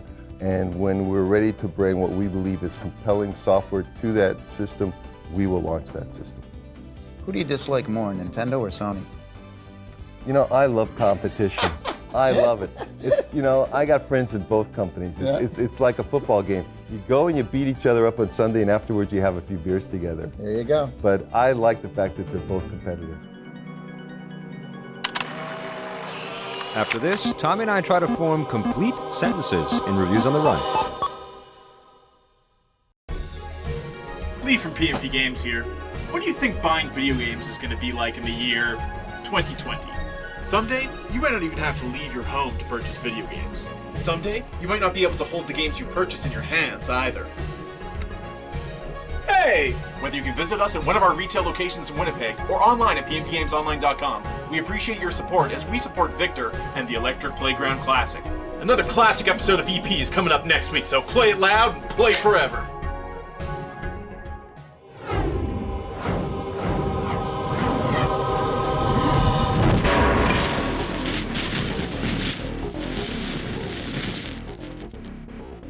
You're able to join a ladder or join a tournament. All the scoring is reported back from the software to the website. So you set up a challenge, you play your game, and then you immediately know how you've done and where you stand in relation to the other people on the network. Today on the Simpatico Question of the Week, Tina Harnett from Toronto, Ontario asks, how do they prepare the artwork for adventure games? It's all hand-painted and hand-drawn. We have over 100 artists and animators working on the project. 100? And in fact, it's a group of guys in St. Petersburg, Russia. Really? They're in Russia? Yeah, so it's always That's a first? Yeah, it's a lot of fun because, that means if I want to actually talk to them at, 2 in the afternoon, I have to be in the office at 4 in the morning, which I'm not very excited about. But it's a lot of fun. It's really neat. Sometimes we'll have an idea for something and, we'll write it a certain way in an email, and then it comes back being similar but really different, and their take on it is something we would never do. Because of cultural differences or how they grew up looking at something. Hey, to send us your questions, all you have to do is check out our website at ep.simpatico.ca.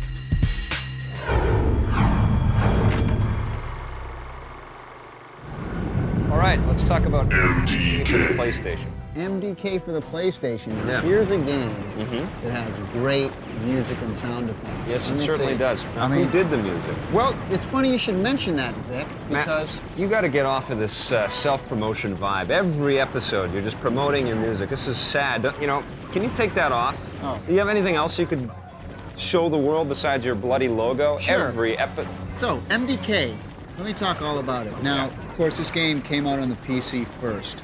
As soon as I picked up the game, it's like, man, it should have been done on the PlayStation first. The great thing about MDK is that it's not just going around shooting things. Yeah, that's in it, but you actually have to think, too. Yeah, you can see that this is something that people would want to see a little bit more of, and I think Shiny just cut that deal with Mainframe Entertainment to do the television cartoon series.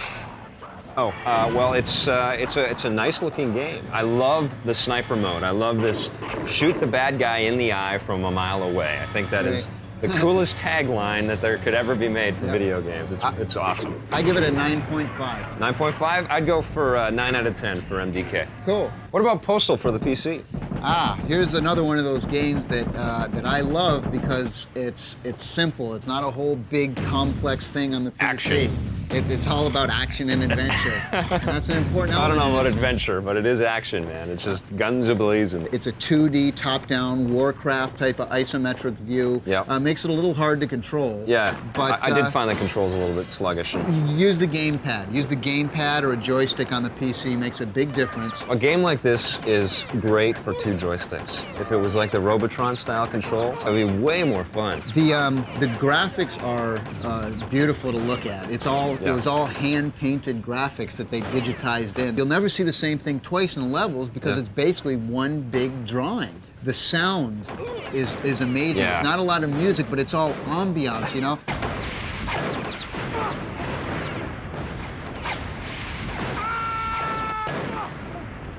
The marching band scene. Yeah. There's a marching band walking down the street, and they're all going. That's fun once. That's fun once. You know, but you know. Once I did it 20 times in a row. What are you talking about? Where's the depth, man? There has to be some depth. In today's games, there's got to be more of that. Multiplayer mode on this game is excellent. The weapons are amazing. My favorite one is the flamethrower. Yeah. Light them up, baby, man. It is cool. Okay, maybe it gets a little repetitive, but man, it's all about having fun, and I had fun playing this game. It's an arcade game. People that love to maim and kill are going to love this game. I'm one of them. 9.0. Wow. Okay. Yep. I'd give it about a 7 out of 10. It's a fun game. You'll smile and you'll feel guilty for smiling, but it's a fun game. How about Ding Dong Diddly Kong? Diddy Kong Racing. Diddy Kong Racing. I'll handle the translation over here. Oh, right. Well, again, I keep going back to this thing. The Nintendo 64, they seem to skew their games to like 3-year-olds. And I like the GoldenEyes. I like the Wave Race 64s, you know, something, you know, to my age group. Mario Kart Racing on the Super Nintendo was great. Diddy Kong Racing is the best. If you liked Mario Kart, go and buy Diddy Kong Racing as soon as it comes out, because it is so much more than that. It's what Mario Kart 64 should have been. Should have been. Yes. What Diddy Kong Racing does is basically make Mario Kart for the Super Nintendo system an extinct game. Nobody has to play that game ever again. You can control 3 different vehicles. So you got your hover bike, which plays a little bit like Wave Race, which is incredible, and you've got your plane. I like my favorite was the plane. The plane is awesome. It feels a little bit like Star Fox, so you got that kind of thing going, and then you've got the little cart. Yeah. It's really like getting a whole bunch of games in one, you know. And then you've got the adventure mode, which is awesome again. You know, you're cruising around in your little cart and you're figuring out all these puzzles and solving everything. It's an awesome game. It's way up on the top of my list. It's probably going to be game of the year for me. I'd give it 10 out of 10. What? And I would not hesitate. 10 out of 10. 10 out of 10. 10 out of 10. You're saying that everything about this game is perfect. For this style of game. Including the music. Yeah. Yeah. Music. You think the music is perfect. Yes, I think the music is perfect. Even though you didn't do it. I didn't do it. Sorry, man. Are you sure you didn't do it? No. I had a lot of fun with it. I don't think it's a 10 out of 10. I give it an 8.5, but it's no 10. It's a 10. Solid 10. Check it out. No. Don't hesitate. It's not. At least rent it if you've already got Mario Kart 64. Awesome, awesome game. Thanks, Nintendo. It's fun. Thanks for bringing us a world of fun. It's fun.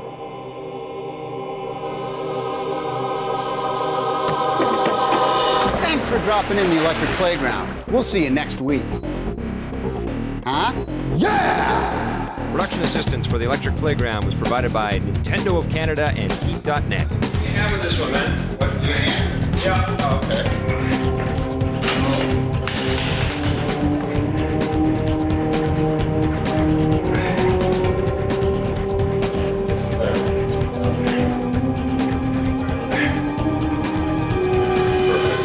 Looks good.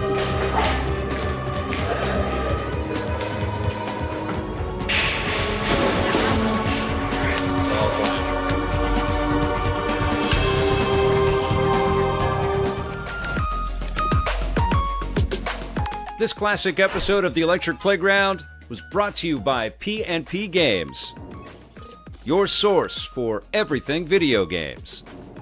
Support the partners that support The Electric Playground. Thanks for watching, and play forever.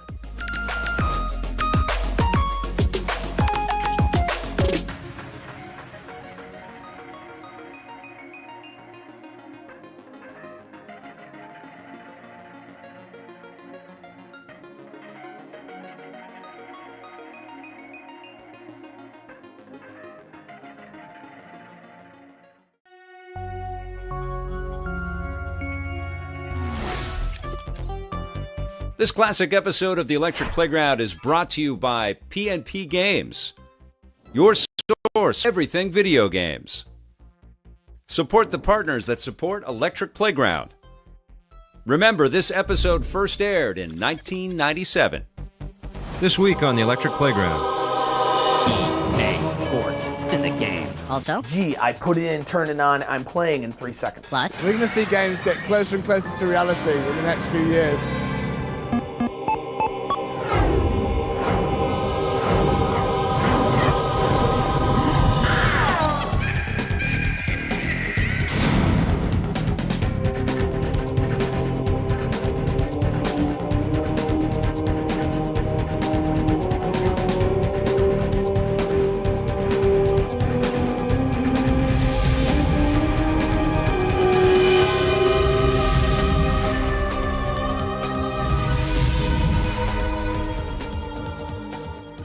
think of sports and video games, there's only one company that comes to mind, EA. Now, Electronic Arts is one of the most successful and popular game companies of all time. Now, to find out what they have coming up next, we chased them around the world on the EP Show. It's in the show. Now, where are we? This is like the EA Sports Bar? This is the EA Sports Bar, the one and only. Yes, I roll. Ho-ho! Now, EA has rewritten the book on sports games in the video game industry. I mean, hands down, the first thing that pops into people's mind when you think of EA is the sports game. What's the biggest seller? Would it be Madden football? It would be, although FIFA Soccer is a close second. Yeah? And NHL Hockey and NBA Live are nipping on their heels. Right. But Madden, which has been around in one form or another for over 10 years, is well over 10 million units in its lifetime now. It's a great day for Electronic Arts Canada today. We're about toward the first footing for our new building. In the early days of our company, we worked on educational titles, simulation, action products, and we found that we really had probably more core competencies in sports. If you yell out, "I want an EA hockey game," we will give you one. I want an EA hockey game. Yell it. I want an EA hockey game. From your diaphragm, come on. I want an EA hockey game. All right. All of our sports titles this fall, FIFA, NBA Live, NHL, they're all 3D effects compatible. So I mean, it's great frame rate, huge resolution. The games are getting so realistic nowadays. And every chance of a flowing game of football today. And action.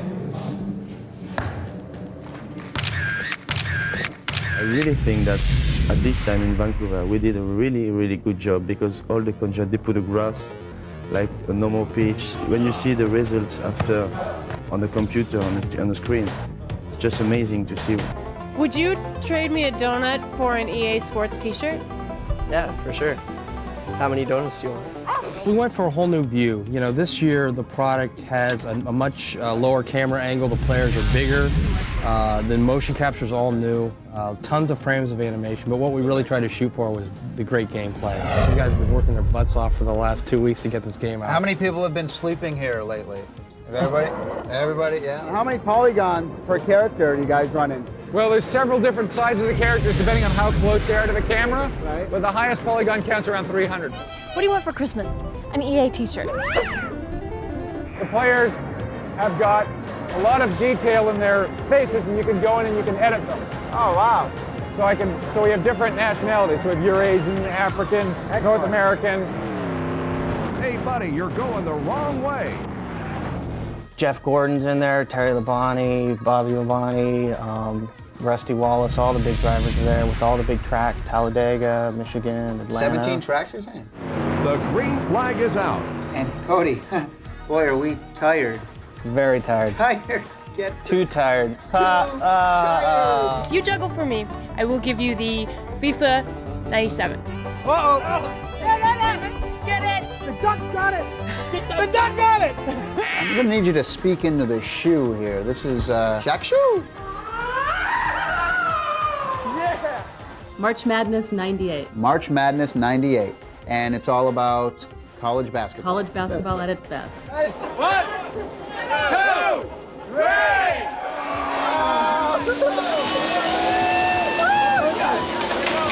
I'm looking, from nowhere, from behind. That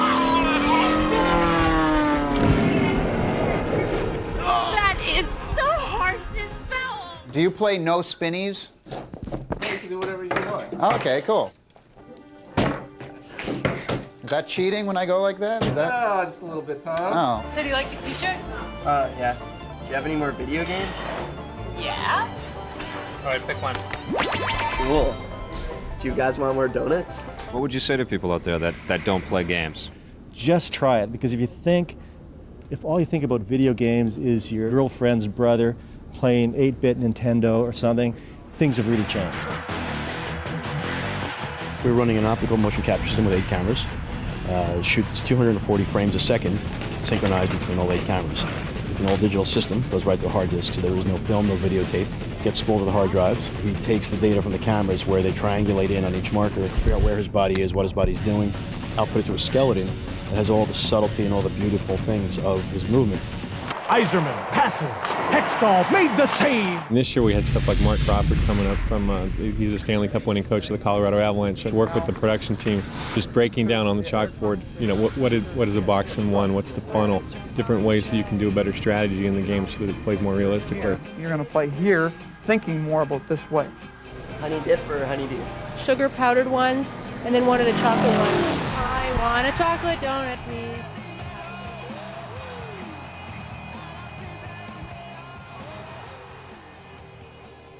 Okay, everyone, come on, let's put down those donuts. 1 and a 2. Lee from PNP Games here. What do you think buying video games is going to be like in the year 2020? Someday, you might not even have to leave your home to purchase video games. Someday, you might not be able to hold the games you purchase in your hands either. Hey! Whether you can visit us at one of our retail locations in Winnipeg or online at pnpgamesonline.com, we appreciate your support as we support Victor and the Electric Playground Classic. Another classic episode of EP is coming up next week, so play it loud and play forever.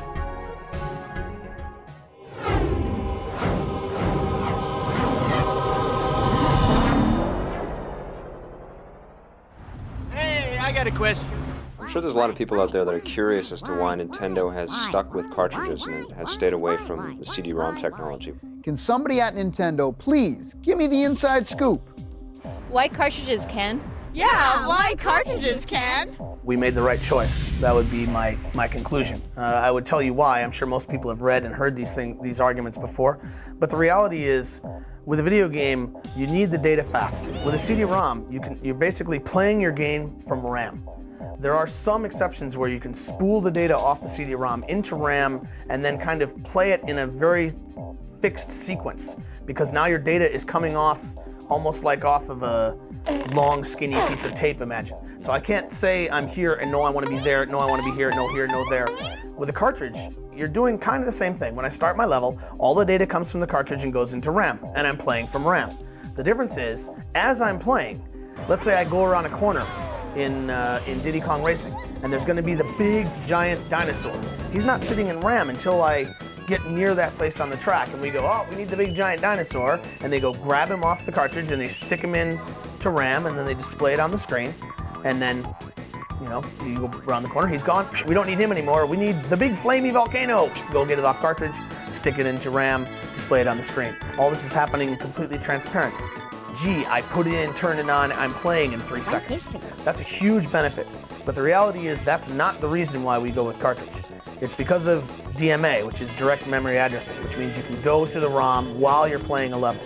That makes our games what they are. We have 4 megabytes of RAM in the Nintendo 64 right now. Let's just say, for example, that instead of a cartridge, we had a CD-ROM. You could not play any of the games that have been released. Cartridges are growing dramatically. As what has been announced recently, you know, Legend of Zelda is going to be on a 32 megabyte cartridge. That would be 4 times the size of Mario 64, and it would be about 64 times the size of Super Mario World, I believe. And this isn't stopping. You know, ROM is going to continue to grow and grow and grow, and there will be ROMs that are the size of CD-ROMs today within 5 years. I think if you look at what's Nintendo's philosophy, right? It's not what can we make cheaper, which is the only reason to go to CD-ROM. If you look at every argument, there's always something you can say, why would you not go with CD-ROM? It's so cheap. Yeah, all that stuff is great, but what about the 64DD? Well, the other reason to go away from ROM alone is the writability aspect of the 64DD. What is that thing? Okay, Kenny, the Nintendo 64 disk drive, Nintendo's next-generation add-on device, adds an additional 4 megabytes of RAM to the N64. Disks will store up to 64 megabytes of game info, read-write capabilities, internet connectivity for future game upgrades. If you look at what's happened with video games over the years, they grow in the sense of story and the sense of interactivity, of how a character can interact with his environment. GoldenEye, I can shoot all these bullet holes. But what if I had a game that was 10 times bigger than GoldenEye, and I could knock down walls or cut down trees or flood areas or blow things up, and they would stay that way forever on my disc because I did them, they always stay that way. And you're never going to do that on CD-ROM or DVD, and you're not going to do it on ROM alone. It's not just I can save a really big save file, you know. Yeah. It means I can save a lot of details about what's going on in the game. And in some games, yeah, it just might be I can save every stat that you've ever imagined in a sports game. You know, or something simple like in GoldenEye, I could save every bullet hole. But, you know, you get to the point where you start realizing, you know, I can have dramatic effect on the environment. Let's say I've had a game for a year. You know, I'm done, and I haven't played it in a long time. And I go back, and it's like, whoa, there's trees growing where I cut down this field or something. You know, how can that be? I haven't even turned the game on for a year. Well, they can go check the clock that's in the 64DD and say, he hasn't turned the game on for a while. We need to update what's going to happen because 10 months have passed. Wait, Jared. Ouch! EP. It's a full contact show.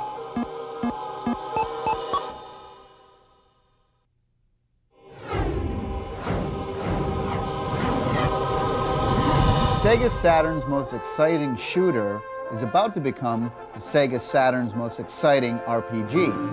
Panzer Dragoon Saga for the Sega. Saga for the Sega?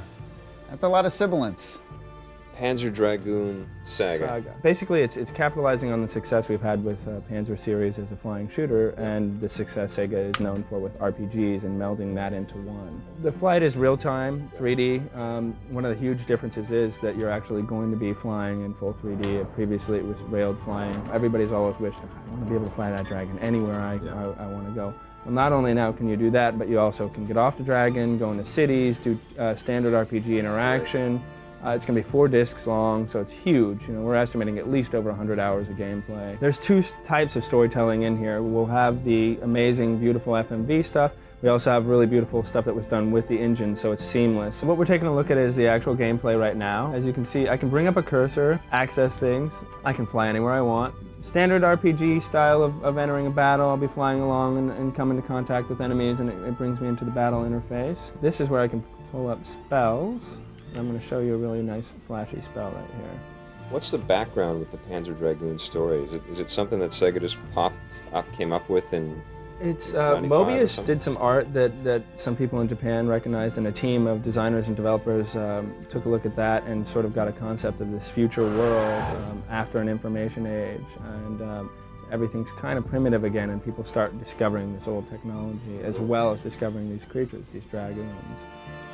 We're seeing RPGs become much more successful in America. It took a while for them to catch on, but they have, and they're here to stay. If you own a Sony PlayStation, then you probably own a Psygnosis game. If not, then you suck! Now, Psygnosis is known for doing a lot of cool games on the PlayStation. Wipeout, Formula F1, Destruction Derby. Now, 2 of their latest games, Colony Wars and G-Police, are kick-ass. Let's take a look. Victor Lucas with Electric Playground. I'm with Lisa Cheney, who's a product manager for Colony Wars. Our primary objective is to give the player a feeling of truly being in the midst of a war that's taking place in space. Detected. Has over 5 hours of voiceover work, 25 minutes of full motion video sequences. It takes place over 70 missions divided into 18 acts. Are you basically one person against the entire universe? So you actually have wingmen that are fighting with you. You get advice from your headquarters and your wingmen about what's going on. Immediate response required. Yeah, I wasn't expecting to stay home. The streaking star effect, how is that done? And we use a small particle system in order to give a big impression of speed. One of the weapons is a grapple hook. They can't get away. Keep laughing till they explode. We're taking influences from Babylon 5, Star Wars, Star Trek. Anything with space in it, we've analyzed it and taken the best elements. In the game, you actually get 3 different viewpoints that you can fight with. That was the external you just saw before. This is our virtual cockpit, and there's also an internal view without the cockpit. And what he's doing now is he's actually taking out the shields of the enemy. The enemy, that's the Imperial Navy there that are blue. The League of Free Worlds is green. And what we've tried to do is introduce the most interesting aspects of space, your nebulas, your planets. We have warp holes and black holes and jump gates. How long did it take you to come up with the idea and get it all down there? We began Colony Wars about 16 months ago. We went through about a 3-month design phase, and then it's been a rolling design which has evolved as the game has being produced. I'd flown these babies on Mars during the war, and they were past their prime even then. We're going to see games get closer and closer to reality in the next few years, and I consider that GP spearheads the way in that. Good work. Let me just change to £1,000 Bob. This is, occasionally you've got to level buildings. There you go. This is what I mean by the game being realistic and filmic. As you're probably aware, Internal Affairs are now investigating us, so no foul-ups, no heroics, and definitely no friendly fire incidents. I mean, Blade Runner's sort of vision of the future is the perfect one, as far as I'm concerned. It really is the benchmark for a good-looking game. So we thought, right, we'll go for that. We'll make sure the city's quite dense. There's a lot of stuff going around. Blade Runner was a good influence as well. What do you think the secret is to getting more people to play games? Do a good game. I mean, a lot of games before was aimed at a low age group, but Sony have pushed the age range up a bit to sort of mid-20s and upwards. So, it's getting a lot more popular with a lot more people. He's owned by the corporation Krakow, and there's a virus in his control systems that's making him shoot the bystanders. I've actually started shooting him, so he's having a go at me now. What I can do, I'll use the electronic pulse paralyzer. So let's fire a few infrared missiles. Let's fire a few hypervelocity missiles. And bang, he's gone. GP's is so filmic and so realistic. For the first time, we're able to play the hero in your very own action film. You have your ideal, then you try and turn that ideal into a game. And all the while, you're having to pull things back, you're having to take things out. The computers are getting so very powerful now, with the accelerator cards, the power is immense, that we can actually start delivering the games as we intended them. What you've just witnessed is a taste of what we call the EP zone. So did you get a chance to meet Troy, Power Glove guy?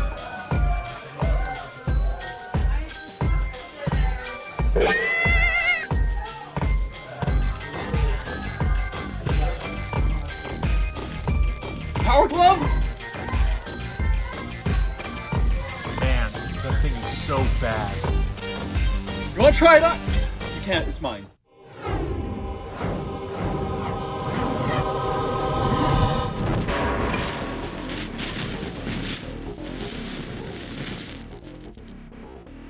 This game is totally immersive. As far as you could tell, if you had perhaps gotten a little too into it, you might think it is reality. And so it was very clear that this was the way to go in terms of diverting those nasty impulses. Today on the Simpatico Question of the Week, George the Lame Gamer Costas from Vancouver asks, why are some games so difficult? Probably the hardest lesson for a developer to learn is how to balance your game. Yeah. The problem is, as you play the game that you're programming, it's always too easy because you can do it. So you program it, and then the next week, it's too easy.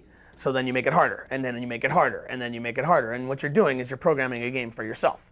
Well, what happens when you throw it into the lap of some 12-year-old, or even in our case, we'll give a game to our people that are bug testing, or some of the game counselors we'll bring down for a white paper test, which is a test for someone that's never played the game before, and it's impossible, So drilling this into the developers' minds is a big part of what we try and do. Hey, to send us your questions, all you have to do is check out our website at ep.simpatico.ca.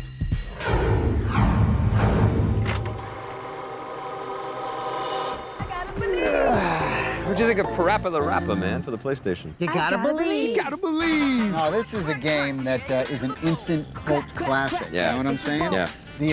This is a real innovative game. The look of it, I gotta be honest with you. Love the flat characters walking around. Parappa in Japanese means paper thin. I gotta admit, the first time I put this game in, I'm like, what is this crap? Yeah. But it is, what is it? Rappa the Rapper. That's what I used to call it, Crapper the Rapper. No, after about the first 30 seconds, you just fall into it, and you gotta love it. It's all about timing. You gotta hit the buttons and controls at the proper time, and you get in sync with the rhythm of the music that's throughout the game, which is all... You got the kick, punch. Kick, punch.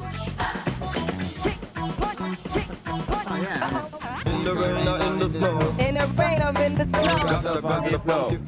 on, we really got to go in the rain or in the snow. You got to funky flow. You know, it's excellent. He's really good at it. So it's not something you're going to pick up unless you are a musician. The cut scenes, yeah, hilarious. Yeah. The best one is when they all got to go to the bathroom. Well, no, well, how about when he crashes his dad's car? Oh yeah. And he's like, oh no, my dad's gonna bite me. My dad's gonna bite me.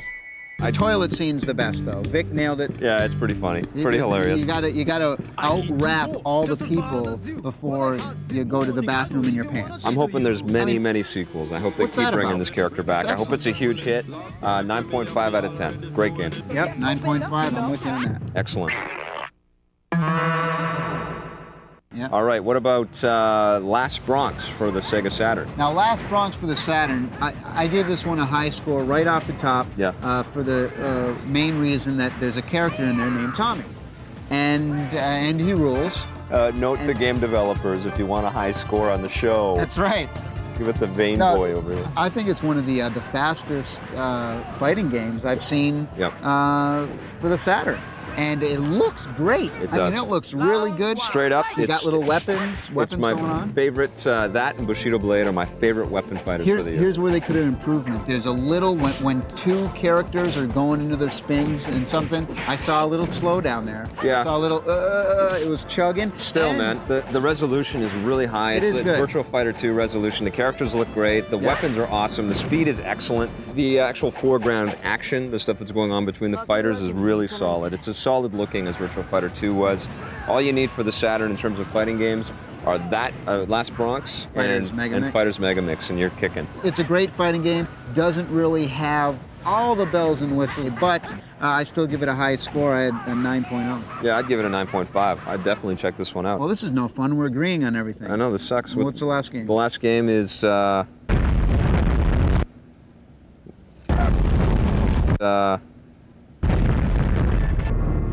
Mass Destruction. Oh! For the Sony PlayStation. Guess we won't be agreeing on everything then. Come on, this is a PlayStation game. Yeah. Okay, I know the game is simple, and I've Yeah. talked before about how I like simple games. Yeah. If you're going to be simple like that, it's got to be graphically beautiful to me. Jazz it up. And I look at a game like Nuclear Strike. It's no Nuclear Strike. It's not even Return Fire for the 3DO, which it kind of looks like in some ways. Graphics are a bit poor. Yeah. But still, you get tons of power-ups, you get a cool tank, you get the turret control, so you can be I hated the driving in one controls. direction and Absolutely. shooting in another. I couldn't even play it with the analog controller or the digital. Well, at least you can use the analog controller. One analog controller handles the movement, the other one is the turrets. Once you get it The down, sound. it's pretty cool. Sounds lame. Graphics aren't that great, but it's fun. There's lots of stuff to blow up, and you wouldn't think that in a game called Mass Destruction. I'd give it 7 out of 10. 7 out of 10? Yeah, what would you give it? I'm a 6.2 on this puppy. 6.2? Yeah. That's okay. Yeah. That's a fair score. Do you want to go back to sleep there? Yeah. You bit tired? No. No? All right. You gotta believe what you wanna do when you come. You gotta believe what you wanna do when you come. You gotta believe. Tommy Dude, thanks for coming by. What? Thanks for coming by. I'm doing this. I don't want to do that. What'd you do that for? Production assistance for the Electric Playground was provided by Nintendo of Canada and Heat.net. Allison's gonna give us a quote from FIFA 98. Yee-hoo! Could you catch it, Doc? Look, Mom, about to do karate. Look, Fighters Megamix for the Sega Saturn. If you shout out FIFA 98, I'll give you an EA t-shirt. That's so risky. I was on TV and all I got was this lousy t-shirt.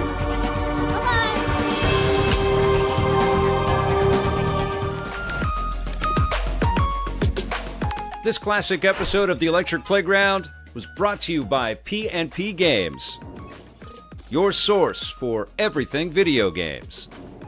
Support the partners that support the Electric Playground. Thanks for watching, and play forever.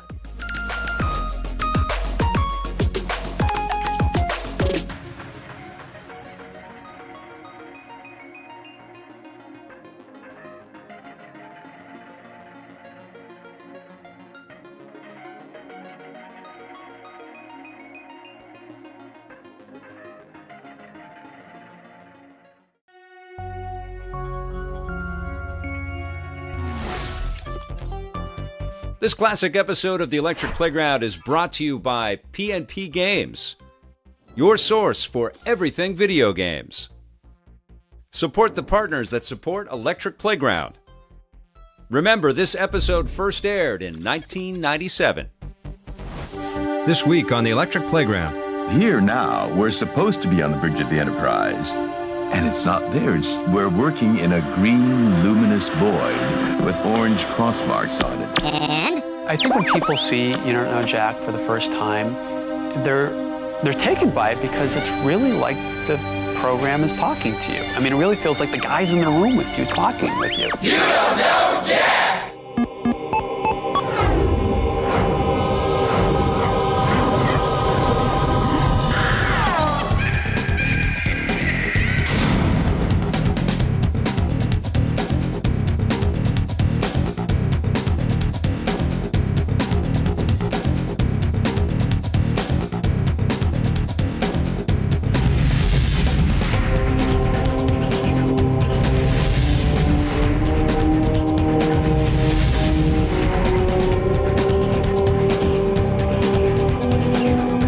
Recently, I had a chance to visit some of my old friends over at Interplay, and they showed me some pretty top secret stuff that I'm not supposed to show you guys.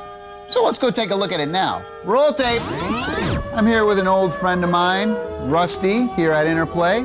So tell me everything about Starfleet Academy. It's a combat flight sim game, both FMV and real-time 3D. Kind of my life as a cadet, where we also have Kirk, Sulu, and Chekhov showing up as instructors.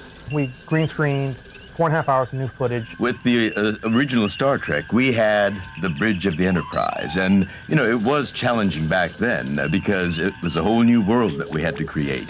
But here now, we're supposed to be on the bridge of the Enterprise. And it's not there. We're working in a green, luminous void with orange cross marks on it. Cadet Forrester? Yeah? Charges against you have been dropped. Shatner, Takei, and Koenig in their roles, and cast of about 30 other characters are involved as well. Why did you get into Starfleet, Corn? I bought my way in. Hey, don't look so surprised. There's a 2-for-1 sale on shuttlecraft today. Depending on what you do, where you go, you can get yourself expelled, get yourself killed at the Academy, or actually graduate and do your first real mission on the Enterprise. Now entering Onyx system, Captain. There's a bit of multiplayer in this game also, yeah? It's IPX modem and serial. We've got like your basic anarchy kind of a thing. We have what we call Galactic War, which is you play Federation and Klingon and trying to populate troops on different planets. And we have another fun one that's called Net Profit, which is departure from the Star Trek universe, but you play somebody, cut your ties to your homeworld, become a tramp freighter captain kind of on the dark, seedy side of the Federation. I am Captain Marv Markai of the Federation Freighter Kaiser. What was the hardest part of doing this game? The filming and the compositing. We managed to composite 4.5 hours of video footage, post-compositing everything, in about 6 months. And that's no easy feat. Picard or Kirk? I'd have to go with the original Space Cowboy and go with Kirk. Klingons or Borgs? Klingons. Scotty or Geordi LaForge? Scotty. Yeah? Come on, he fixed it with baling wire, chewing gum, and spit. Tell me about Die by the Sword. I understand that there's a sword in every box. Die by the Sword is a combat adventure game. What makes this game a little different from every other PC game on the market? Basically, it's the animation technology that was created, physical-based modeling technology. You'll notice when in most fight games, you hit a key and he does one move, and you hit another key and does another move, and maybe they'll have 5 or 6 moves or some combos, and it's really limited to what they decide they want to do. Our game uses, like I said, a physical-based modeling technology. What they do is they calculate every frame of animation on the fly. As I move the mouse around, it's moving the hand, and notice his whole body moves to wherever I move the mouse. So you notice how he just moves wherever you move. There's no limits to the animation. And while you're doing that, I can move independently of the way you move the sword. Let me run through here. Let me go chop up some bits here. So if we're really sadistic, we can come back here. Maybe we could chop some more bits off of there. All right. Lunch. What would you say was the hardest part about this whole project? Peter Aikman spent like a year creating this physical-based modeling technology. In 2 years, if everybody is not using this kind of a technology, their animations they're just going to be so limited. You're going to look at a guy and go, he's only got 10 animations. Right. You know, all other games will have an infinite variety of animations. And what about the other modes? Okay, the other mode is the arena mode. It's one-on-one combat, but we also have multiplayer where up to 4 players can fight on the net or on a local area network. And the great thing is I could like chop your arm off if I want and pick it up and start beating you over the head with it. Really? Yeah, which would be great. I can't wait to do that. Oh, that's going to be awesome. Sony's come out with a lot of cool things this year, but 2 of the coolest have got to be the dual analog controller and Final Fantasy VII.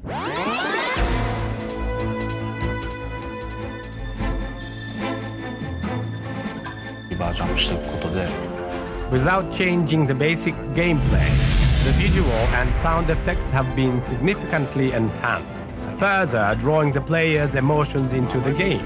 One-way RPGs force too many images and too much sound on the player, robbing them of the feel of control. In order to avoid those responses, we did extensive research during Final Fantasy V and VI on how to make the players feel interactively involved in the game, while upgrading the visual and sound effects. The results of this research are reflected in Final Fantasy VII. The most significant difference to us was capacity. Before, we were given restrictions in capacity, so we had to create one basic model and fiddle around with it, making players believe there were variations. But on the CD-ROM, that restriction was completely taken away. If we needed 100 models, we could create each of them from scratch. The basic concept you have when creating RPGs is to imitate the real world and create a fictional world within the game.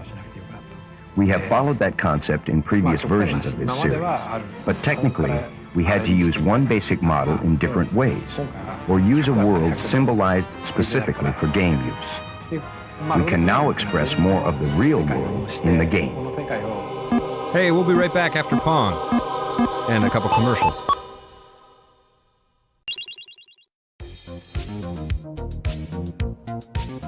Chuck Juice, I love your product, but is there any way it could be more delicious? Delicious. Delicious.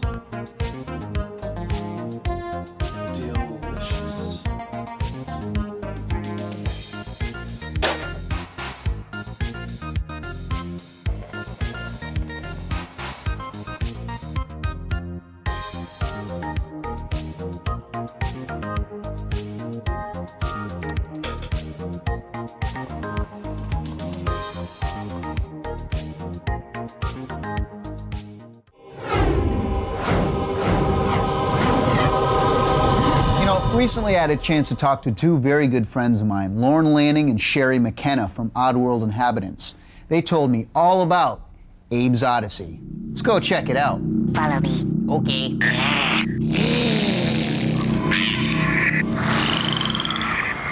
Tell us a little bit about what makes it so different. The visuals are so incredible. What we wanted to do is we wanted to make experiences that felt more like movies but played more like games. My name is Abe. I used to work here. Then I learned they were gonna turn us into lunch. Get me out of here and help me rescue the others. Making it happen that way, you had to create characters that you cared about. You know, they had funny things going on and wanted to evolve their relationship with other characters so that basically it felt more like what we expect from motion pictures, except we're getting those sensations while playing a game. To achieve that, you have to have gorgeous graphics. You have to have great animations. You want to look at those things and say, this is a life form. This is not a piece of artwork. You guys went with GT Interactive on this. I know there's a lot of publishers interested in this product. Why did you guys choose GT Interactive over everyone else? They brought marketing and sales and advertising and distribution. What we were interested in was someone who would let us do what we do the creative. We went with them because they were going to give us the creative freedom that we needed. There's something called Game Speak. I don't know. Never been done before in the game. Explain that a little bit. GameSpeak gives one character the ability to walk up to another character and say, hello, you know, and another character will respond. Hello. Hello. And then you can start maneuvering and manipulating characters through talking, but in real time, instantaneously, the same way you'd throw a kick. Follow me. Okay. You're now throwing words at things that mean something, so the characters, they see and hear each other.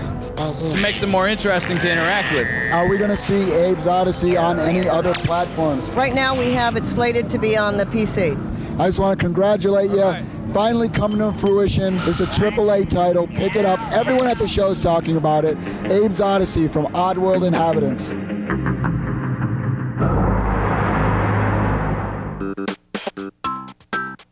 So tell me about the Aero Fighters Assault game. How did the game get developed? Aero Fighters Assault has been in development for quite a while. In fact, the company Paradigm, who made Aero Fighters Assault, also made Pilot Wings. They're working on Pilot Wings 2 for us. And they were one of the original companies doing development tools for the Nintendo 64. Paradigm's also the company who did simulations for McDonnell Douglas, a lot of the Department of Defense stuff. In fact, one of the very first projects that they did for us as a demonstration of what our chipset could do was an advanced attack helicopter simulation, which never made it to market because the only guy in the office at Paradigm who could fly it had been trained by the Army to fly attack helicopters. That little buzzer, that means that you're doing something a little bit risky. How is this game different from other flight combat games that are on the market right now? A lot of the flight combat games that I've seen on the market, they sort of lack that total three-dimensional control, the feeling you get when you're pulling negative Gs and positive Gs. The difference is really in the control and the flying. The feeling you get when you're pulling barrel rolls and then throwing the yaw to the left and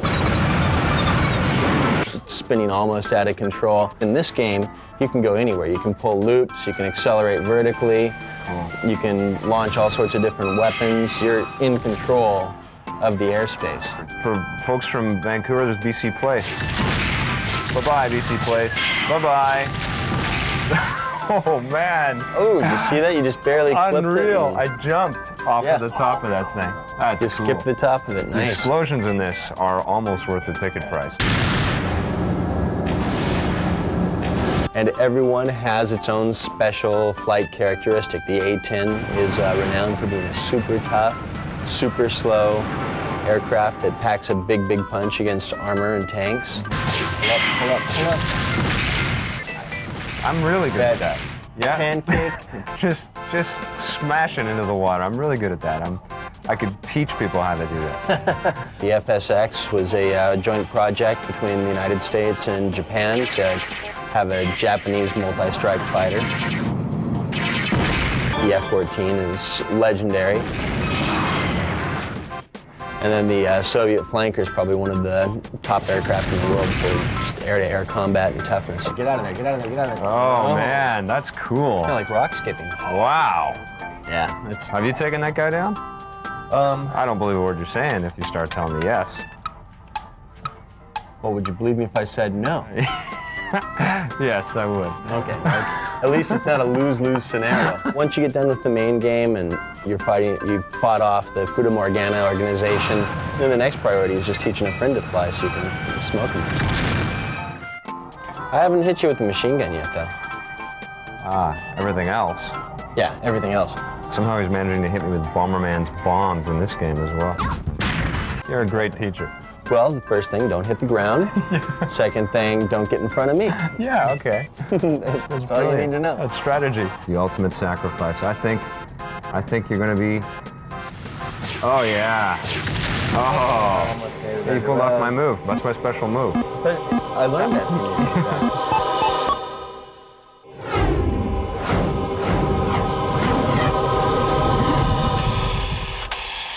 Now, everybody these days is playing 3D games, and if you're not, well, then you're probably playing Blip, the digital game. Now, one guy who's made a successful jump from 2D to 3D is Sonic the Hedgehog. Let's see his new 3D racing game entitled Sonic R. I wonder if they're ever going to do Blip in 3D. In Sonic R, you've got multiple modes. There's a Grand Prix, there's a tag, there's a relay. In tag, there's normal and reverse. And there'll be a multiplayer also, which will be a split screen where you get to race against an opponent. You're playing with all the familiar Sonic characters and racing against them, and that's part of the objective, as well as staying on course. And trying to get in the first place is what I'm doing right now. I also have the freedom to just go anywhere in this 3D world. And there'll be power-ups and secret areas, familiar Sonic gameplay stuff. Is the racing the only component in the game, or is there other things that you're doing in there as well? There's the exploring of the 3D world, basically, finding secrets, finding power-ups. It's a 3D adventure game along with racing. So what makes the racing more than just like a little bonus level from, let's say, the Genesis Sonic games? It's got a really nice control to it. It's basically like the feel and driving of Sega Rally. The quality and the challenge. As you can see, I can drown Sonic. You can go anywhere you want in this 3D world. I'm trying to get in first place, and I'm not doing well right now. I'm about to drown. Yes, Sonic is drowning here. You're in 5th place, man. And now I'm stuck here in the damn trees. I'm supposed to be over there? Yeah, no. Crap.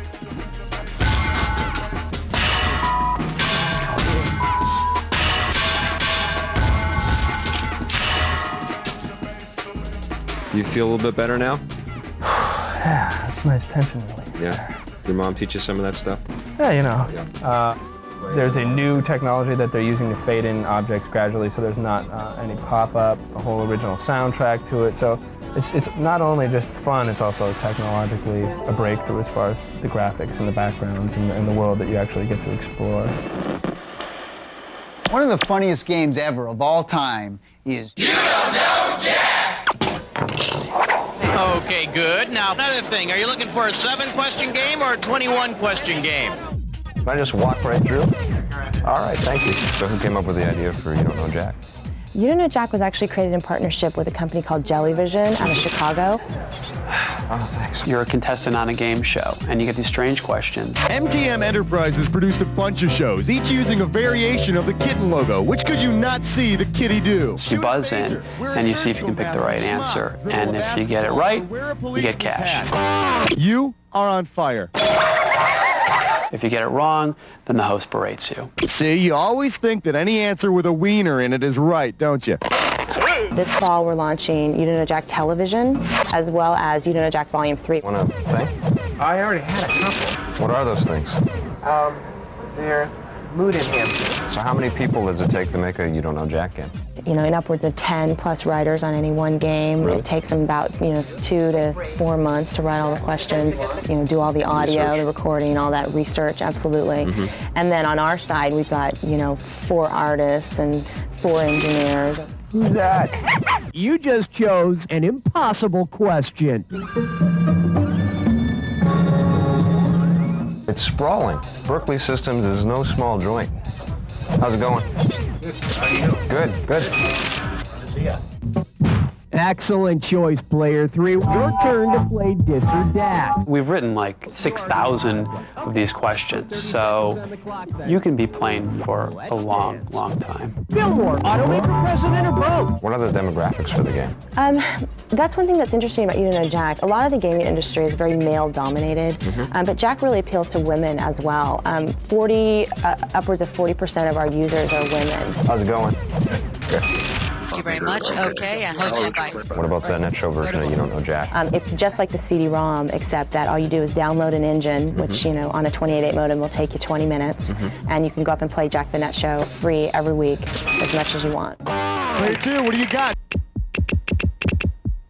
Where are we going with these kinds of games? It's really set a precedent for social gaming. I mean, this is really the first product that people will pull their computer out into their living room and sit down at a dinner party and play. Computer gaming is such an isolating experience prior to games like this. And now I think you're seeing in the marketplace tons and tons of products that are appealing to families and groups of people. Hey, look at that. Hey, where you going? Hosted by... Right quick, and go to black. Chug Juice, I love your product, but is there any way it could be more delicious?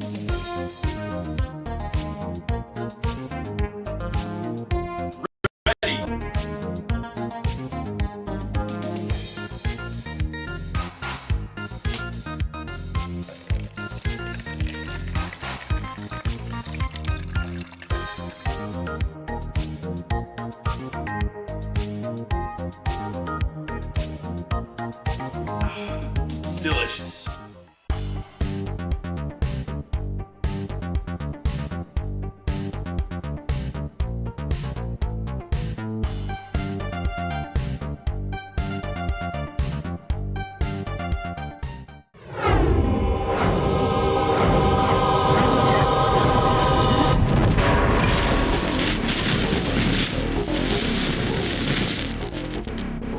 If a game is IPX enabled, which means it'll run on a local area network, you can play it on Heat most likely.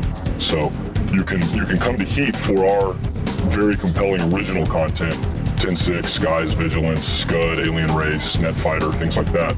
And you can also play games like Quake, Command & Conquer, Red Alert, Hexen 2 when it comes out, Quake 2, things like this. You can play them all on Heat. Today on the Simpatico Question of the Week, Justin Roth asks us to name some graphics programs that game developers use for the Nintendo 64 and PlayStation. Like, I've read companies that do use multiple packages to do their artwork. You know, I guess those are companies with a lot more money or something because, you know, they can afford to, you know, port it over here and then take it over there. But no, we just do it all in Alias. And if we had to move to Max, you know, if we went to Max, I could just learn the tools. You know, we could all just learn the tools and learn to live with it. Yeah. And the nice thing about Max, though, is the open architecture. You can write plugins to do the things that it doesn't do. Cool. Yeah, that's what's nice about Max. So if we didn't have Alias, we'd probably have Max that acts like Alias.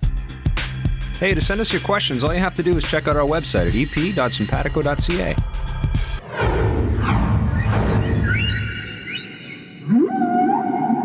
Well, Vic, I figure seeing we're here at the aquarium, this is a great place to review some Formula racing games. Yeah, it's perfect. What about Formula 1 Championship Edition for the PlayStation?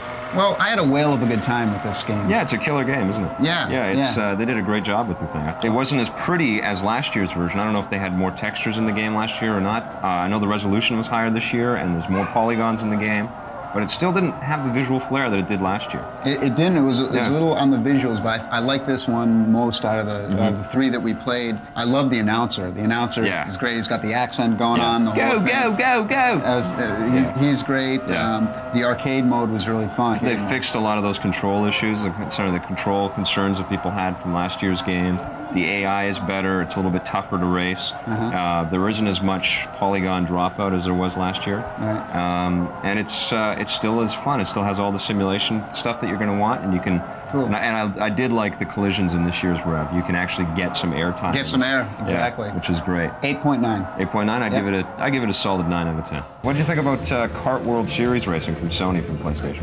This was good. In arcade mode, it didn't seem to be that arcadey to me. I mean, it was, but I still felt myself rewind, having to go into reverse and neutral and all the time, and it wasn't as free flowing. You sucked at the game, is what you're telling us. And you kept hitting the wall, and you had to keep going in reverse. So. Yeah, when I passed you. Oh. I thought the controls were also a little fishy. Oh, did you? Fishy, yeah. Yeah, I like the controls in this one. I was really surprised by Kart World Series. I thought it wasn't going to be anywhere near as cool as Formula 1, but this was a lot of fun. You can choose to have the destruction mode turned on or off, so every time you hit something, you can have your wheels pop off. That was my favorite part of the game. The first thing I do in any racing game is go in reverse. Oh yeah, big time. Swivel it around, straight into traffic. How many cars can I crash at one time? And that's what it's all about. Big time. That's why you play video games. I had much fun doing that in Kart World Series. I give it an 8.5. I give about an 8.5 too. I agree with you. Yeah. What? Amazing. We agree? I know. Same score? That's insane. Something must be wrong. Huh.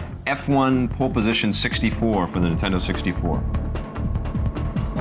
You first. You're speechless on that one. Yeah, I liked it. I thought it was okay. The graphics were clean. There is quite a lot of drawing and popping, which I'm really surprised about. But there isn't the overuse of fogging effects. They do have nice colors, and the tracks are all there.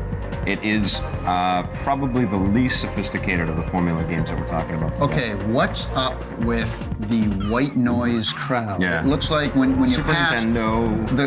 the crowd, it looks like snow on your TV. What's that all about? Yeah. The audio is not as good. No, the audio is really lame. I think hopefully by next year they'll fix all the stuff. Gameplay-wise, though, the physics are fine. It's still an enjoyable racer. You're still going to get a good feel for the thrill of racing. The speed is good. Right. I wouldn't highly recommend it. I'd give it about a 7 out of 10. 7 out of 10? Yeah. I give it a 6.5. Well, I guess that about does it. Let's go feed the fish. What's that smell, man? Oh, well, I brought along some, Oh, fishy. You're carrying those around again, eh? Oh, he's gone now. The show's over. Please come back next week. Production assistance for the Electric Playground was provided by Nintendo of Canada and Heat.net. Okay, open your mouth to that. One more. One more.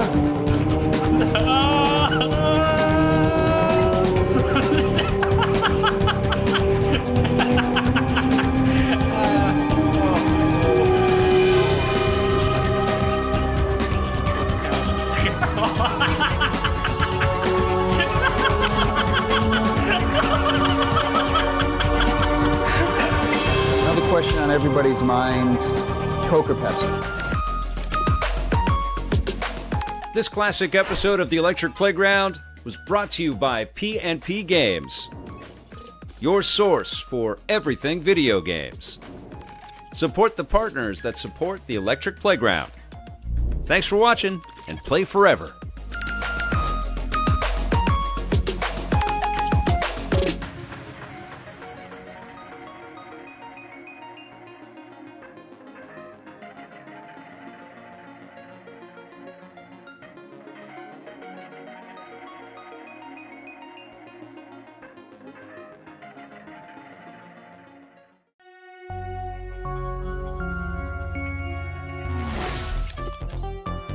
This classic episode of The Electric Playground is brought to you by P&P Games, your source for everything video games. Support the partners that support Electric Playground. Remember, this episode first aired in 1997. Hey, Dad. What? What do we got on the show this week? What, the electronic playground? The Electric Playground. Whatever it is. You're going to be talking to your screwball friend Doug Tenapel, and they're going to be doing something with Steven Spielberg on this Lost Jurassic World part, and he's going to be talking about the new racing game Nintendo Ding Dong King Kong, what the heck ever it is. Diddy Kong. What? Diddy Kong. Yeah, okay. Goodbye. Leave me alone.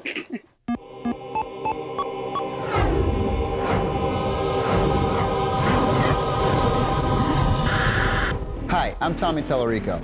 I've been writing music for video games for over 7 years now, and I gotta tell you, it is one of the coolest industries on the entire planet.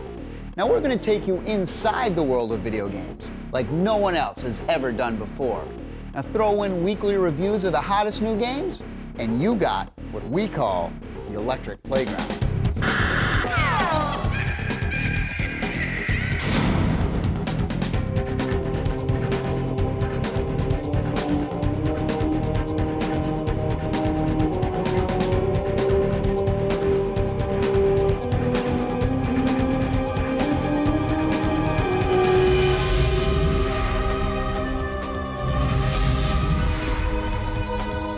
The big question is, Diddy Kong Racing, Mario Kart 64 clone, or something a little more?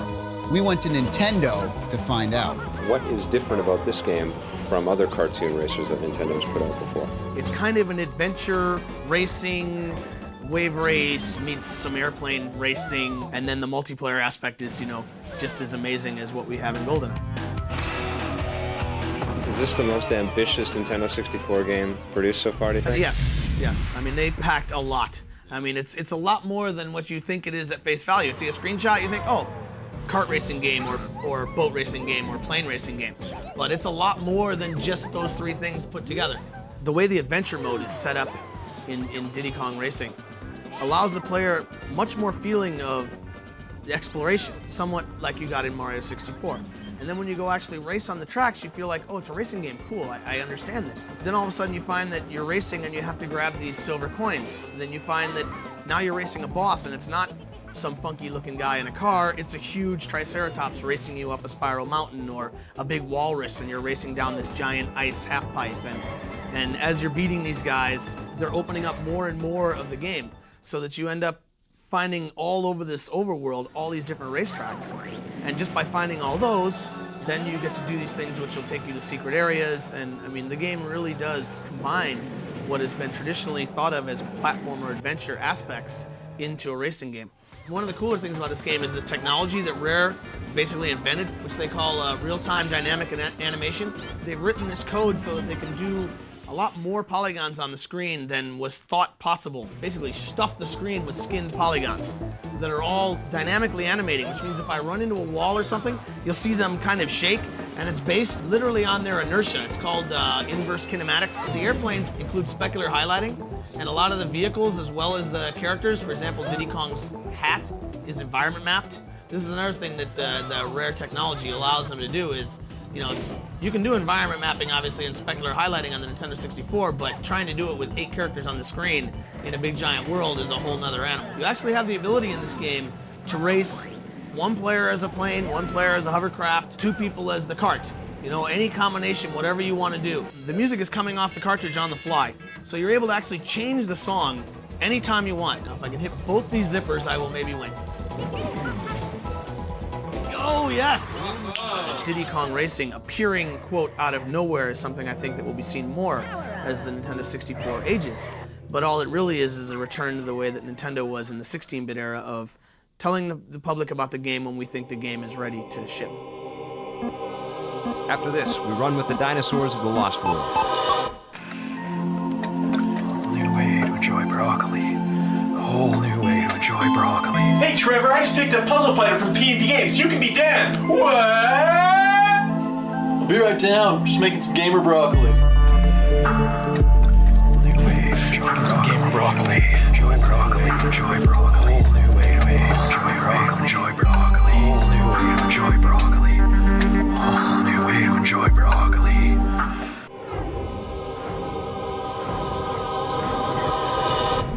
DreamWorks Interactive have been hard at work letting Spielberg's digital dinos run wild on the Saturn. We are here at DreamWorks Interactive with Patrick Gilmore, the producer for The Lost World. Tell me quickly, what is Jurassic Park the game about? What do you do?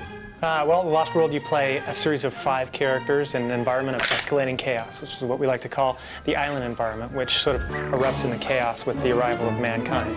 The thing? What? This thing came off.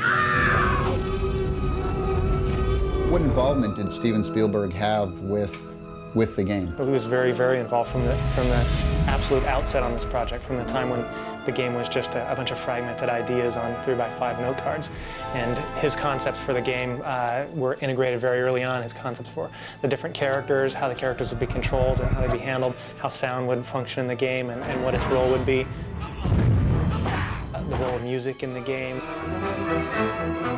how the game would flow in general, from everything from sort of the cinematic camera angles to how the story was told through not just one character, but through 5 separate characters. And we actually saw them sculpting a whole canyon made of styrofoam and painting it and adding all the textures and plants and things to it. And it was sort of looked at it and thought, wow, you know, we do the same thing except for in polygons. How do you animate something that you've never actually seen before, like a dinosaur? You can't go to a zoo and see a dinosaur. What exactly, how do you do that? Based on some natural references, which happens to be the bones itself. So the bones of the structures, exactly. You know kind of the joints and stuff. Yeah, everything, like things like the distance between the thigh bone, the relation between the thigh bone and the shin bone. Did you break that? You shouldn't have broken that. Yeah, actually, the length of the shin, the length of the thigh, everything determines how the dinosaur might have moved. In fact, one of the most classic examples that I can say is how we determined how a Deinonychus might move. Now that's a dinosaur with a very stiff tail. So we didn't know how that might have influenced the dinosaur. At that point, around that time, I found myself running after a bus, after a Los Angeles MTA bus. Which many people usually do. Was somebody chasing you? I was running around with a very heavy backpack. And I found something very interesting happening. I found the backpack to be influencing the movement. So I found that if I tilted the backpack just to the right, I found myself changing direction drastically. So now you have a dinosaur, a Deinonychus, which moves real fast by the aid of its tail, by simply whipping the tail. The Lost World is it has as its goal to sort of create a linear narrative that is there for the player to experience. And this is available for both the Sony PlayStation and the Sega Saturn? Available for PlayStation and for Sega Saturn. Well, thank you, Sunil, for bringing the long dead to life. Check it out, Lost World from DreamWorks Interactive.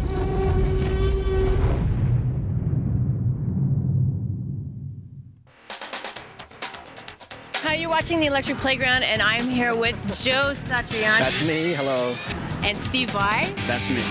And I wanted to ask you guys about the F1 game. So they managed to get some of your tracks from that? Yeah, they were developing the game a couple of years ago, and they contacted me and a number of other artists about putting together music for this. So I saw, 6 or 7 beta versions of it. Looked like a lot of fun, and just threw a bunch of songs at them, and they took the ones they wanted to use. Did you guys work on it together, or did they take separate tracks from you? Well, no, we had the music already recorded. Right. And we're Sony artists, so they kind of listened for what was right for the game. And the songs are real up-tempo and driving, just like the game. And I had received a copy, and I didn't really get a chance to play with it, so I gave it to my son, who is a video game savant. Oh, yeah. And he gave it the big thumbs up, so I said, okay, let's go for it. Are you guys gearheads? This is the big question. Sure, you have to be. Guitar players are, born gearheads, computers, guitars, you name it. Cars, motorcycles, anything you can fiddle with. We're into it. With power behind it. Do you have enhanced CDs? Well, I've got a couple of computers at home, and people have sent me these enhanced CDs to play, to check out. When you stick them in one computer, it doesn't work. Stick them in the other, it doesn't work. And and you keep finding different ones work on different ones. So I'm not convinced yet that I should spend my money producing one of those instead of producing an album. If you're working within the perfect format and you have one and it works in your computer, it's cool. It's just that somebody's breaking the ice.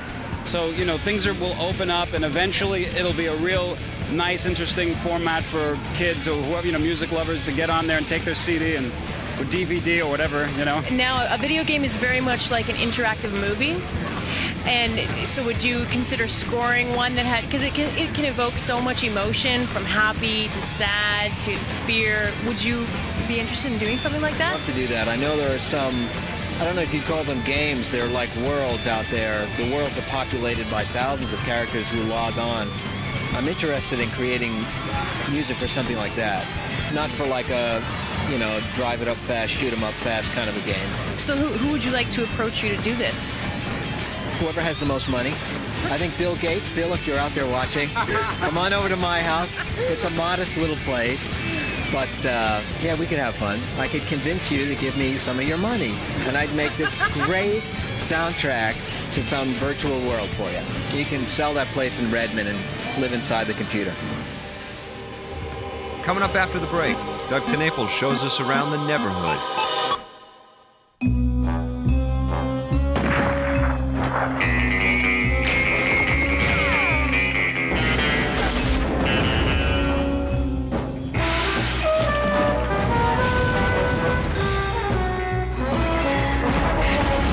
Do you know how to use one of these?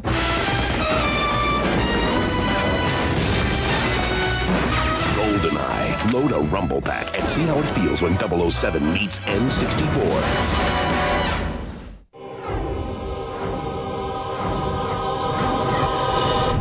I've met a lot of people in this industry, but no one is as zany as Doug TeNaples. So let's catch a lift on Mr. TeNaples' wild ride as he takes us on a tour of his somewhat unbalanced studio. Hi, I'm Doug TeNaples, and we're showing you a bunch of animated techniques we used on the Neverhood and our brand new game called Skull Monkeys. I am the king of all skull monkeys. This is my desk, and I keep it a mess, thank you, because my mom doesn't work here with me. This is one of the Skull Monkey puppets, and we have real human hair on them. Many humans gave their lives so that this monkey might come to be. This is one of the heroes, one of our little Claymanites, and he has a wire armature, and these are painstakingly sculpted across a period of about 2 months. They each cost about 15 grand to sculpt. I'm gonna set him down over here. This shows how posable he is. Yeah, you sit on the couch there. Okay. What's that guy? This is one of our other puppets. His name is the Weasel. Hey, Doug. Oh, hey, Tom. How's it going, man?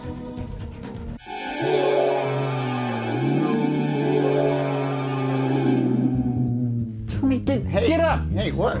Look. What? What? Come on. I'm going to show you some of the programmers. Follow me. This This is Kenton, and he's one of our big, one of our heavy programmers. He weighs about 400 pounds. This is Mark Lorenzen. He's the original creator of Vectorman. This is Joe. He's one of our game designers, and he used to run a 7-Eleven. No, Joe is actually the first human we've ever put in a video game. We photographed his head as one of the bosses called Joe Head Joe, and he designed some of the puzzles. Ow! He designed the puzzles that Clayman actually has to traverse through the game. This is our game, a rough version of it anyways, to test. And you see Clayman, he butt bounces these evil skull monkeys. They're monkeys with human skulls for heads. We pull from toys. This is our toy box. We steal these toys and nail them to wood and cover them in clay, and you get these cool abstract shapes. Tommy, what did I say about touching things? That's a no. This is Monk Rushmore. This is our tribute to all the great dead skull monkey presidents. This is our whiteboard where we keep all of our ideas and organization, as you can see. Hardly any ideas and hardly any organization here at all. This is Mike Dietz. Mike is the lead animator. He was also the lead animator on Earthworm Jim 1 and 2, and Aladdin, and Global Gladiators, and Cool Spot, and many others, to name a couple others. This is Chuck Norris. Chuck is inventing time travel. He's invented this coding way of going through time. It's really amazing. Tommy, get your pants back on. Fat Lou gets all pissed off. He'll come over and punch you out. Sorry, Fat Lou. Lou, show your tattoos you got in prison. Doug's mom did all the work. See, she's the only person I trust with this kind of work. This is our pet scorpion that Lou here is going to handle. Okay, if I touch his pincher, will I be a man? No! I got to touch his finger! Doug, don't do it!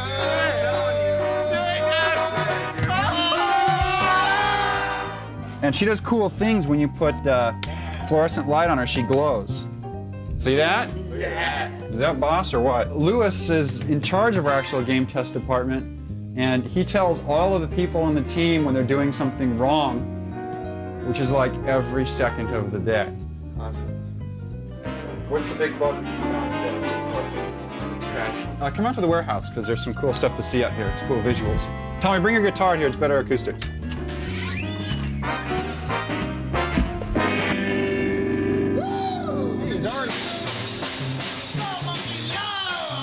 Let me show you some of the other puppets and characters that are here at the Neverhood. This is one of the big monsters. Come around here, there's a little bit more light. There! This guy's one of the main bad guys, and this shows how we can move him one frame at a time and open and close the mouth. This is one of the evil skull monkeys that chases Clayman around the planet. One frame at a time, you're in hell. This is probably the most valuable player on the entire team, the Makita Drill. This is the cool crystal wand that we all have, we worship every day. This is kind of our little cult we have going here. We stockpile firearms upstairs. And it's all for the Great Wand. It's whatever it wants us to do. Whatever it wands us to do. That was nice. This is the chip butty, which our English friends will appreciate, the French fry sandwich. Only the English could come up with something as wonderful of a recipe as the chip butty, the French fry sandwich. Fine cuisine over there, I understand. This house is kind of broken out in sores, which happens if you take a chip butty and like rub it all over your face. The next day you get some of this effect. This is the evil wizard. All this little garment blows in the breeze in the game. Another cool puppet. This is El Barfo, the monkey that throws himself up inside out. This is Clayman in a little ship. He's all clay, his little hair moves. This is what the Eats skeleton looks like. This is the armature that goes underneath the clay. You can move it a little bit, and they're all metal, ball and socket, and covered in clay. This is Headless Willie. He's a crazy man. Crazy. Has no head, has no hands either. Because they say that he bit his own hands off right before he bit his own head off. Crazy. And this is how we let the little people out of our head. Crazy. Oh, cool! Look, it's Earthworm! Yeah, man, this thing is so cool! Look at this thing! Oh, Doug, I'm sorry. We'll put some kind of... Jeez, this will be okay. We're just gonna put it... That's it. Kind of... Get out. You're going out. But wait, No, my no, stuff I don't think so. over here. Oh, jeez. Ow. Hey, Doug, well, I'll see you later, Doug. You come back and I'll call the cops. Okay. I'm calling the cops. Stick around. EP's Reviews on the Run are next. Past and Present Games is a Winnipeg-based independent business with 3 retail locations. But you can shop on the World Wide Web at pnpgamesonline.com, where coupon code StarFox64 will save you $5 on your purchase of 100 or more until April 12th. We'll see you next week. Now enjoy Reviews on the Run.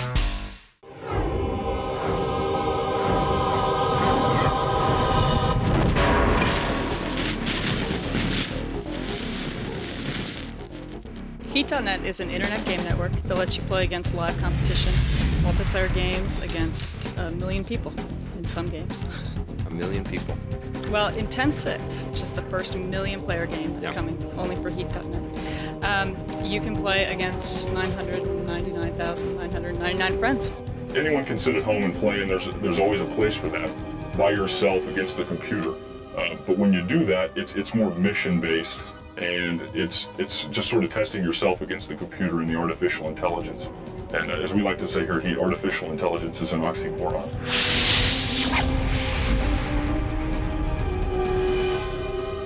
Porsche Challenge for the PlayStation. Porsche Challenge. If you love racing games and you like racing games, I'd say definitely pick this one up. The graphics are above average. The control is real easy. I love the music and the sound effects were excellent. It's definitely above average.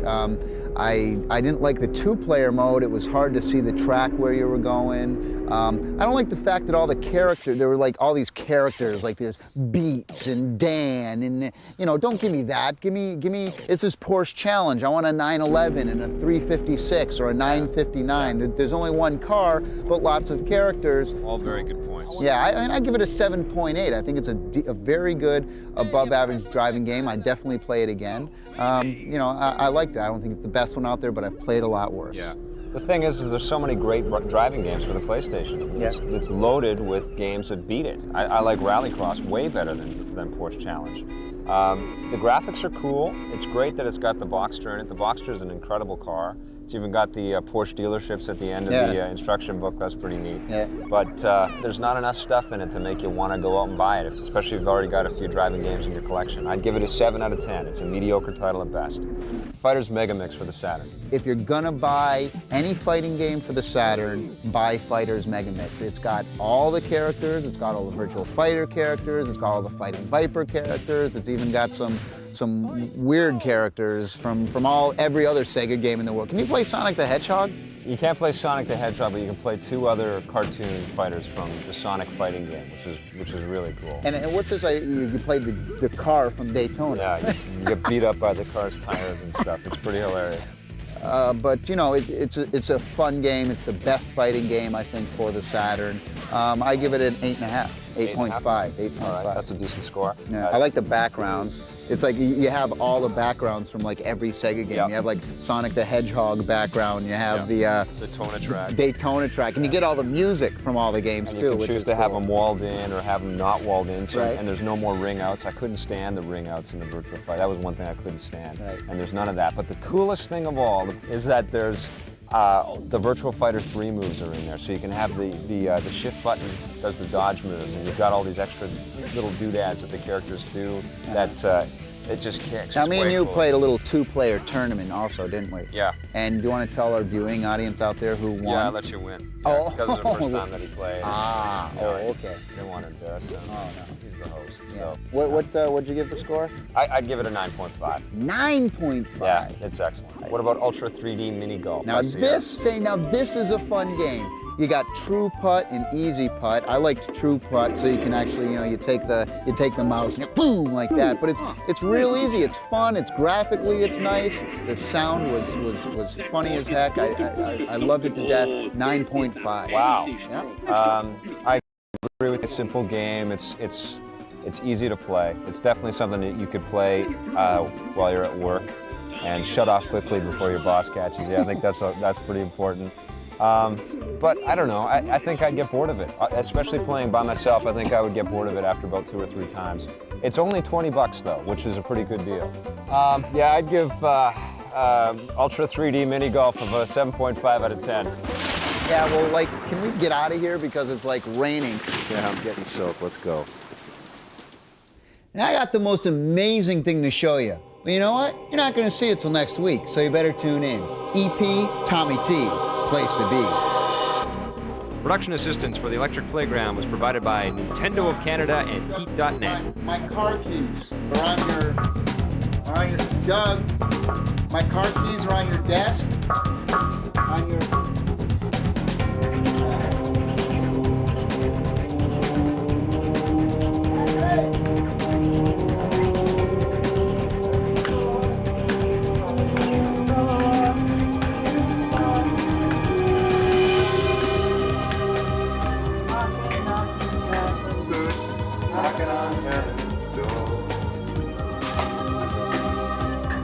Mark wrote that. That was right before Dylan ripped them off. Yeah.